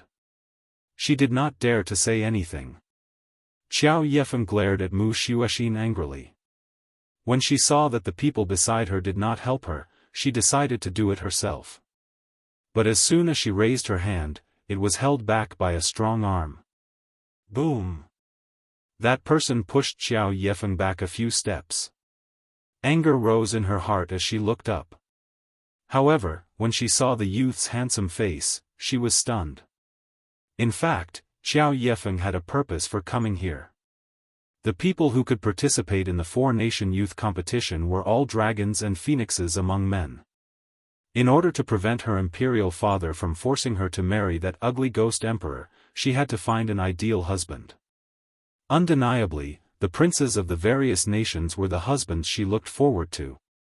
As princes, not only were they talented, but they were also of noble status. Some of them were exceptionally beautiful. Only a man like this could match up to her status, hence, when Qiao Yefeng saw Qi Su, she was certain that the youth before her was the husband she looked forward to. Qi Su? Mu Xuexin turned her head and saw the youth's handsome profile. She felt joy in her heart. Why are you here? I followed Qi Ling Mu, are you all right? Qi Su asked worriedly. Mu Xuexin blushed and shook her head. I'm fine. Qi Su, I will not let myself suffer. Then I can rest assured. Qi Su smiled and turned his head to look at Qiao Yefeng. At that moment, his eyes turned cold, and there was an eerie chill in his gaze. The princess of the Purple Moon Kingdom is nothing more than this. When Qiao Yefeng heard Qi Su's merciless ridicule, she immediately became flustered. This is a grudge between me and Mu Xuexin. What does it have to do with you? This young man was not bad, but his eyes were a little bad. He actually fell for a woman like Mu Xuexin. Was Mu Xuexin more beautiful than her? Mu is my fiancé, why should I not care? Qi Su smiled coldly and said expressionlessly.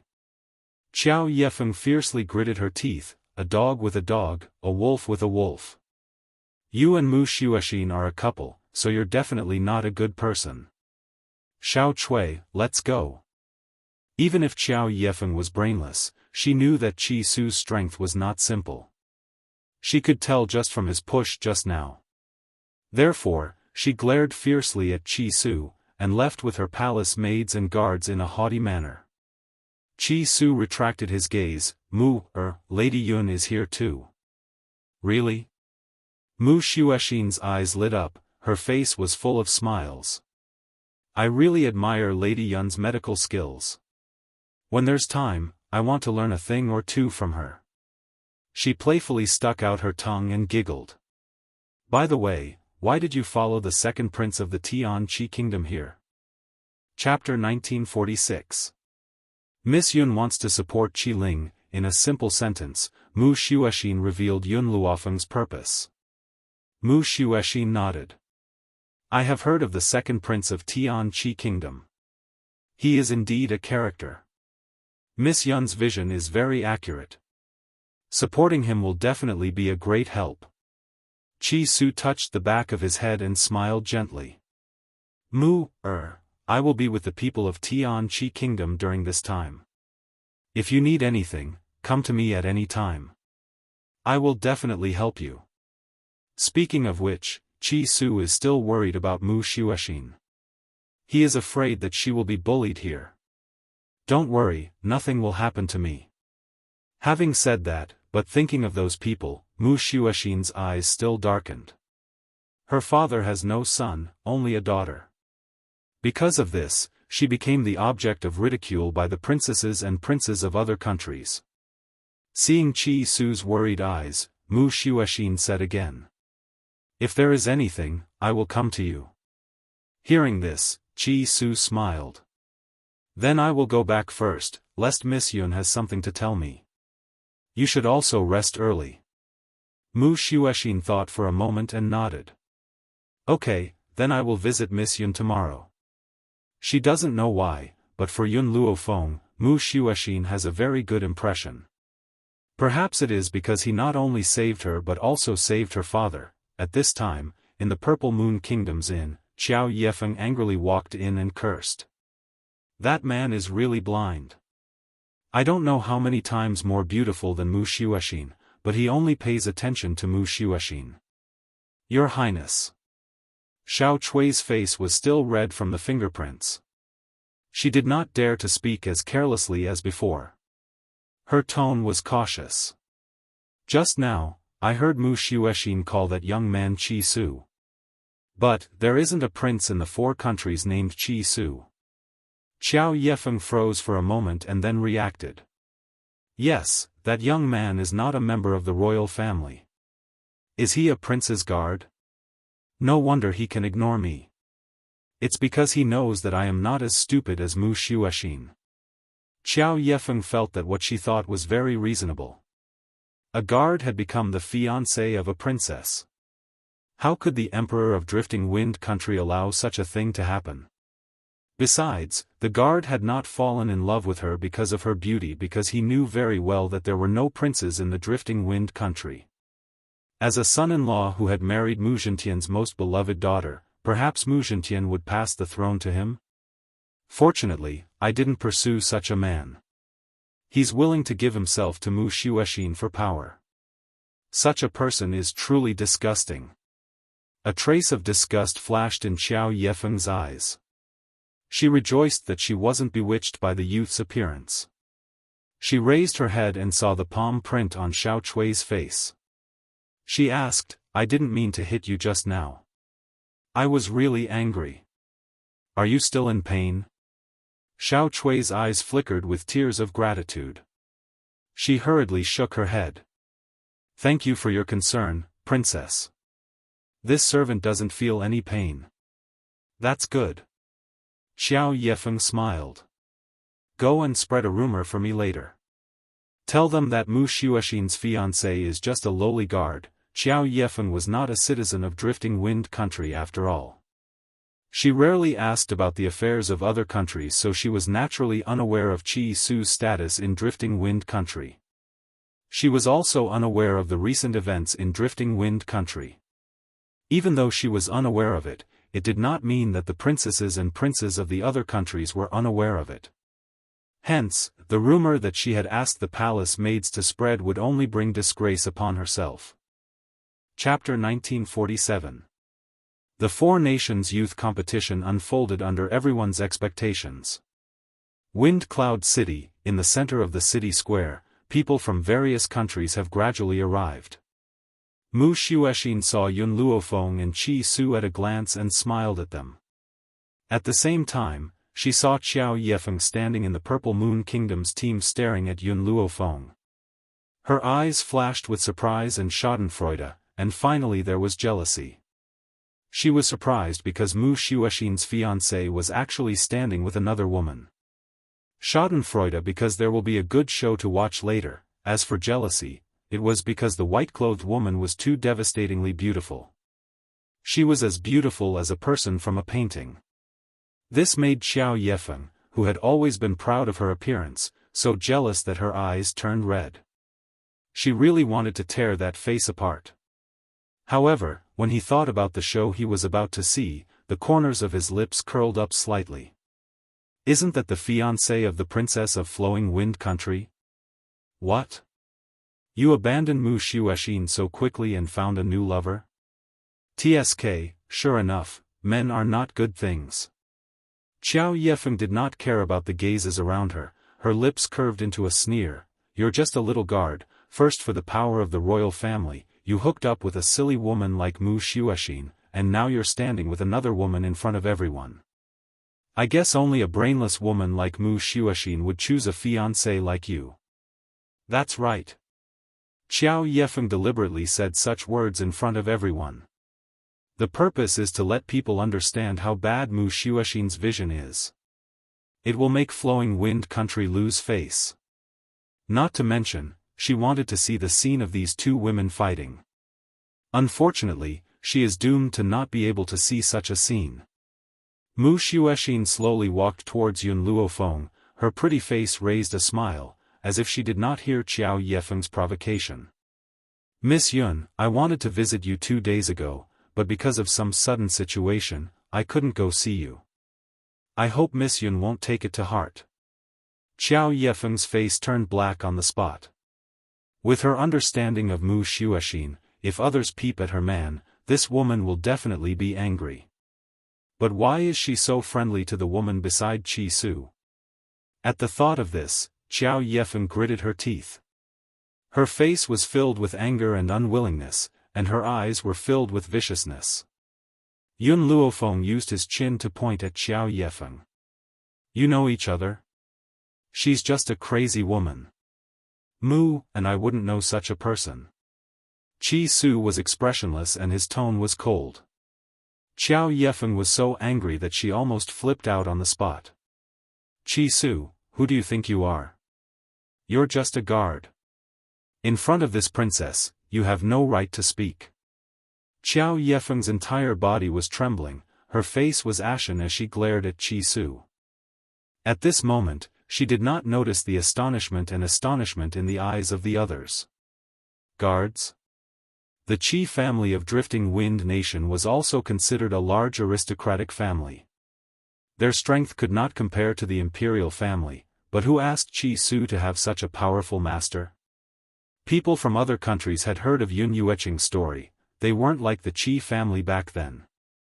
They didn't think that Yun Yueqing had really disappeared. Maybe she was just trapped somewhere and would come out sooner or later. Offending Yun Yueqing's disciple at a time like this wouldn't end well for them. Shut up. A luxuriously dressed man heard Qiao Yefeng's words and his expression immediately changed. Chapter 1948. Imperial brother, did I say something wrong? Qiao Yefeng clenched her fists tightly. I know you purposely created the four-nation youth competition, but I can't stand it anymore. To think that there are such stupid women and shameless men in this world. Fortunately, I am smart enough to not be deceived by such a man like Mu Xuexin. I told you to shut up. Did you hear me? The luxurious man raised his hand and slapped Qiao Yefeng. Honestly speaking, he had wanted to hit this woman for a long time. He thought that she was the smartest person in the world, but in reality, no one was stupider than her. Back in the palace, his father hated conflicts between the princes and princesses the most. Hence, no matter how much he wanted to beat this woman up, he endured it. Now, they were in Wind Cloud City. How could he let go of this opportunity? Even if this woman went back to complain, he had reason to do so. Xiao Zixuan. Qiao Yefeng was stunned by this slap. She only recovered her wits after a long time. She held her swollen cheek and looked at the man in front of her in disbelief. You actually dare to hit me? This time, perhaps due to her anger, Qiao Yefeng did not even address him as imperial brother. Instead, she directly called him by his name. I hit you to teach you a lesson. You did not even know the other party's identity, yet you dared to speak so arrogantly. Xiao Zixuan snorted coldly. Qi Su is the young master of the Qi clan. The Qi clan is the #1 noble clan in the Drifting Wind Nation. Yet, you claim that he is a guard? Qiao Yefeng was somewhat stunned. Why would someone from the #1 noble clan participate in the four-nation youth competition? Wasn't the four-nation youth competition supposed to be a competition between the princes and princesses of the various nations? Even the people they brought were only guards and palace maids. The most important thing was that the successor of the #1 noble clan in the Drifting Wind Nation was with someone from the Tianqi nation? Imperial brother, isn't it just the #1 noble clan? Is there a need to beat me up because of someone from the #1 noble clan? Although she knew that she had made a mistake, Qiao Yefeng would not apologize. She held back her anger in her heart and said angrily. So what if it was the #1 noble clan? Could it be stronger than the royal clan? Furthermore, she was not wrong. Qi Su wanted to marry Mu Xuexin for the sake of the royal clan. Otherwise, with Mu Xuexin's status, she would have to marry into another royal family. Xiao Zixuan was too lazy to say anything more to her and coldly threw a sentence. If you want to stay here, you must listen to me, otherwise, I will send you back to the Purple Moon Kingdom. Upon hearing that Xiao Zixuan wanted to send her back, Qiao Yefeng was so frightened that she shut her mouth and did not dare to say another word. When Mu Xuexin heard Qiao Yefeng slandering Qi Su, she was so angry that she wanted to argue with her, but she was stopped by Yun Luofeng. A person who can't eat grapes says that the grapes are sour. Do you really want to argue with her whether the grapes are sour or not? Not to mention Mu Xuexin, even the onlookers were stunned. Only after a long while did they react and burst into laughter. What nonsense are you spouting? Qiao Yefeng didn't care about the palace maid's tugging and fiercely shook off her hand. She glared angrily at Yun Luofeng. When did I say the grapes were sour? And you said I can't eat grapes? What a joke. I am the princess of the Purple Moon Kingdom, how can I not eat grapes? The palace maids and guards of the Purple Moon Kingdom were so ashamed that they wanted to dig a hole in the ground. Qiao Zixuan was so angry that his complexion turned ashen. Only Qiao Yefeng did not know why the laughter became even louder after she said those words.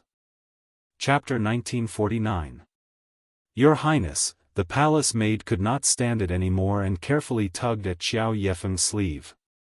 She's saying that you like Qi Su, but because he's the fiancé of the princess of Drifting Wind Country, you're saying that he's not good. The palace maid had been vague enough.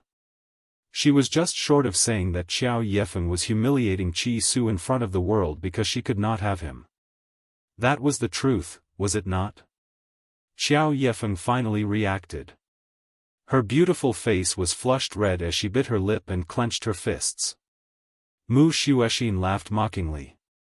You'd better go back and learn more.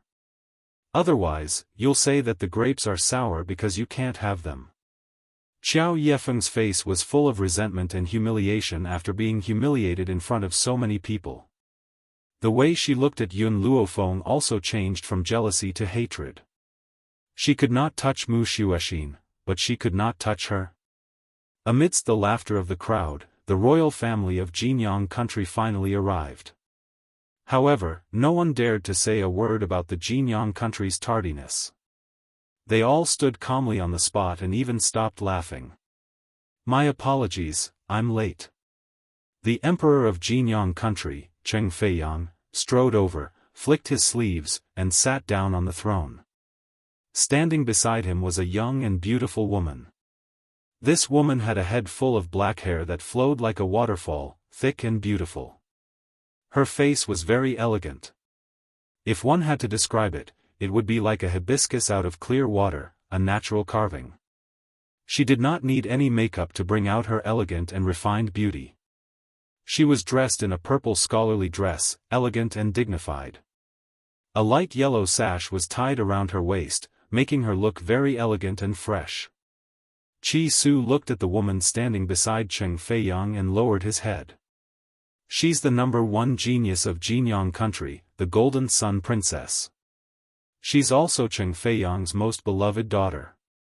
Her status in Jinyang country is second only to the emperor and higher than the empress. Yun Luofeng's gaze also fell on the Golden Sun Princess. The Golden Sun Princess seemed to have noticed Yun Luofeng's inquisitive gaze and looked over. When Princess Jinyang, who was a woman, saw a stunning face in the crowd, she could not help but be stunned. She had always thought that her appearance was unparalleled, but she had never expected that there would be someone so stunning in the vast thousand worlds. Actually, if it was just based on appearance, she didn't think she was bad. However, that woman had a temperament that no one else could compare to. He was like a king, ruling over the world. Below the stage, everyone was looking at Cheng Feiyang and Princess Golden Sunday. Even the arrogant Qiao Yefeng did not feel jealous of Princess Golden Sun at this moment. Ladies and gentlemen, this year's competition will be held by our Jinyang country. Whoever wins will unify the 4 countries and become the true overlord of the 4 countries. Cheng Feiyang smiled faintly, his eyes shining brightly. Although the Jinyang country was the strongest out of the 4 countries, the other countries still agreed to participate in the tournament. This was because the current situation of the Wind Cloud continent did indeed require the emergence of a person to lead the entire situation. Of course, more people hoped that the person who could lead the entire situation was themselves. Next, the leaders of each country will report the number of people in each team. In fact, other than the Tianqi country which had 2 teams, the people from the other countries were all in one team. Chapter 1950. However, the other team from the kingdom of Tianqi only consisted of 3 people, hence, when Qi Ling reported the number of people, everyone looked at them in surprise. 3 people? Did I hear that right? The second team from the kingdom of Tianqi only has 3 people? TSK, could it be that the second prince of the kingdom of Tianqi thinks that the 3 of them can fight against so many of us? What a joke! Everyone laughed mockingly, their eyes full of mockery. Mu Xuexin's expression was full of worry. She wanted to say something, but when she saw Yun Luofeng's calm expression, the worry in her heart slowly disappeared. Of these two people, one was her trusted benefactor and the other was her fiancé. Hence, she believed in their strength. At this time, the third prince, Qiyu, stood up and said arrogantly, "You don't know how arrogant my second brother is. Before we arrived, he said that he only needed 3 people to crush all the princes and princesses of the other royal families." Because of the relationship between Mu Xuexin and Qi Su, the people from the Drifting Wind country did not show any expression. However, when the Purple Moon country and the Golden Sun country heard this, they immediately glared angrily at Qi Ling and the others. Although Qiao Zixuan did not say anything, his eyes were filled with dissatisfaction. It was true that he was afraid of Yun Yuqing, but that did not mean that Qi Su and Qi Ling could make him cower. What's more, Qi Ling dared to say such arrogant words. Only the Golden Sun Princess remained calm, as if she did not hear Qi Yu's words. Instead, her pair of clear eyes stared unblinkingly at Yun Luofeng. If there was anyone here that made her wary, it would be this woman in white. Even she did not know why, but she had a feeling that perhaps, this woman would become a formidable opponent. Qi Ling frowned. He stood up and wanted to say something, but an arm stretched out and blocked his way. The woman's lips were curled into a smile and her eyes were filled with evil. She raised her chin slightly and a faint smile hung on her beautiful face. "You were right about one thing. With just the 3 of us, we can defeat all of you." Arrogant, arrogant. Under everyone's mocking and contemptuous gazes, she actually threw out such a sentence. Everyone was dumbfounded. They did not expect that she would dare to say such words in the presence of all the princes and princesses of the various countries. This was simply incomparably arrogant, not putting them in his eyes at all. Xiao Yefeng laughed coldly. "We are well aware of Qi Ling's strength. As for the 2 of you, I'm afraid that you are not even comparable to Qi Ling. Yet, you want to rely on the 3 of you to crush all of us? This princess has never seen someone as arrogant as you." Yun Luofeng slightly raised his eyebrows and glanced at Xiao Yefeng. "You didn't see it before, but you see it now. You." Xiao Yefeng pointed at Yun Luofeng angrily. She was so angry that her chest heaved up and down. "Good. In the 4-nation youth competition later, let me see how capable you are." Did this woman think that she was the Golden Yang Princess? Princess Jean Yang was very talented. It was understandable for her to say such words. However, she wanted to crush everyone with just the 3 of them? This was the funniest joke she had ever heard in her life. Thinking of this, the Golden Yang Princess glared at Yun Luofeng. Later on, she would use facts to prove whether this woman was truly capable or just hot-headed. Chapter 1951. Outside the city gates. The man in black paused in mid-air and lowered his head to look at the majestic city gate in front of him. The corners of his lips curled into a shallow smile. However, just as he was about to enter the city gates, 2 soldiers from the Golden Sun country blocked his way. "Stop, please show me your identity seal." Scram! There was a loud boom. As soon as the man's cold words fell, they felt a powerful force slam into their chests, causing their bodies to suddenly fly backwards and fall into the city gates. By the time they regained their senses, the man had already disappeared. "Quick, go and report to His Majesty, an unknown person has barged in." The soldier struggled to stand up. He clutched his injured chest and said breathlessly. Immediately after, he dragged his injured body and rushed towards the venue where the 4-nation youth competition was being held. Wind Cloud City was only so big. As such, the man quickly found the place where the crowd had gathered. From afar, he saw the woman in white standing in the crowd. In that instant, the white-robed woman seemed to have sensed something. She abruptly raised her eyes, and at that moment, her eyes met the man's warm gaze, causing her heart to feel as if it had been struck fiercely. When their eyes met, Yun Luofeng forgot all the noise around him. He only stared blankly at the man in the sky. "Miss Yun?" Chi Su sensed Yun Luofeng's strange expression and followed her gaze. Then, she saw the godlike man in the sky. The first impression that this man gave off was that he was very powerful. Even though he was wearing a mask, it could not hide his aura. Xiao Yefeng also saw the man in the sky. She frowned and said with some annoyance, "This man is really shameless. He knows that this princess has come to Wind Cloud City and specially chased after me." A prince of the Golden Sun country was curious about Yun Zhao's identity. When he heard this, he looked at Xiao Yefeng.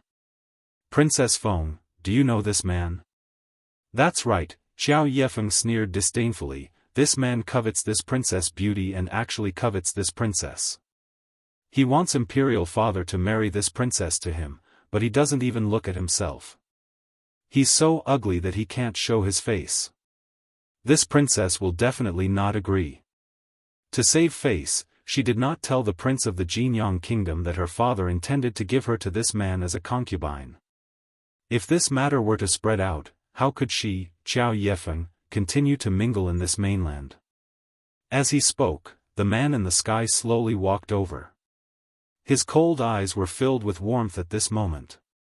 His black eyes pierced through everyone and landed on the woman in white. Feng. He had finally found her. "In this life, I only hope that we will never be separated again." Who would have thought that when Xiao Yefeng heard Yun Zhao's way of addressing her, she thought that she was being addressed, and the disgust on her face was undisguised. "Ghost Emperor, it's not easy for me to escape from the Purple Moon Kingdom and come to this place. You actually chased me here? Who allowed you to address this princess like that? Don't think that just because my imperial father respects you, you can covet what doesn't belong to you." Xiao Yefeng arrogantly raised her chin and spoke in an overbearing manner. This man's eyes were so gentle when he looked at her, he would definitely not be angry because of these words. Otherwise, it would be difficult for her to explain to her imperial father. When the others heard Xiao Yefeng's words, they looked at Yun Zhao with eyes full of understanding. Chapter 1952. It turns out that this man came to pursue Xiao Yefeng. It seems that his strength is not bad, his imposing manner makes people tremble with fear. Unfortunately, he is too ugly, so Xiao Yefeng doesn't like him. Indeed, in everyone's ears, the pronunciation of Feng, and Feng, is the same. Therefore, not to mention Xiao Yefeng, even the others thought that Yun Zhao was referring to the Purple Moon Kingdom's princess. However, after seeing Yun Luofeng, Yun Zhao's eyes were filled with her existence. The surrounding noise was automatically blocked by him and he walked towards the beautiful woman in white. "Ghost Emperor, don't you understand human language? I already said I don't like you, you still." Before Xiao Yefeng could finish her words, the man walked past her and walked forward. Suddenly, Xiao Yefeng's expression froze and her eyes widened in disbelief. "This damn man, how dare he ignore me?"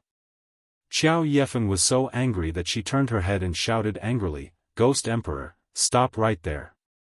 Are you trying to attract this princess's attention by loosening the reins only to grasp better? This princess is telling you, don't even think about it." What made Xiao Yefeng even angrier was that Yun Zhao didn't seem to hear her voice and slowly walked in front of Yun Luofeng. His voice was very gentle, completely different from the person she once saw in the palace of the Purple Moon Kingdom. "Feng, I'm here for you." Yes, he's here for her. Yun Luofeng suddenly rushed into Yun Zhao's arms, his arms tightly wrapped around his neck. He raised his lips and pressed them on the man's thin lips. This kiss was so intense that it made everyone present dumbfounded. Didn't Xiao Yefeng say that this man came to find her? It turned out that this was a mistake. Compared to the shock of the others, Xiao Yefeng almost fainted from anger. She clenched her fists so tightly that her nails dug into her flesh. "Your Highness." The palace maid Xiao Chui looked worried and carefully called out. Xiao Yefeng didn't seem to hear her voice. her eyes were full of hatred as she looked at Yun Luofeng and Yun Shao. Of course, she doesn't like Yun Shao, and naturally, she wasn't angry because of his intimate actions with Yun Luofeng. But because this man had caused her to lose all her face in front of so many people.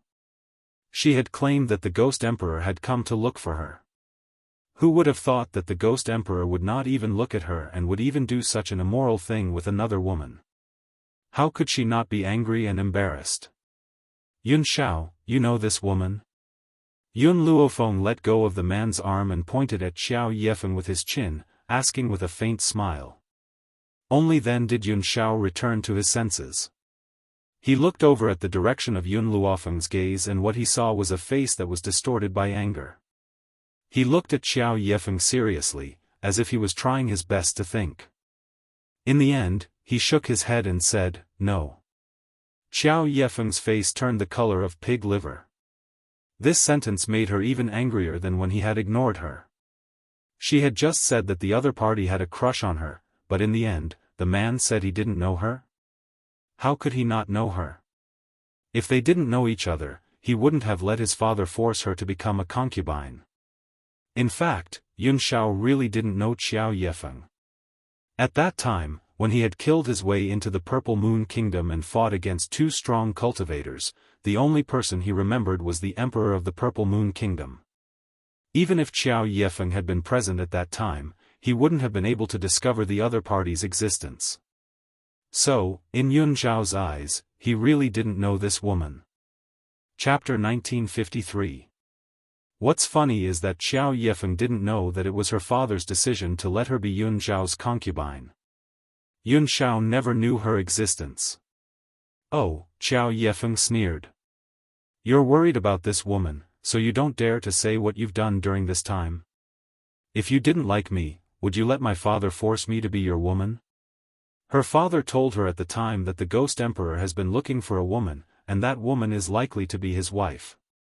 However, she always thought that the woman who fell in love with the Ghost Emperor must be an ugly person. She didn't expect that the woman would be Yun Luofeng.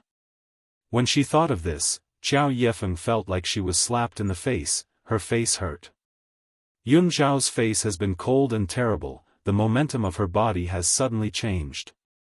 Xiao Yefeng. Xiao Zixuan saw that his sister was getting more and more excessive. He hurriedly stopped her, for fear that this idiot will bring trouble to the Purple Moon Kingdom because of her stupidity. Apologize to the Ghost Emperor. Offer gifts and apologize. Those who don't know the identity of Yun Shao were stunned by Xiao Zixuan's words. He actually asked the Purple Moon Kingdom's princess to apologize to this unknown man? "I won't." Xiao Yefeng was very angry, coldly staring at Yun Luofeng. "I tell you, you just picked up a man that this princess doesn't want. Do you really think that your man is infatuated with you? This princess just needs to hook her finger and he will come to this princess' side." Xiao Yefeng's words made Xiao Zixuan ashamed. From the beginning, the Ghost Emperor didn't look at her and claimed that he didn't know her. In the end, she was still able to say something like that? In fact, Xiao Zixuan didn't know the true strength of Yun Shao because he was not in the Purple Moon Kingdom when Yun Shao fought with the two strong men. And the Emperor of the Purple Moon Kingdom sealed this matter for the sake of face. Therefore, he only knows that his father is very respectful to the Ghost Emperor, but he doesn't know the real reason. If he knew that the two strong men of the Purple Moon Kingdom can't beat the Ghost Emperor, he would never give Xiao Yefeng a chance to say a word. The corners of Yun Luofeng's lips curled up slightly. With a smile on his face, his pitch-black eyes were filled with an evil light. "Yun Shao, it seems like you've been living a carefree life while I was away." She had forgotten that in front of her, Yun Shao was the kind of person who had a one-track mind. Hence, Yun Shao took her flattering words seriously. At that moment, he became nervous, and a murderous intent appeared in his cold, black eyes. Of course, this killing intent was definitely not directed at Yun Luofeng. "Are you from the Purple Moon Kingdom?" Yun Zhao's voice was cold to the extreme, even the surrounding temperature dropped a few degrees. Xiao Yefeng sneered, "You already know the answer." It seems that, this Purple Moon Kingdom doesn't need to exist anymore. Yun Zhao's tone was filled with killing intent. I didn't expect that the Emperor of the Purple Moon Kingdom would send me a woman. Qiao Yefeng was stunned. His imperial father was sending him a woman? What did that mean? Wasn't he the one who forced it? I, Yun Zhao, only have one wife in this life. Yun Zhao's eyes had already gradually landed on Qiao Yefeng. This was the first time he looked at Qiao Yefeng. That gaze made Qiao Yefeng feel fear from the bottom of her heart. The rest, only death awaits. His tone was as concise and comprehensive as ever. The murderous aura exuded from his body made Qiao Yefeng's body tremble.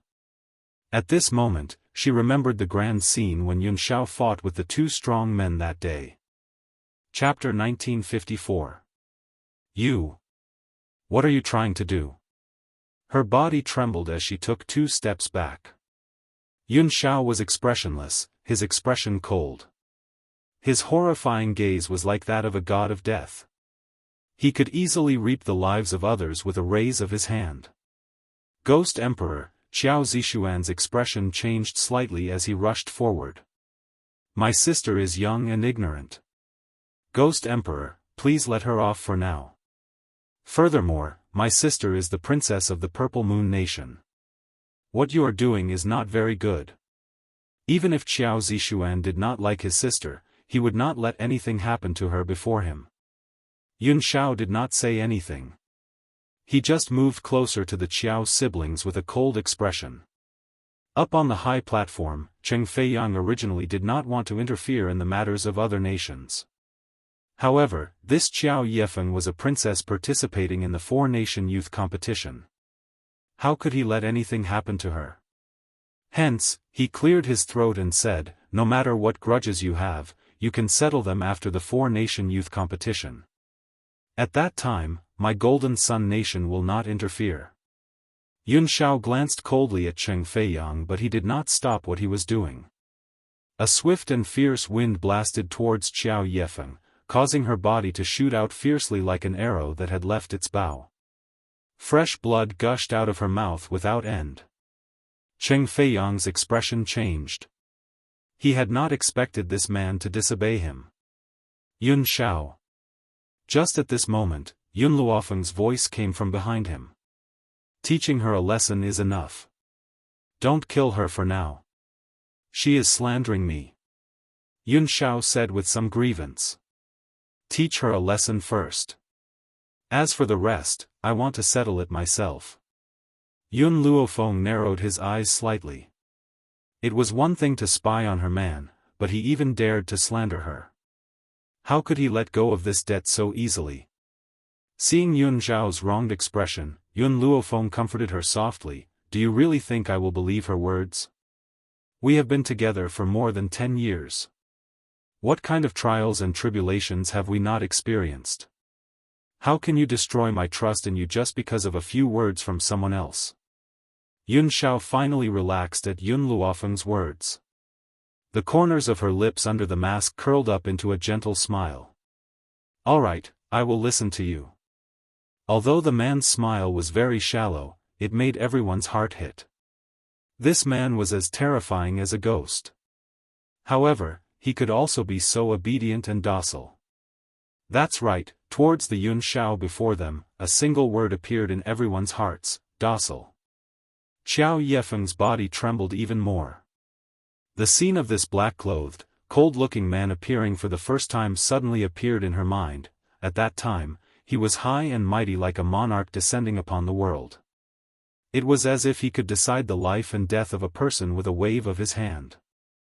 It is estimated that the people of the Purple Moon Kingdom never thought that the cold-blooded man would be so gentle. This is Wind Cloud City. Cheng Feiyang slammed the table and stood up. His expression was cold and stern. Young master, please wait until after the competition to decide. As if she did not hear Cheng Feiyang's words, Yun Zhao had already walked in front of Qiao Yefeng. His gaze was cold and condescending as he stared at Qiao Yefeng coldly, as if he was looking down on the world. His gaze was as if the Qiao Yefeng standing in front of him was already a dead person. Boom. Yun Zhao's foot stepped on Qiao Yefeng's chest. He did not have the slightest bit of pity for the other party because she was a woman. Ghost Emperor. Qiao Zixuan felt Yun Zhao's terrifying power. His heart surged with fear and he gritted his teeth. Please be lenient. Chapter 1955. Yun Luofeng had only said that he would spare her life. However, he did not say that she could not be beaten to a pulp. Yun Zhao's expression remained cold and she did not show any mercy. With a flip of her foot, she sent Qiao Yefeng, who had been trampled on the ground, flying into the air. She fell from the sky and landed on the ground with a loud bang, creating a huge pit. Qiao Zixuan's face turned pale and he did not dare to say a word. The drifting wind country was on Yun Luofeng's side and was naturally enraged by Qiao Yefeng's words.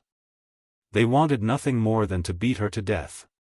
As for the third prince and the others from the country of Tianqi, they had been frightened by Yun Zhao's arrogance and did not dare to step forward. Only Cheng Feiyang from the country of Golden Sun shot a look at the expert behind him. That person leaped up and slashed down from the sky. Yun Zhao raised her head and looked at the old man who was descending from the sky. A cold light flashed in her grim black eyes. Whoosh!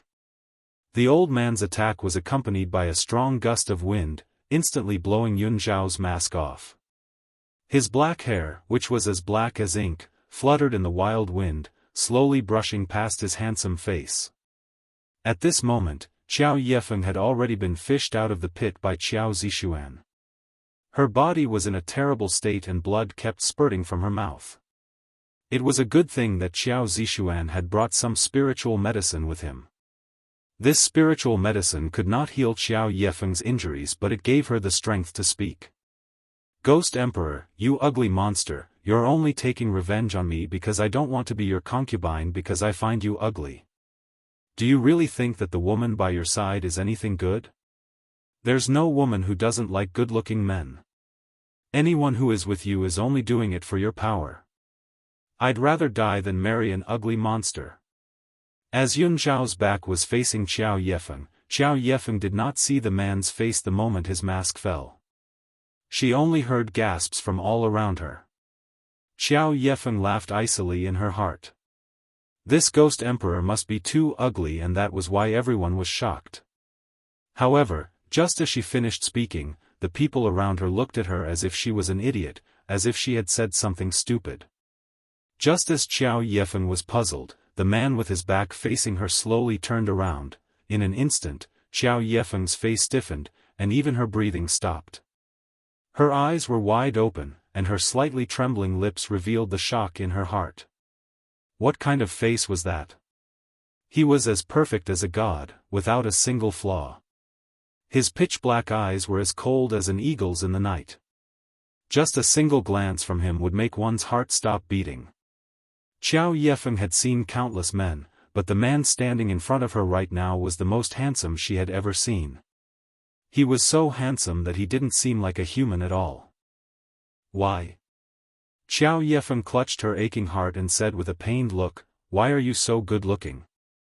Why did he have to wear a mask? I know, you must be testing me to see if I will fall in love with you because of your ugly face." Even now, Qiao Yefeng still stubbornly believed that her imperial father had forced her to become the Ghost Emperor's concubine because the Ghost Emperor had taken a fancy to her. Unfortunately, she had always believed that the Ghost Emperor was extremely ugly so she had never agreed to it. Yun Zhao looked at Qiao Yefeng expressionlessly as he raised his hand and pulled Yun Luofeng into his arms. The corners of his lips gently curled into a small angle. Chapter 1956. You're thinking too much. Over the years, there have been too many women pestering me. I can't even kill them all. In order to prevent my wife from feeling unhappy, I wear a mask when I walk outside to prevent my wife from feeling unhappy. You're thinking too much. These 4 words almost drove Qiao Yefeng crazy. Her eyes were bloodshot and she tried to walk towards Yun Zhao several times, but because her injuries were too severe, she fell to the ground again. Why? Why did things turn out like this? It was one thing for the Ghost Emperor to be ugly, but he just had to be so young and handsome, and his strength was even more formidable. How could she feel happy about this? What's more, she almost became this man's woman. Qiao Zixuan supported Qiao Yefeng's body and looked up at Yun Xiao. My sister already knows she was wrong, please stop. This is Wind Cloud City, the masters of Jin Sun Country will not let you do as you please. As he said this, Qiao Zixuan glanced at the old man who had just attacked. He was standing motionless like a mountain, as if as soon as Yun Xiao made a move, he would follow suit. Qiao Zixuan softened his tone, Ghost Emperor, I know you're strong, but my Purple Moon Country is not too bad. Father respects you very much, that's why he intends to marry to you. If you go against him, I'm afraid the Purple Moon Country will not let you go. At this moment, Qiao Zixuan's heart was filled with many thoughts. The Ghost Emperor was so young and powerful. If he married his sister, then the Purple Moon Country's strength would increase by another level. With their strength, surpassing Jin Sun Country would only be a matter of time. Moreover, his sister already knows she was wrong, so she will never do it again. Yun Luofeng felt Yun Zhao's anger. She clenched his fist and looked indifferently at Qiao Zixuan. However, there was a sinister aura emanating from between her brows. I'm sorry, I'm a very petty person. In this life, he can only have me. If anyone dares to step into our Yun family's house, then I'm sorry, I won't let them leave again. Qiao Zixuan's face changed slightly, and he forced a smile. Miss, I'm afraid you can't make the decision on this matter, right? Yun Xiao tightened his grip on Yun Luofeng's shoulders. His eyes, which had been filled with sincerity and warmth when he looked at Yun Luofeng, reverted to their usual callousness when he looked at Qiao Zixuan. Not only my life, but even my life is in her hands. If she wants me to die, then I will die for her. If she wants me to live, then no one can kill me. Even my life is like this, yet you think that she can't make decisions for me and my family? Even his life was in her hands, let alone his. Yun Xiao knew that Yun Luofeng's words were to prevent any more women from finding trouble for them. So what if he cooperated with her?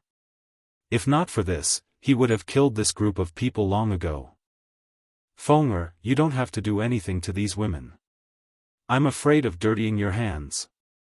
My peach blossoms will be cut off by myself. Yun Zhao's figure flashed and appeared in front of Qiao Yefeng. Before the old man from Jinyang Country could react, Yun Zhao's hand had already landed on Qiao Yefeng's head. He twisted her neck forcefully, and her neck was twisted off, causing blood to spurt out wildly. Everyone was dumbfounded. Some people couldn't stand this scene and ran to the side to vomit. Yun Xiao looked at the head in his hand and was stunned. Then, he looked at Yun Luofeng and said innocently, I accidentally used too much force and she died. I really didn't mean it. Chapter 1957. Yun Luofeng's mouth twitched a few times. She accidentally used too much force and she died? Was this the result of accidentally using too much force? However, looking at Yun Zhao's innocent expression, Yun Luofeng did not say anything to reprimand her. After all, even if Yun Xiao did not make a move, she would not let her off. The only reason she stopped her was because she wanted to do it herself. It's fine. If she dies, then she dies. Yun Luofeng shrugged his shoulders and said disapprovingly. It was as if to her, the death of a person was as simple as eating a meal. Qiao Zixuan was stunned. He looked at the girl lying in a pool of blood and suddenly felt incomparable grief and indignation. No matter how much he disliked this sister of his, she was still his biological sister. How could she die in front of his eyes? However, Qiao Zixuan knew his own strength. No matter how angry he was, he did not dare to say a word in front of her. The others were also shocked. They did not expect Yun Xiao to kill someone so decisively under the threat of the Jinyang Country cultivators. Brat! Cheng Feiyang was furious and said coldly, you really do not take my orders seriously? He was so angry not because of Qiao Yefeng's death. To him, what did Qiao Yefeng's life or death have to do with him? He was just angry that Yun Shao dared to ignore his words and even killed someone in front of him. How could he tolerate this? Unfortunately, Yun Shao did not even look at him and walked to Yun Luofeng's side. His cold eyes, which were filled with bloodlust, showed a hint of warmth when he faced the girl. If you want to be the commander of the 4 countries, how about I help you? Yun Luofeng shrugged his shoulders. I prefer to rely on my own strength. The man was startled and his lips curled up slightly. All right, then I will accompany you. If you want to conquer the world, then why not accompany you? I am only willing to be your vanguard and sweep away all the dogs that block your way.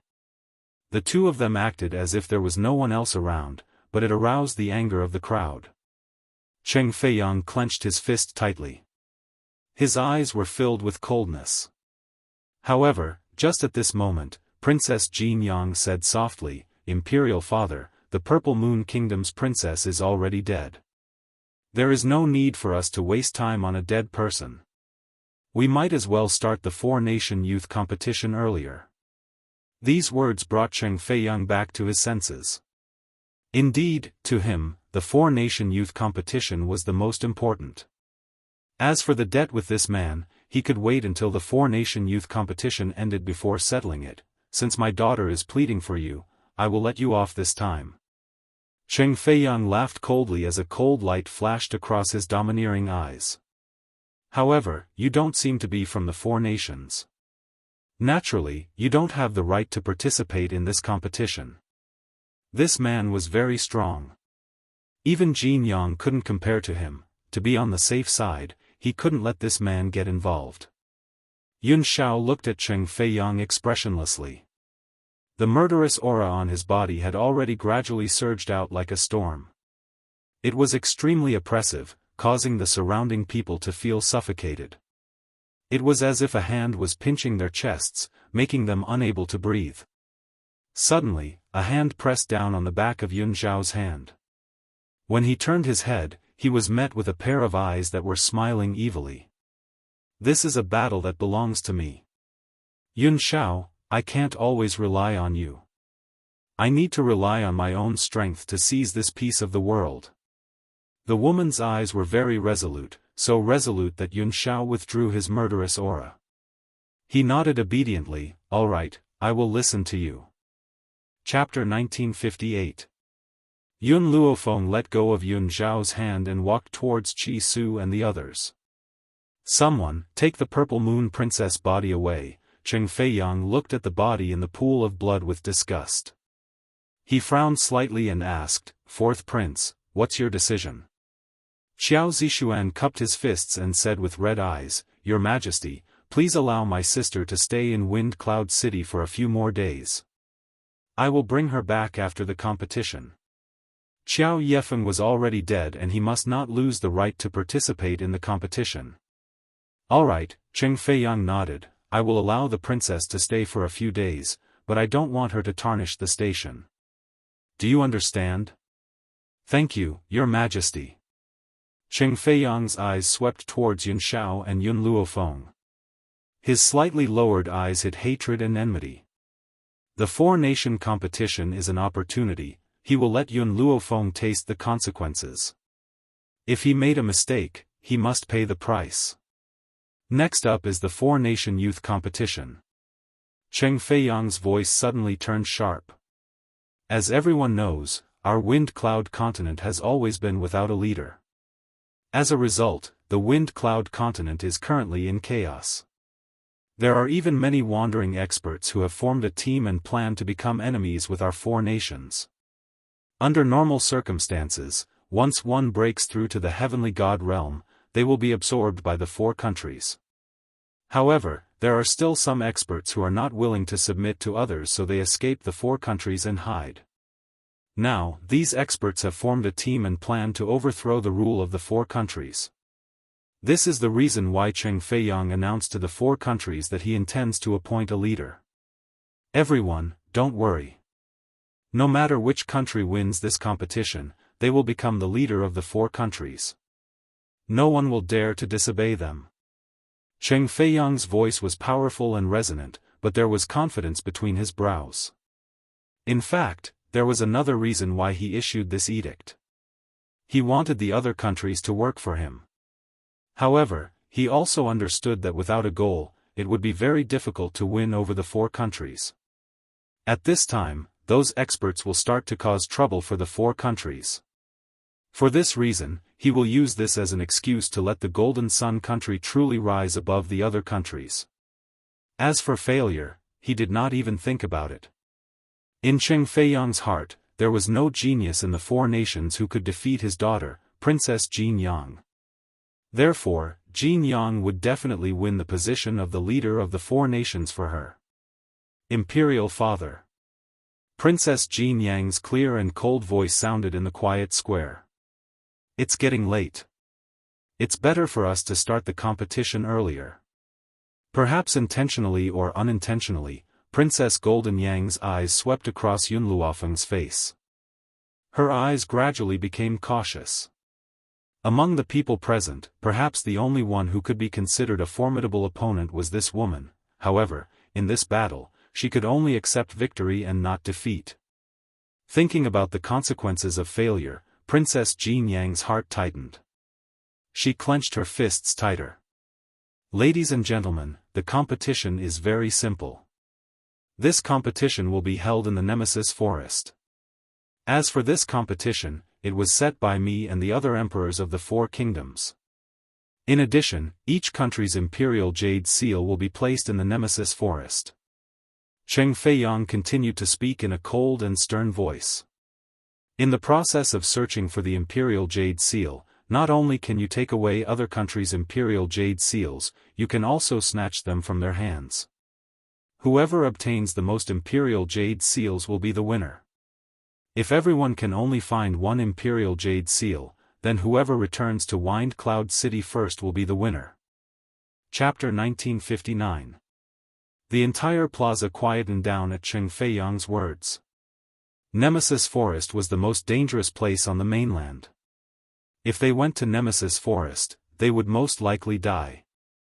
No one would have thought that the 4 nations would use Nemesis Forest as the venue for the 4-nation competition. Everyone, do not worry.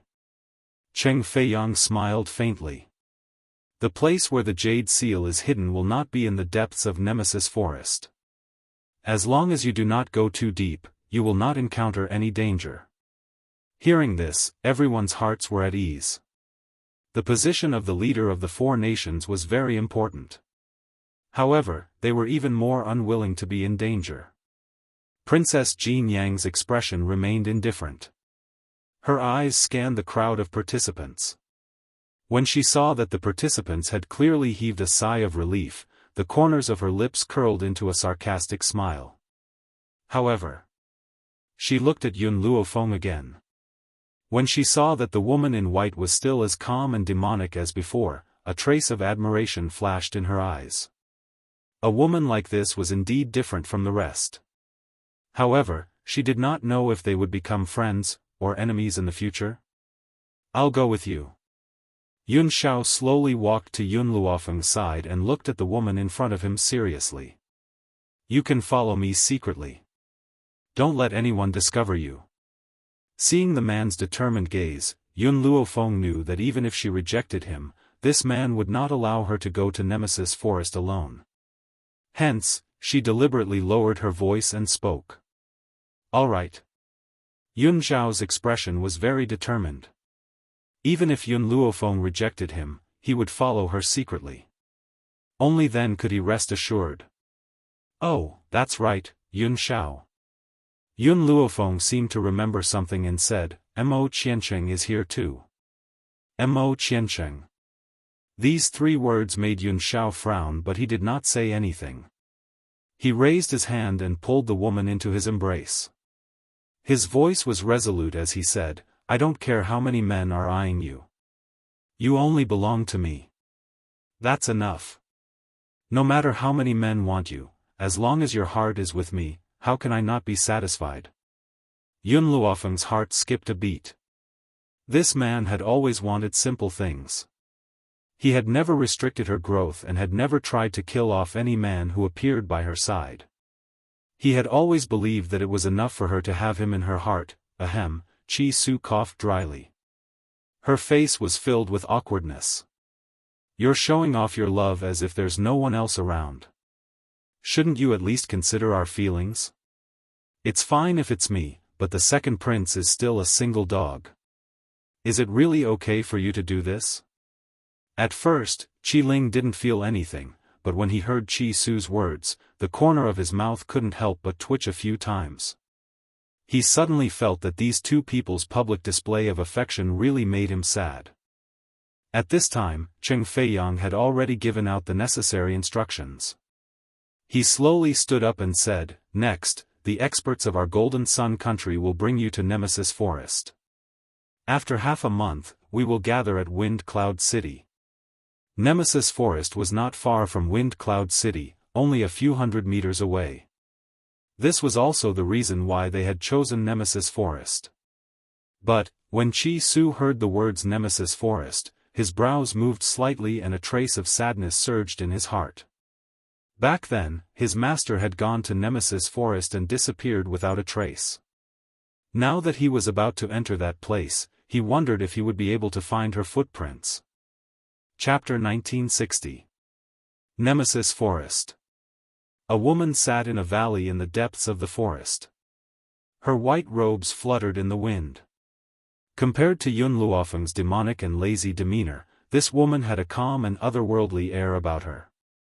Suddenly, a sharp aura pierced through the air and caused the woman in white, who had been sitting cross-legged with her eyes closed, to suddenly open them. Her eyes were cold as she stared icily at the dark sky. "Since you found your way here, why bother hiding? You can come out now." A woman dressed in a flowing green dress appeared in the sky. The woman's face was filled with disdain as she looked down at the woman in white sitting on the ground. The corners of her lips curled up gently. "Yun Yuqing, I never thought that you would be hiding in Nemesis Forest. It's your good fortune that our alliance leader has taken a liking to you. You don't know what's good for you. I really don't know what kind of charm you have to make the alliance leader so infatuated with you." Yun Yuqing's face was expressionless. Her expression was calm. "I don't love him. It's that simple." In reality, she did not know why, but she could not find any interest in any man. It was as if there was someone hidden deep in her heart. However, no matter how hard she tried, she could not remember what that man looked like. There was only a blurry figure that seemed to agitate the nerves in her mind. Yun Yuqing. The woman in green was trembling with anger. She glared fiercely at Yun Yuqing. "Humph, I've come to find you for something else. I remember that before Master passed away, he gave you a seal. Hand over that seal, and I'll spare your life." Yun Yuqing slowly rose to her feet. She was dressed in white and looked as ethereal as a fairy. Her expression was calm and her eyes were unruffled. The Windy Cloud continent is ruled by the 4 nations. They force anyone who is a sky god to join them. That's why Master established the Freedom Alliance. His goal was to protect the freedom of those who were unwilling to join the royal family. However, after Master's death, you went against his wishes and wanted to unify the entire Windy Cloud continent. How are you any different from the 4 nations? Yun Yuqing's voice was overbearing as she walked towards the woman in green. "Because I didn't want to wallow in the mire with you, you want to kill me. And you still keep saying that he loves me?" 3 years ago, she left her disciple and headed towards Nemesis Forest in search of medicine. However, just as she had found the medicine, someone sent her a letter saying that her master was gravely ill and wanted her to return to the Alliance. Who knew that what awaited her in the Alliance was an encirclement? Her master had passed on the seal to her before he died. Back then, she didn't know that the current Alliance leader, who was also her senior brother, was a wolf with wild ambitions. In order to obtain the seal, he did not hesitate to poison her. He had even taken advantage of her when she was in danger to seriously injure her. She had then risked her life to escape from the alliance. She had been on the run all the way until finally, she had chosen to return to Nemesis Forest to recuperate. Yunyuqing, this isn't up to you. I'm here on the Alliance head's orders to retrieve the seal.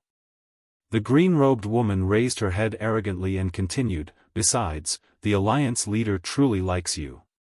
If you had just handed over the seal, the Alliance leader would not have hurt you. Instead, she would have cured you of the poison. Unfortunately, you are too disobedient. The Alliance leader is Master's eldest disciple, so it's only right that he should inherit the Alliance. You have only been in the Alliance for over 10 years. Why should the Alliance be handed over to you? Yunyuqing laughed softly. Even though I don't know what it means to like someone, I do know that when you like someone, you are willing to give everything to them. You would never hurt the person you like. He only wants to possess me, he doesn't like me. Chapter 1961. It seemed like, there was a man who truly loved her and loved her as much as his own life. Why couldn't she remember? Yunyuqing rubbed her aching forehead and frowned slightly. Her frown made her look even more pitiful. The green-clothed lady gritted her teeth. What was so good about this vixen? Why did the Alliance leader like her so much? An ungrateful woman like her did not deserve the Alliance leader's love. Yunyuqing, don't blame me for being rude if you insist on not handing over the seal. The green-clothed lady sneered. Yunyuqing was invincible within the ultimate god realm. It could be said that no ultimate god could defeat her. That was why she was so famous in the mainland. However, Yunyuqing had yet to recover from her injuries. How could she possibly be a match for her? Boom! Yunyuqing's aura surged when she saw the green-clothed lady about to attack. Her cold gaze was like a sharp sword that pressured the green-clothed lady so much that she could not breathe. Panic flashed through her heart. Wasn't she still injured? Where did she get such a strong aura? Lang Xinyue, do you really think you can do whatever you want just because I'm injured? Back then, I, Yunyuqing, could defeat dozens of godly venerables on my own. Why would I need to expend so much effort to deal with a mere you? Her lips curled into a faint smile as she looked indifferently at Lang Xinyue. Lang Xinyue's eyes flashed with panic. You're fine. You want to know if I still have my previous strength? You can try. If you hadn't poisoned me, I wouldn't be afraid even if there were 100 of you at the same time. Yunyuqing took a few steps closer to Lang Xinyue. Lang Xinyue took a few steps back. She was used to being cautious. She didn't dare make a move until she was sure that Yunyuqing had truly recovered from his injuries. However, she was not willing to be at a disadvantage and bit her lip. Yunyuqing, I know you accepted a disciple in Drifting Wind Nation. If it wasn't for the Alliance leader dealing with important matters and comforting the old men in the Alliance, I would have gone to find trouble with your disciple long ago.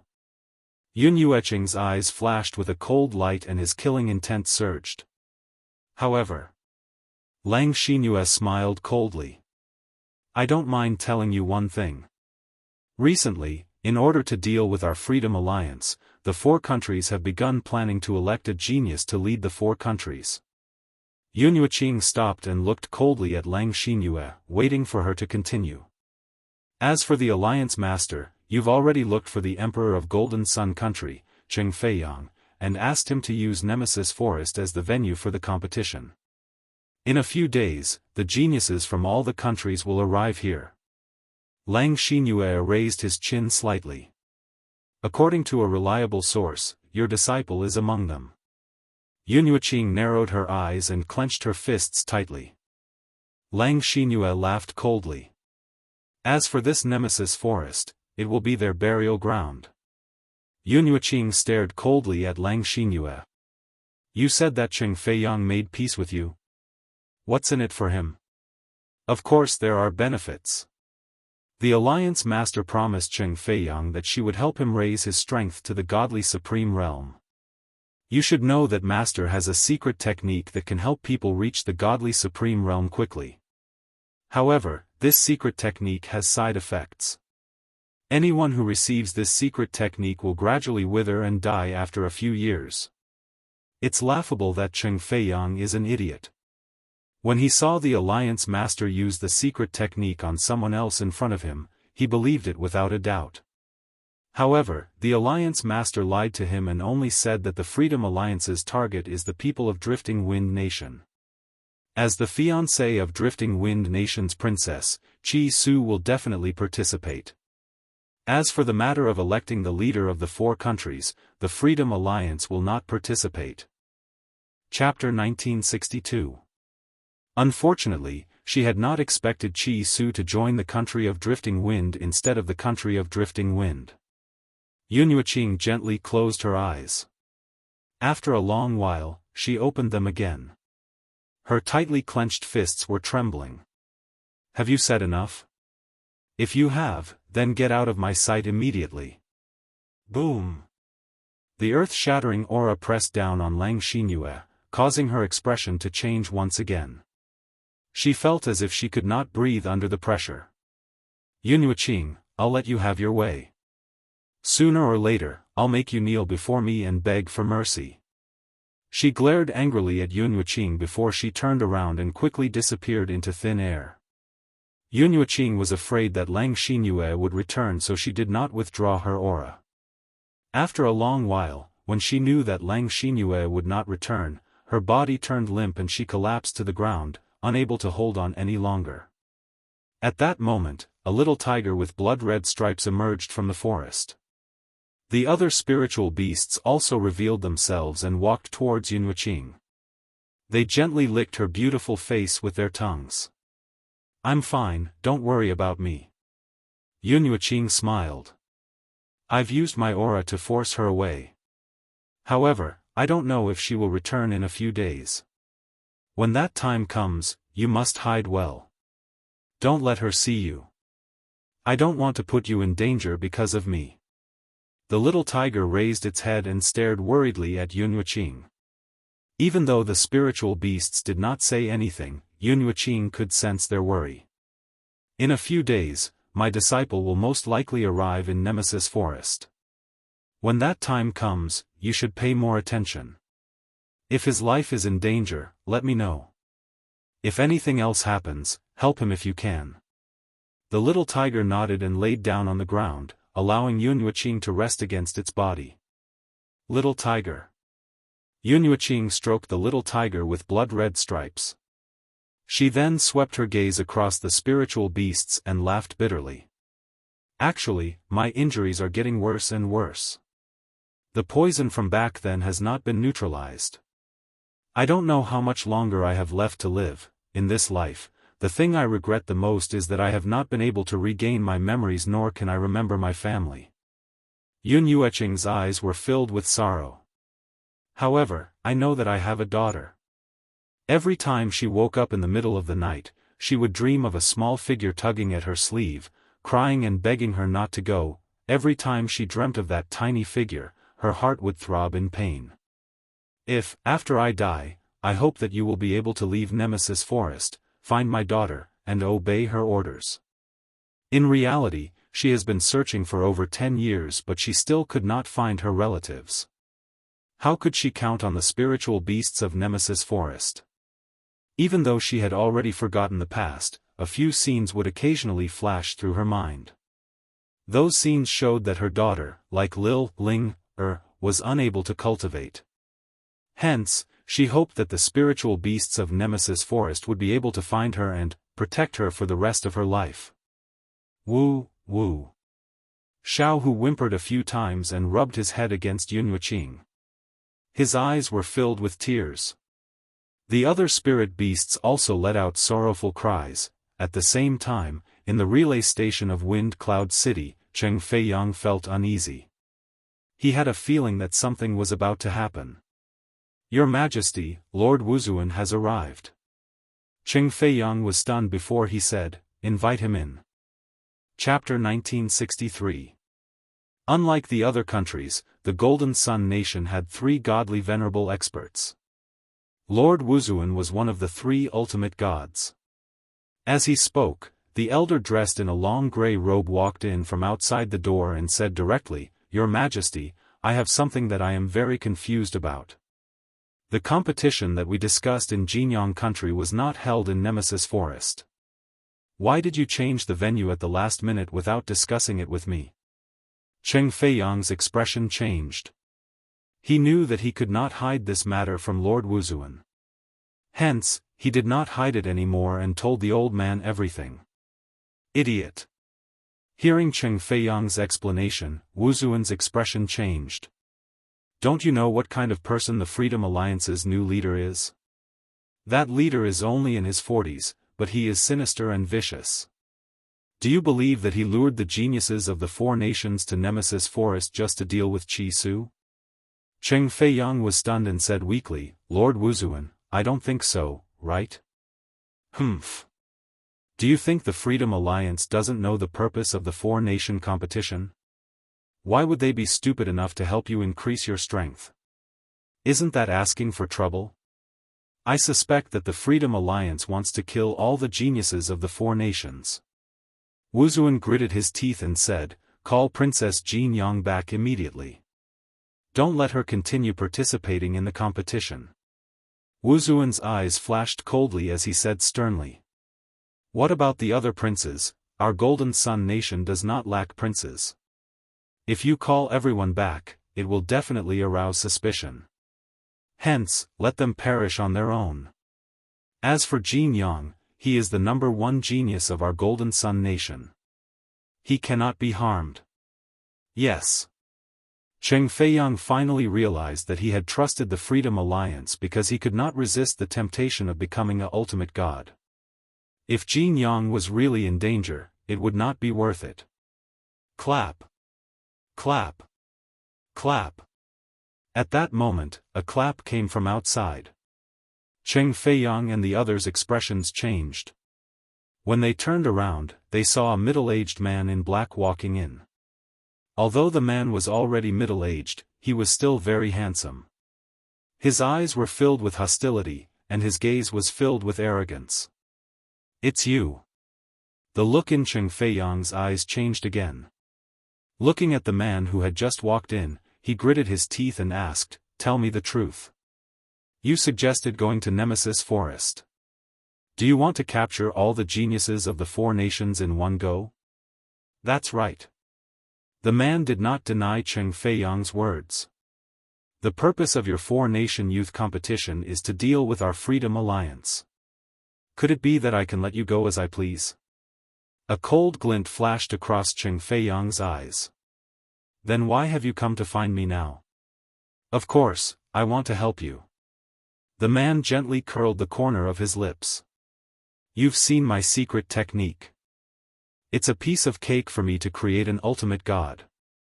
Do you think you can defeat the Freedom Alliance by relying on the alliance of the four countries?" Cheng Feiyang's heart skipped a beat. He recalled the power that the man had displayed earlier, and his forehead began to break out in cold sweat. He raised his head, wanting to wipe off the sweat on his forehead. Who knew that the more he wiped, the more there was, and he was unable to wipe it clean. "What is your purpose?" Wuzuan asked as he looked coldly at the man. "It's very simple. I want your Golden Sun nation to listen to my commands. Of course, I will do as you wish and help your Golden Sun nation become the leader of the four nations. Furthermore, I will kill the other geniuses of the four nations." The man's lips curled up slightly. His voice was filled with a strong killing intent.